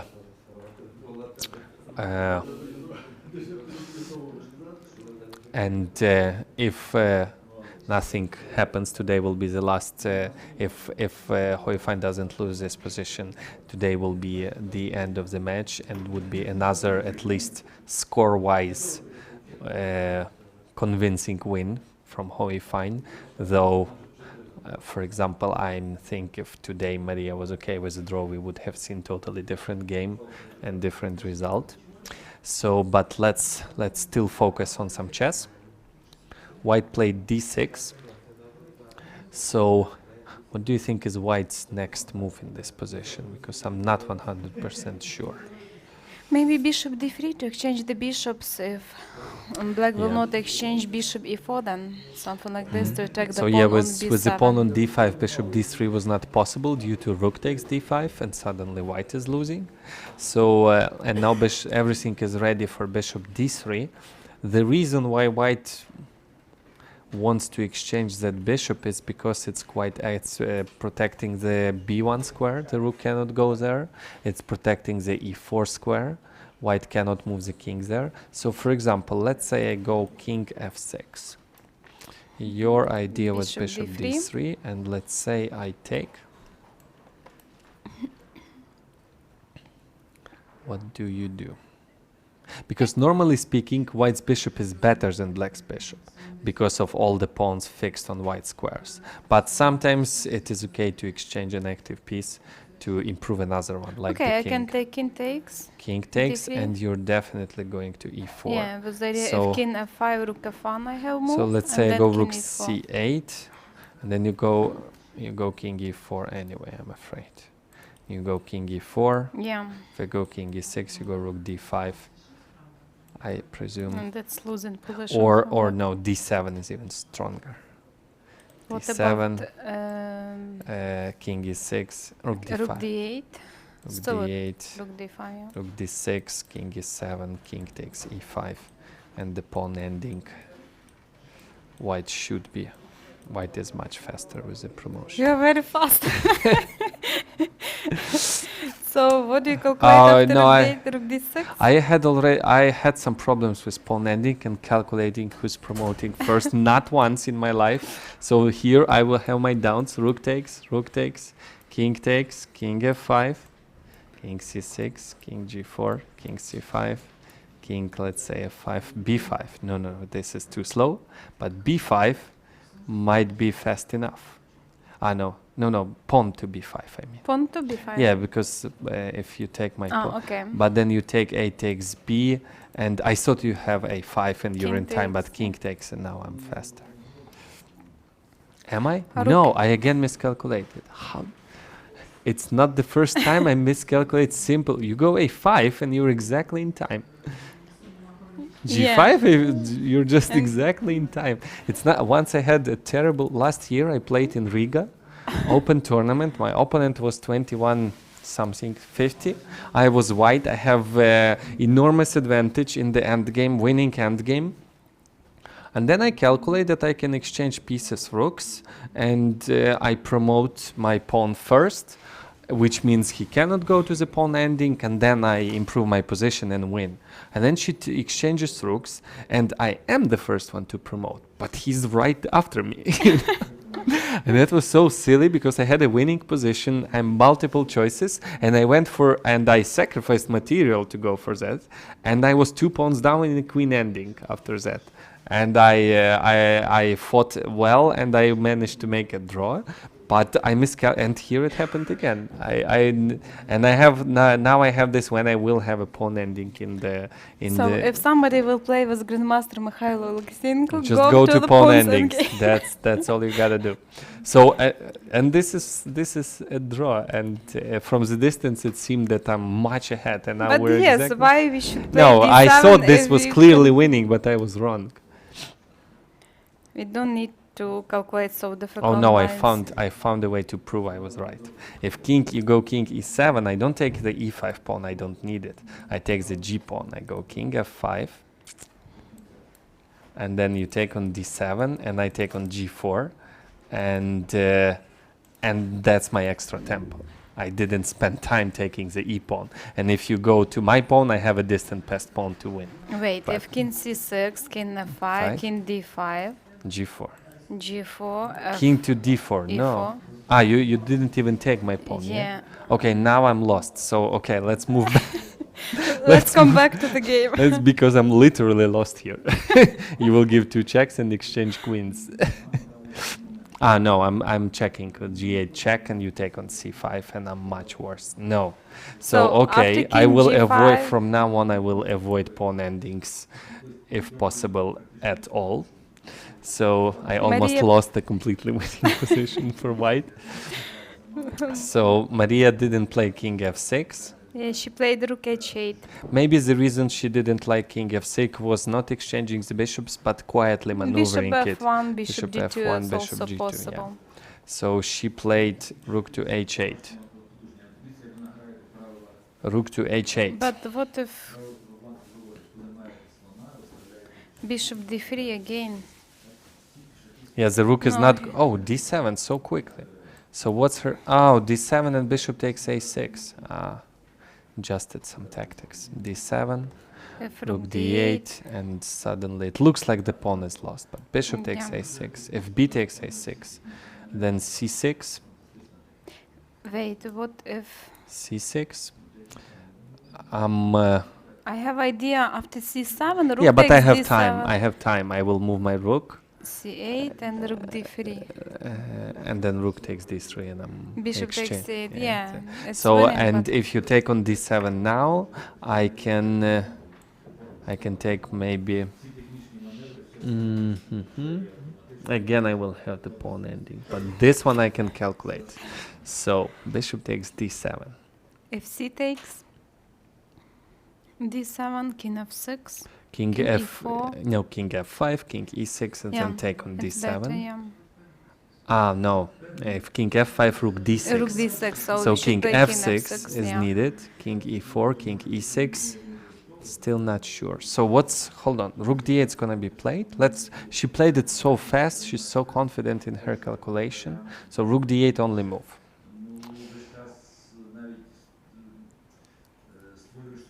Bishop takes a6. Yes, looks. Oh, sorry. c6 is the move. If b takes c6, If b takes c6, bishop takes a6. If you take with the rook on d7, then takes bishop b7, bishop a6. If you take with the rook, you cannot stop my pawn. Takes bishop b7, and you can't Yeah. even give away the bishop. That still wouldn't help, but even you can't even do that. So you have to take on d7 with the bishop, and then we just you are pinned. I just go bishop b7, and you cannot Same unpin. idea as Same before. idea. Oh, so that's not bishop a6. It's yes, not practical. actually, it c6 happened in the immediate. game. Oh Rook no, d8 that's it. and She c6. sees these tactics like so quickly in such well, I would say critical moments that how much time? I think she spent like 30 seconds or something. Yeah. Usually in such important moments people spend more time to make sure, but she's so confident that no, it's time. Unfortunately for Mariya, it's time to resign. She cannot capture the pawn, and white's gonna play bishop c8 if you don't capture, or Yeah. bishop b7. No, that's it. That's time to resign. So, how do you think we can make some summary of the game and of the match? What are your feelings about this match, Vita? Of course, she had many times to have equal position today and to make a draw, like move d5 in the opening, but she tried to win, and as for me, it's natural, yes. Yeah. And doesn't matter this rating if you will lose the match. Of course, maybe it's a question how to lose this match. You can with make dignity. you can make a draw, fat draw, and you can lose the game, which is of course bad. But as for me, I could do the same. I try to win till the end, and doesn't matter. I will win the game, I will lose the game, or I will make a draw. Because for example, her phone would ring. You know, she forgot. No, I or don't. Or lightning strike. It's terrible. You never know. The situation. But I also could fight till the end and try to win, and doesn't matter to lose this game or exactly to make a what draw. She did. So I would say that today she lost. The only reason Mariya lost today is because she was never okay with the draw, despite the position demands.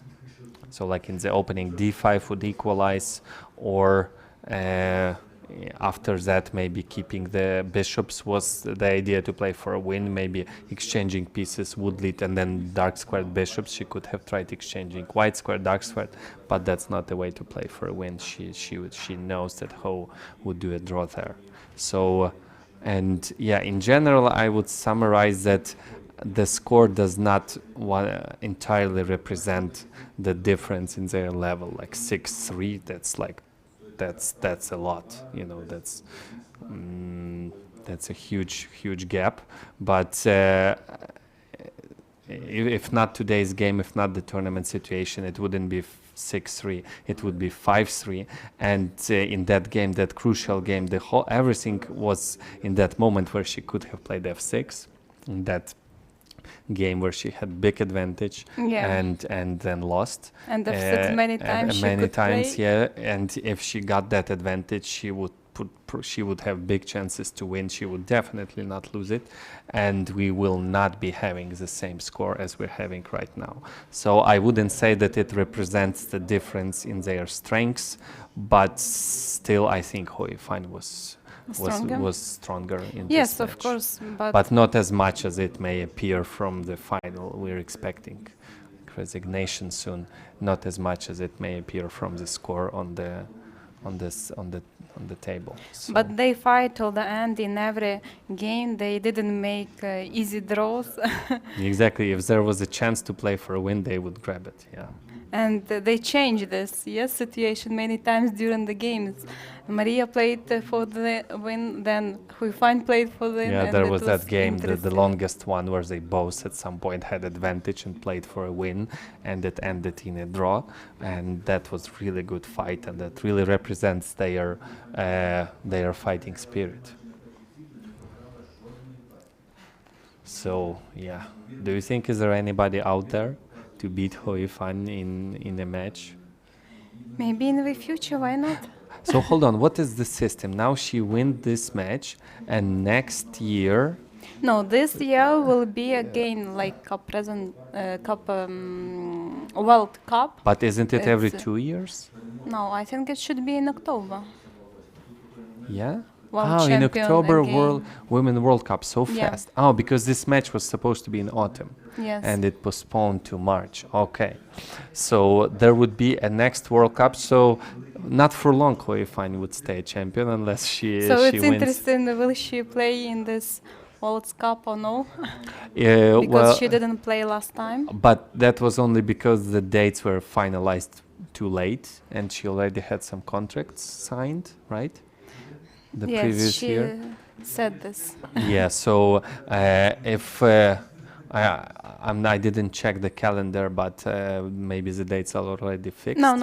They Not don't know yet? where, and they don't know the dates. When or where? Oh, Yeah. so the story can repeat.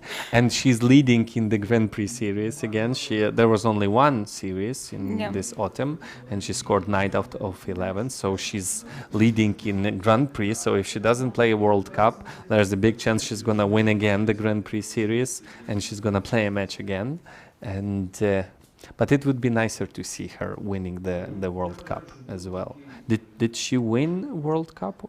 Oh yes, One time she won. played in when she was 14. She could have become a world champion. She was playing the final of Women World Cup, I think, against Kostyanyuk from Russia. Yeah. And she lost that match, but she was close to becoming a world champion at 14.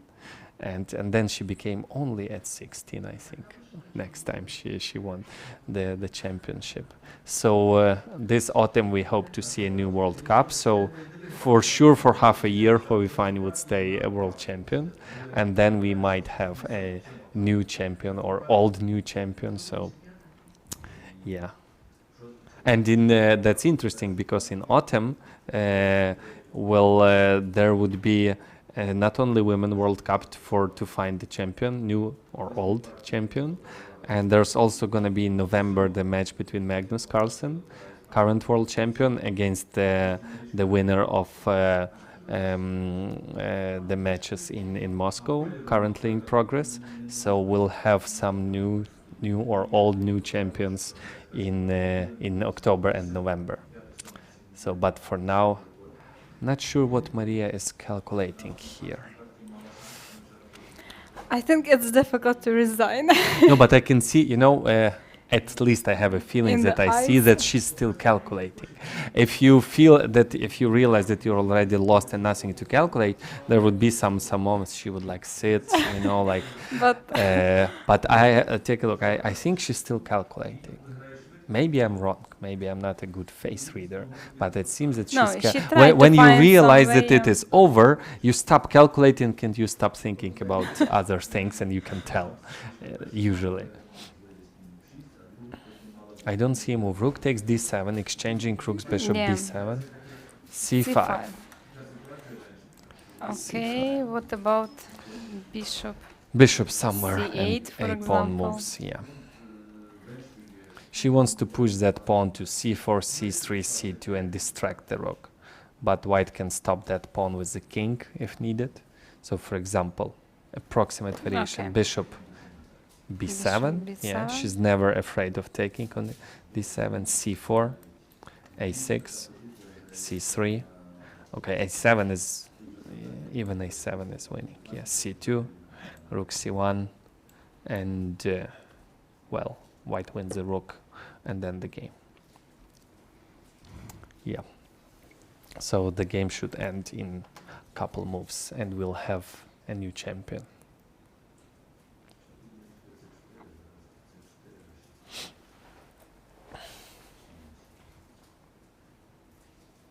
Yeah, she played bishop b7. I'm really surprised with the speed of her play. Yes, It's like usually people in those critical moments are staying really hard to make sure again and again and again. c4, a6, c3, a7. Yeah. Yeah, that's it. 2 more moves and there should be a resignation.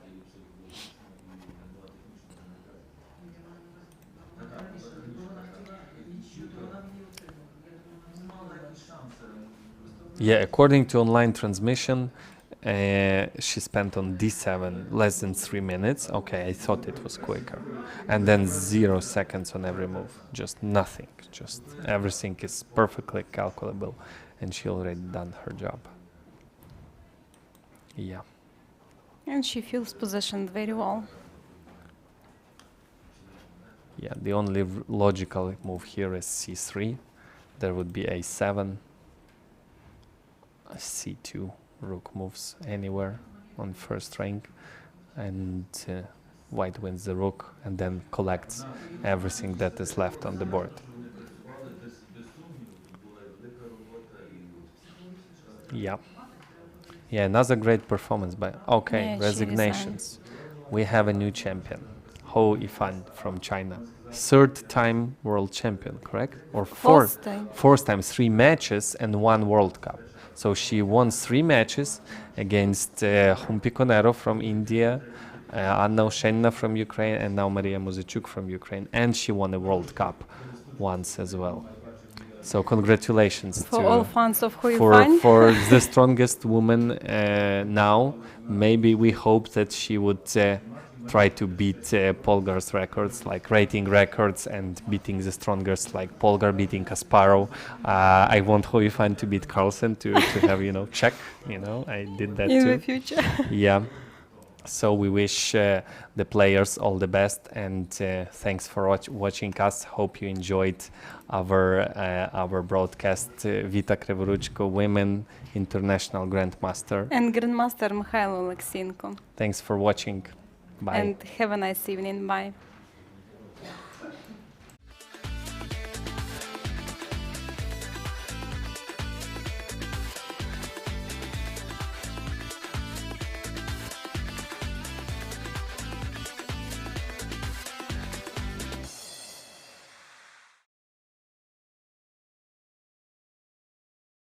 Lviv, with ancient architecture and magnificent atmosphere, a European city with Ukrainian soul, where everyone drinks coffee, savors chocolate, and plays chess. Chess capital of Ukraine, the city of Lviv, hosts the FIDE Women's World Chess Championship match this spring from 1st till 18th of March. Mariya Muzychuk from Ukraine and Yifan from China will come together in a duel for the title of Women's World Chess Champion. 18 days, 10 games, impressive chess battles, and uncompromising fight. Witness the birth of the next chess queen in the city of Lviv. What would be cool to have in your company? Let's ask our ladies. Have my lunch in the park. Have a relaxing massage. Band and acquire. Looking for your IT partner? Symphony Solutions. Cool to work for, cool to work with. Загальновідома формула успіху. Мріяти і діяти. Формула, якою керуються перші. Прагни першості. I've always wanted to introduce them.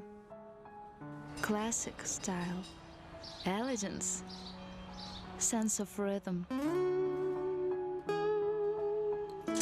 slow tempo, tart flavor. They've so much in common. Scent of rain and flavor of sweets. They know how to surprise day and night. Being with them makes me feel cozy. Which one of them do I love more? Lviv is worth meeting. Не боятися падінь. Загальновідома формула успіху. Мати силу встояти. Формула, якою керуються перші. Прагни першості. What would be cool to have in your company? Let's ask our ladies. Chat with my colleague at the fireplace. Morning yoga classes. To have my coffee served. Looking for your IT partner? Symphony Solutions. Cool to work for, cool to work with.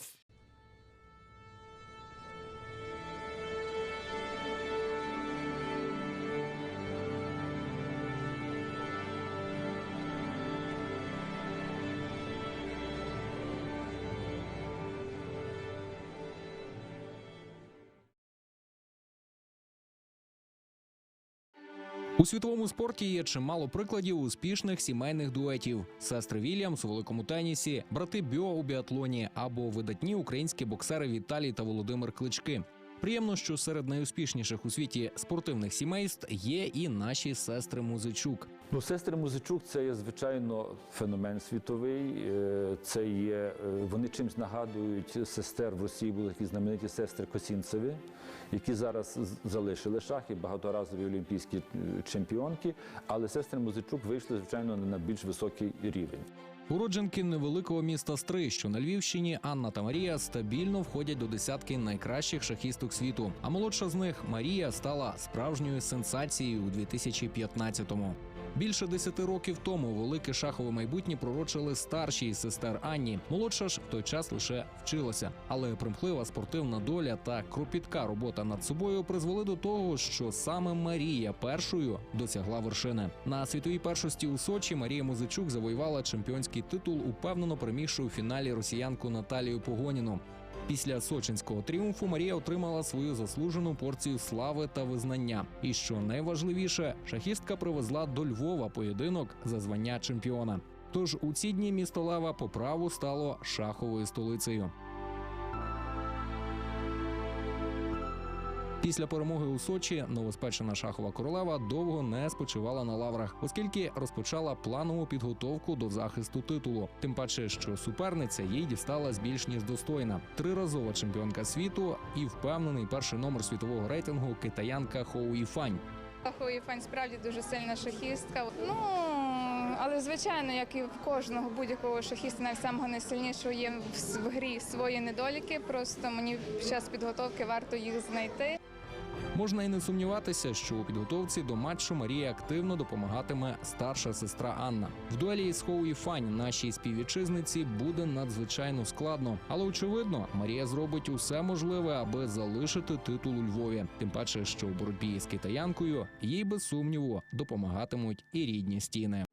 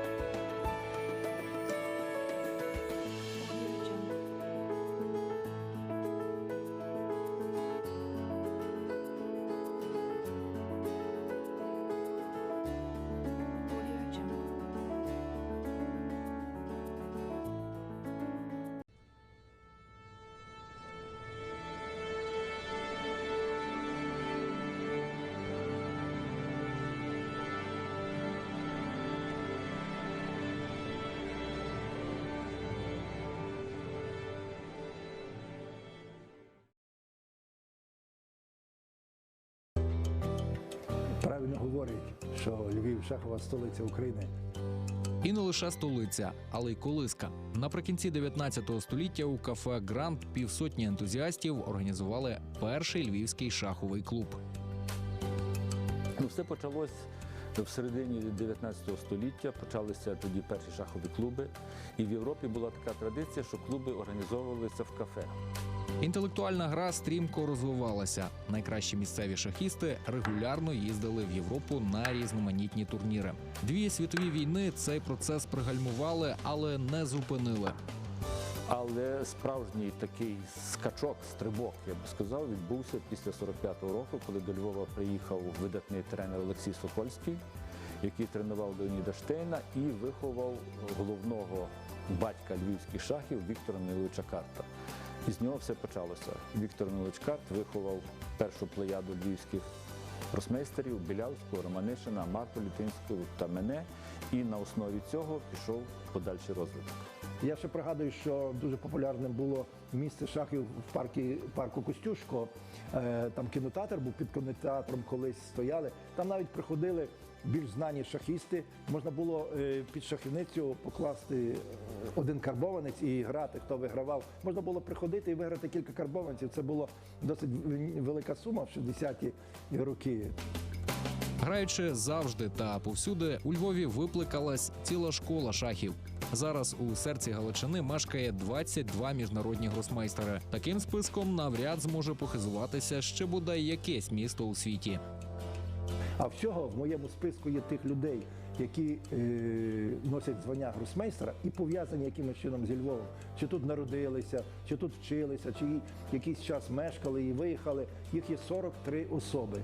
І, звісно ж, ніхто не сумнівається, що це ще далеко не кінець. Матч FIDE за звання чемпіонки світу з шахів у місті Лева. З 1 по 18 березня. Стань свідком народження наступної шахової королеви.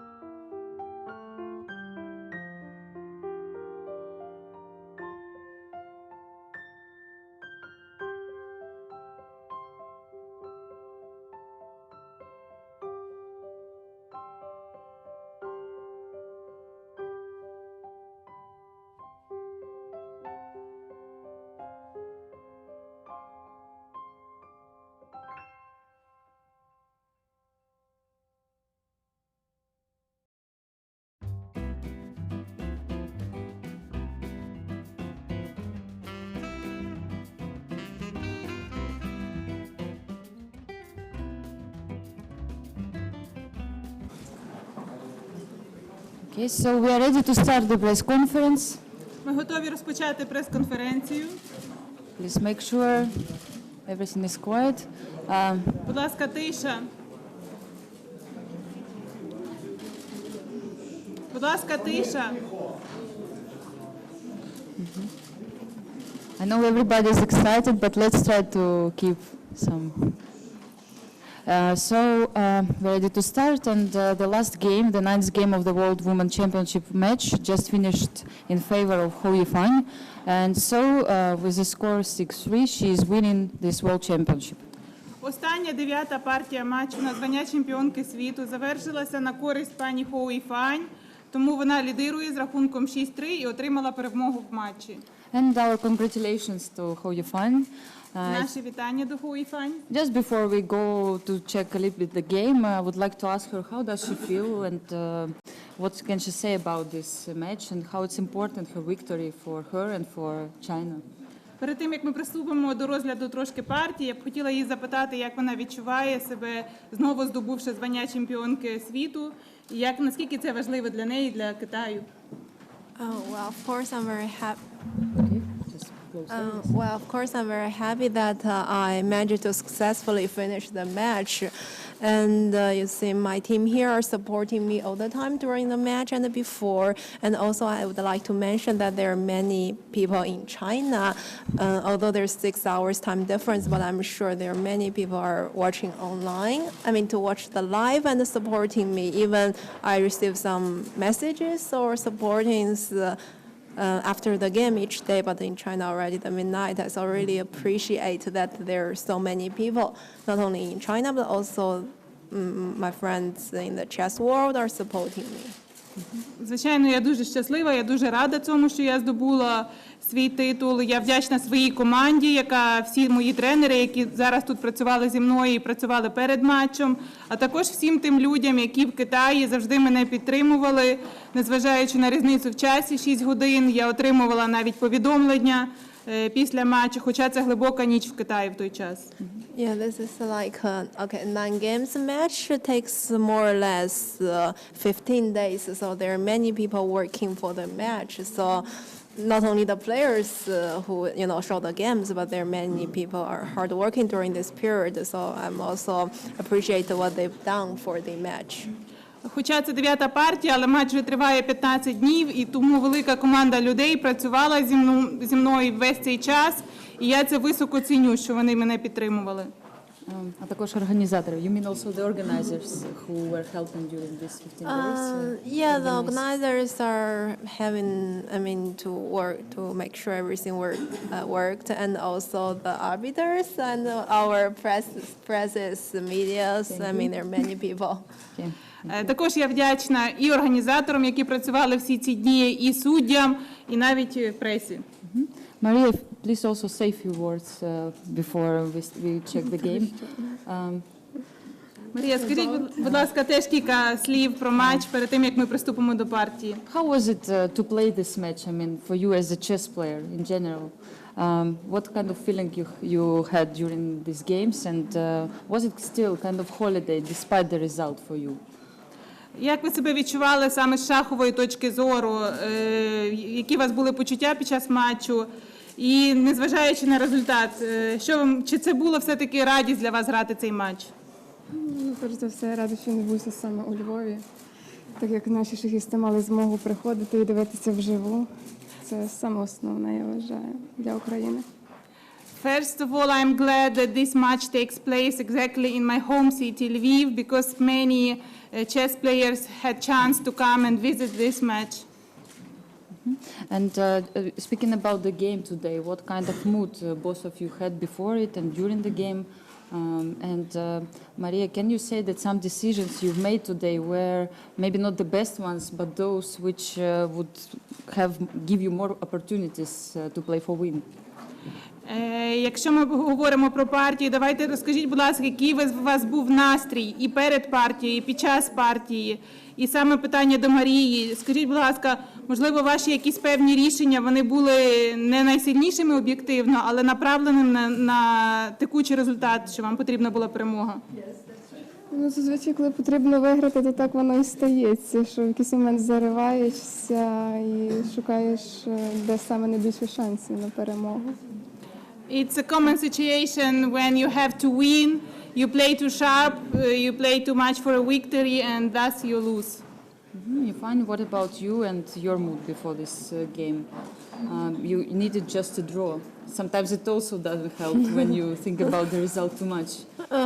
Yeah, but of course, first of all, we're trying to play a normal game, but due to the specific situation of the match, of course, if there are any draw, I can accept. But still, the games today are, I can say, quite normal and kind of interesting. Питання до пані Юфані. У вас теж була така ситуація особлива? Вам достатньо було просто нічию, іноді це теж ця думка заважає. Так, але все ж партія була досить звичайною, нічого особливого не можу про неї сказати. Це була нормальна партія. Any comment about this game? Any critical moment from you? You can mention. Yifan, there was the moment that you decided to go for the ending. Did you think that your chances are better there, or? Якісь цікаві моменти щодо партії, що було критичним моментом. Пані Йифань, в якийсь момент ви перейшли в ендшпіль, як ви його оцінювали? Okay, this is kind of a typical pawn structure in Sicilian, and I think White is trying to put some pressure with the, how to say, with the improvement on the queen side as it shows on the game later. Це типова структура для сицилійського захисту, тому план, який обрала насувати пішаків на ферзовому фланзі, теж досить типовий, робити там тиск. But of course, Black has some counterplay on the king side, where my opponent trying to push with f4, g4, but somehow it doesn't work out. Звичайно, контргра чорних на королівському флангу, так моя суперниця і намагалася робити, вона насунула f4, g4, але якось воно не спрацювало. So coming back from the game to the match, I would like also to ask you, maybe now you can mention the people who were helping you during this match. Maybe you can review some names. Well, yeah, my teams are here. We have a group of people, and they're not only helping me with some technical preparation, but also they're supporting me and to tackle every issues related to the match. So I'm really glad that they're here with me, supporting me and helping me to make the match successfully. Пані Йифаню, так як матч вже завершився, можливо, ви все-таки назвете, хто саме був у вашій команді. Відповідь: в мене була команда, яка складалася не тільки з технічної сторони, тобто шахістів, а були і люди, які допомагали справлятися зі всіма різними ситуаціями, і я їм всім дуже вдячна. Can I put it this way? How many grandmasters were in your team? Давайте я сформулюю питання таким чином. Скільки гросмейстерів було з вами в команді? Yeah, I think everyone here already seen them. Вони всі тут, ви можете їх бачити. Mariya, what about you? Who was helping you during this match? Who was supporting you here?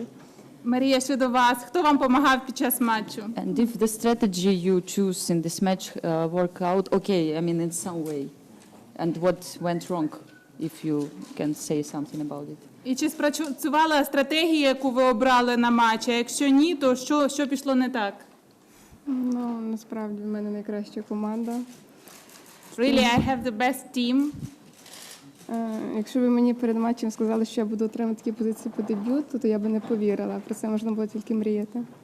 If somebody would say me before the match that I would receive such positions after the opening, I wouldn't believe them. І я дуже вдячна своїй команді за таку підготовку. And I'm really grateful to my team for such preparation. Few names, maybe. Імена, будь ласка. Це дуже сильні гросмейстери, кращі шахісти світу. Вони з України, українські шахісти, Павло Ельянов, Юрій Kryvoruchko і, звичайно, моя сестра Аня. These are all top grandmasters. They are all Ukrainians. These are Pavel Elyanov, Yuri Kryvoruchko, and of course my sister Anna Muzychuk. Yifan, Mariya just mentioned that she was happy about her opening preparation. And what about you? Can you say the positions you are getting in the opening? I mean, you were satisfied with them. Пані Йифань, Марія щойно сказала, що вона була задоволена своїми позиціями, які вона отримувала після дебюту. Як щодо вас, чи ви були задоволені позиціями на виході з дебюту? Well, generally speaking, match is always not easy, and comparing to my two previous matches, I think because how to say, this time there are not only some technical problems or difficult situation I have to face, but also something not only chess itself, but related to chess I have to overcome. В матчі завжди особлива ситуація. Щодо цього матчу я мушу сказати, що я мала справлятися не тільки з технічними шаховими питаннями, але і з іншими питаннями щодо матчу. That's why, generally speaking, I could say that I'm satisfied with the result. Тому, говорячи загалом, я задоволена результатом. If you compare this match and the previous matches, can you say it was the most difficult one for you? Even, I mean, that it lasted, it was the longest one. Якщо ви порівняєте цей матч з іншими, чи можете ви сказати, що він найважчий для вас? Принаймні, він був найдовшим. Well, of course, every match is not easy. But if you're only talking about technical issues, I think my first one with Humby was the most difficult one if you're only talking about chess itself. Звичайно, кожен матч – це складне випробування, але якщо говорити з технічної сторони, то, мабуть, мій перший був найскладнішим з шахового плану. Yeah, but as I mentioned before, that this match, of course, there are many issues, and of course, it's even maybe tougher not if you are not only considering the technicals. Але в матчі завжди є різні аспекти, і якщо взяти до уваги всі, то, можливо, цей матч був навіть складніший. So, I would like to give the floor for the journalists if they have some questions. Будь ласка, журналісти, якщо ви маєте якісь питання.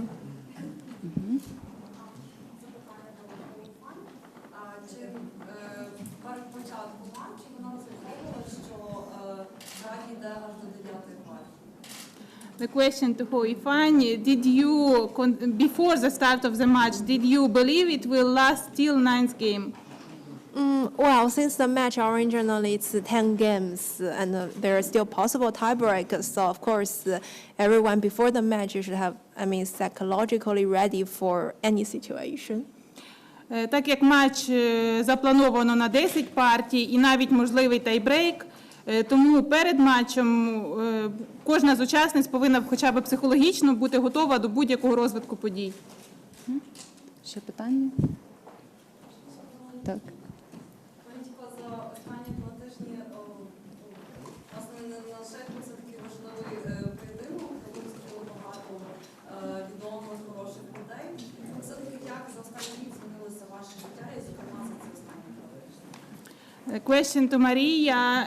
During these 2 weeks of match, you met so many famous people.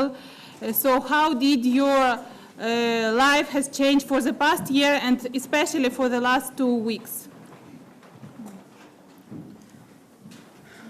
Ну, тут треба розуміти, що деколи одного бажання перемогти буває замало, як виявилося.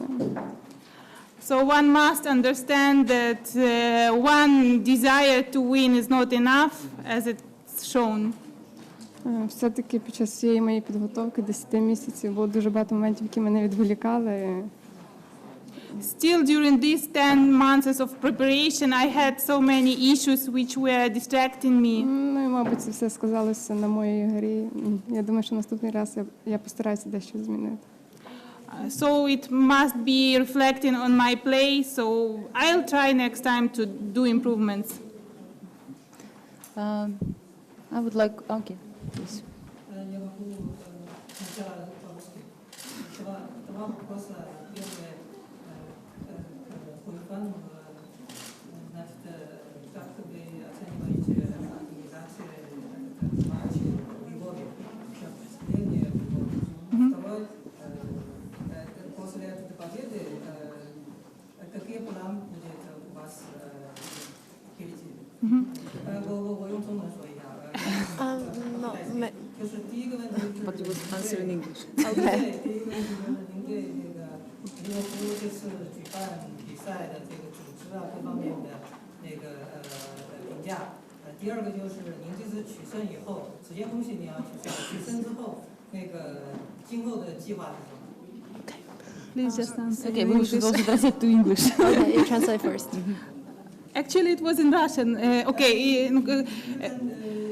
Два питання до Yifan. Перше, як ви оцінюєте організацію матчу? І друге питання, які ваші подальші плани після перемоги в цьому матчі? So the question about the organization of the match and about the future plan for players. It's okay. This is my first time in Ukraine, in Lviv, and I could say that the city was very good. I mean, not only historical, but also the part we're living. It's an old town and with fresh air and healthy food. So the city is pretty nice.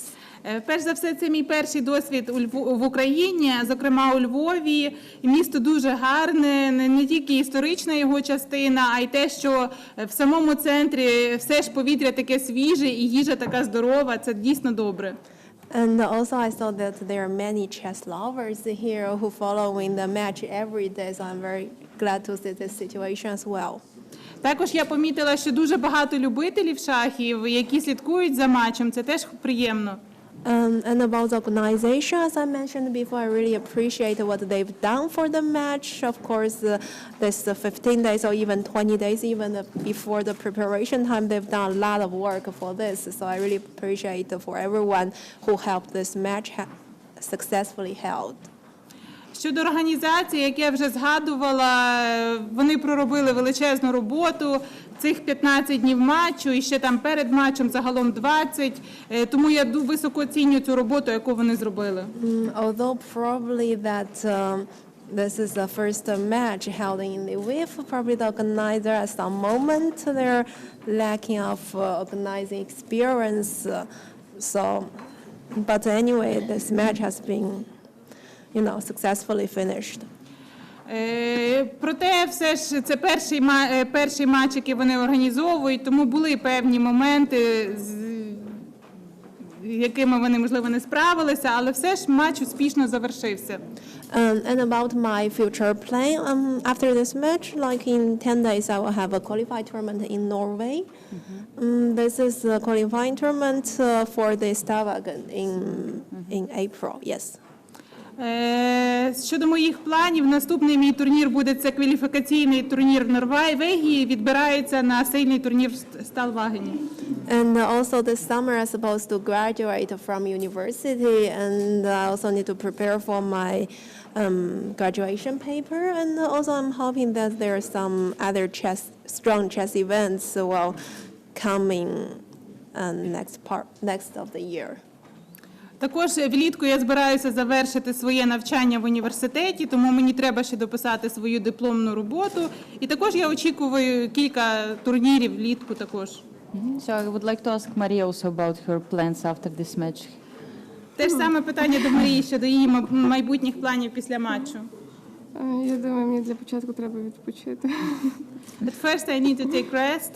Але також я розумію, що довго відпочити не вдасться, так як вже наступному місяці стартує другий етап серії Гран-прі. But I realize I won't have enough time for rest because the next month starts second stage of Grand Prix Syria. Yifan, I also would like to ask you, what can you say about your opponent in this match? As the one who had 3 matches, I would like to ask you, what do you think about your opponent and her play here? Питання до Yifan. Ви як досвідчена шахістка, яка вже відіграла 3 матчі, що ви скажете про свою суперницю у цьому матчі? Actually, I thought in my previous answers, more or less, I talked something that, comparing to the previous match and also this match. Yeah, but about, let's say, her as a chess player. Well, this is not our, although it's our first match, but we played some games before. And as I said before, from technical part, this is not the most tougher one, but concerning the general situation, it's not easy at all. Хоча це перше, що ми граємо матч, але ми вже зустрічалися між собою раніше. Як я згадувала, з технічної сторони це був не найважчий матч, але були інші питання, інші аспекти. Other questions? Ще питання? Ще питання?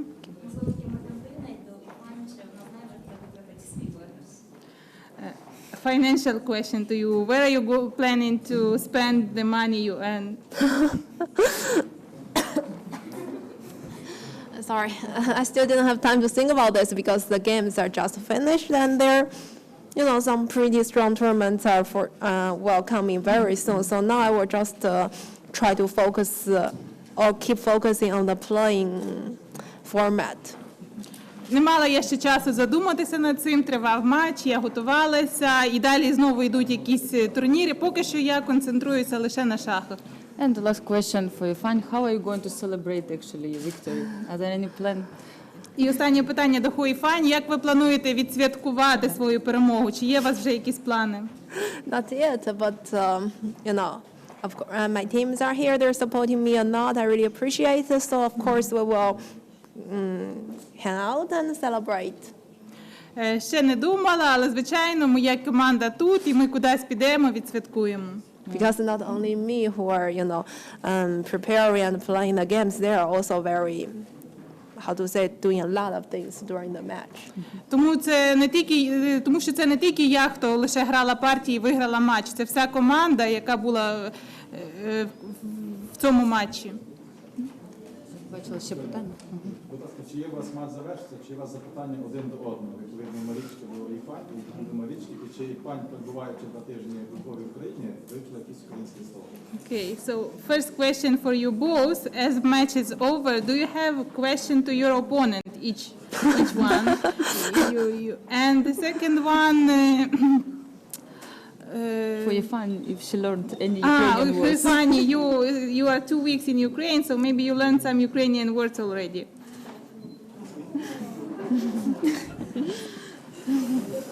Someone would like to help me? Чи хтось мені допоможе? Дякую, дякую. Дякую. Дякую. Oh, how you know that's the word I want to learn first? Слава Україні! This is okay. Okay. Not to translate. Only to Ukraine. And what about questions to each other? Як щодо питань одна одній? Я думаю, у нас ще поперед дуже багато турнірів, ми будемо мати цю можливість завжди. I believe we still have many tournaments ahead, so we will have chance for this every time. Something like, why did you play this move? Щось типу, чому ви зробили саме цей хід? For example. Or, okay. So, other questions for players? The last one, maybe, if someone has.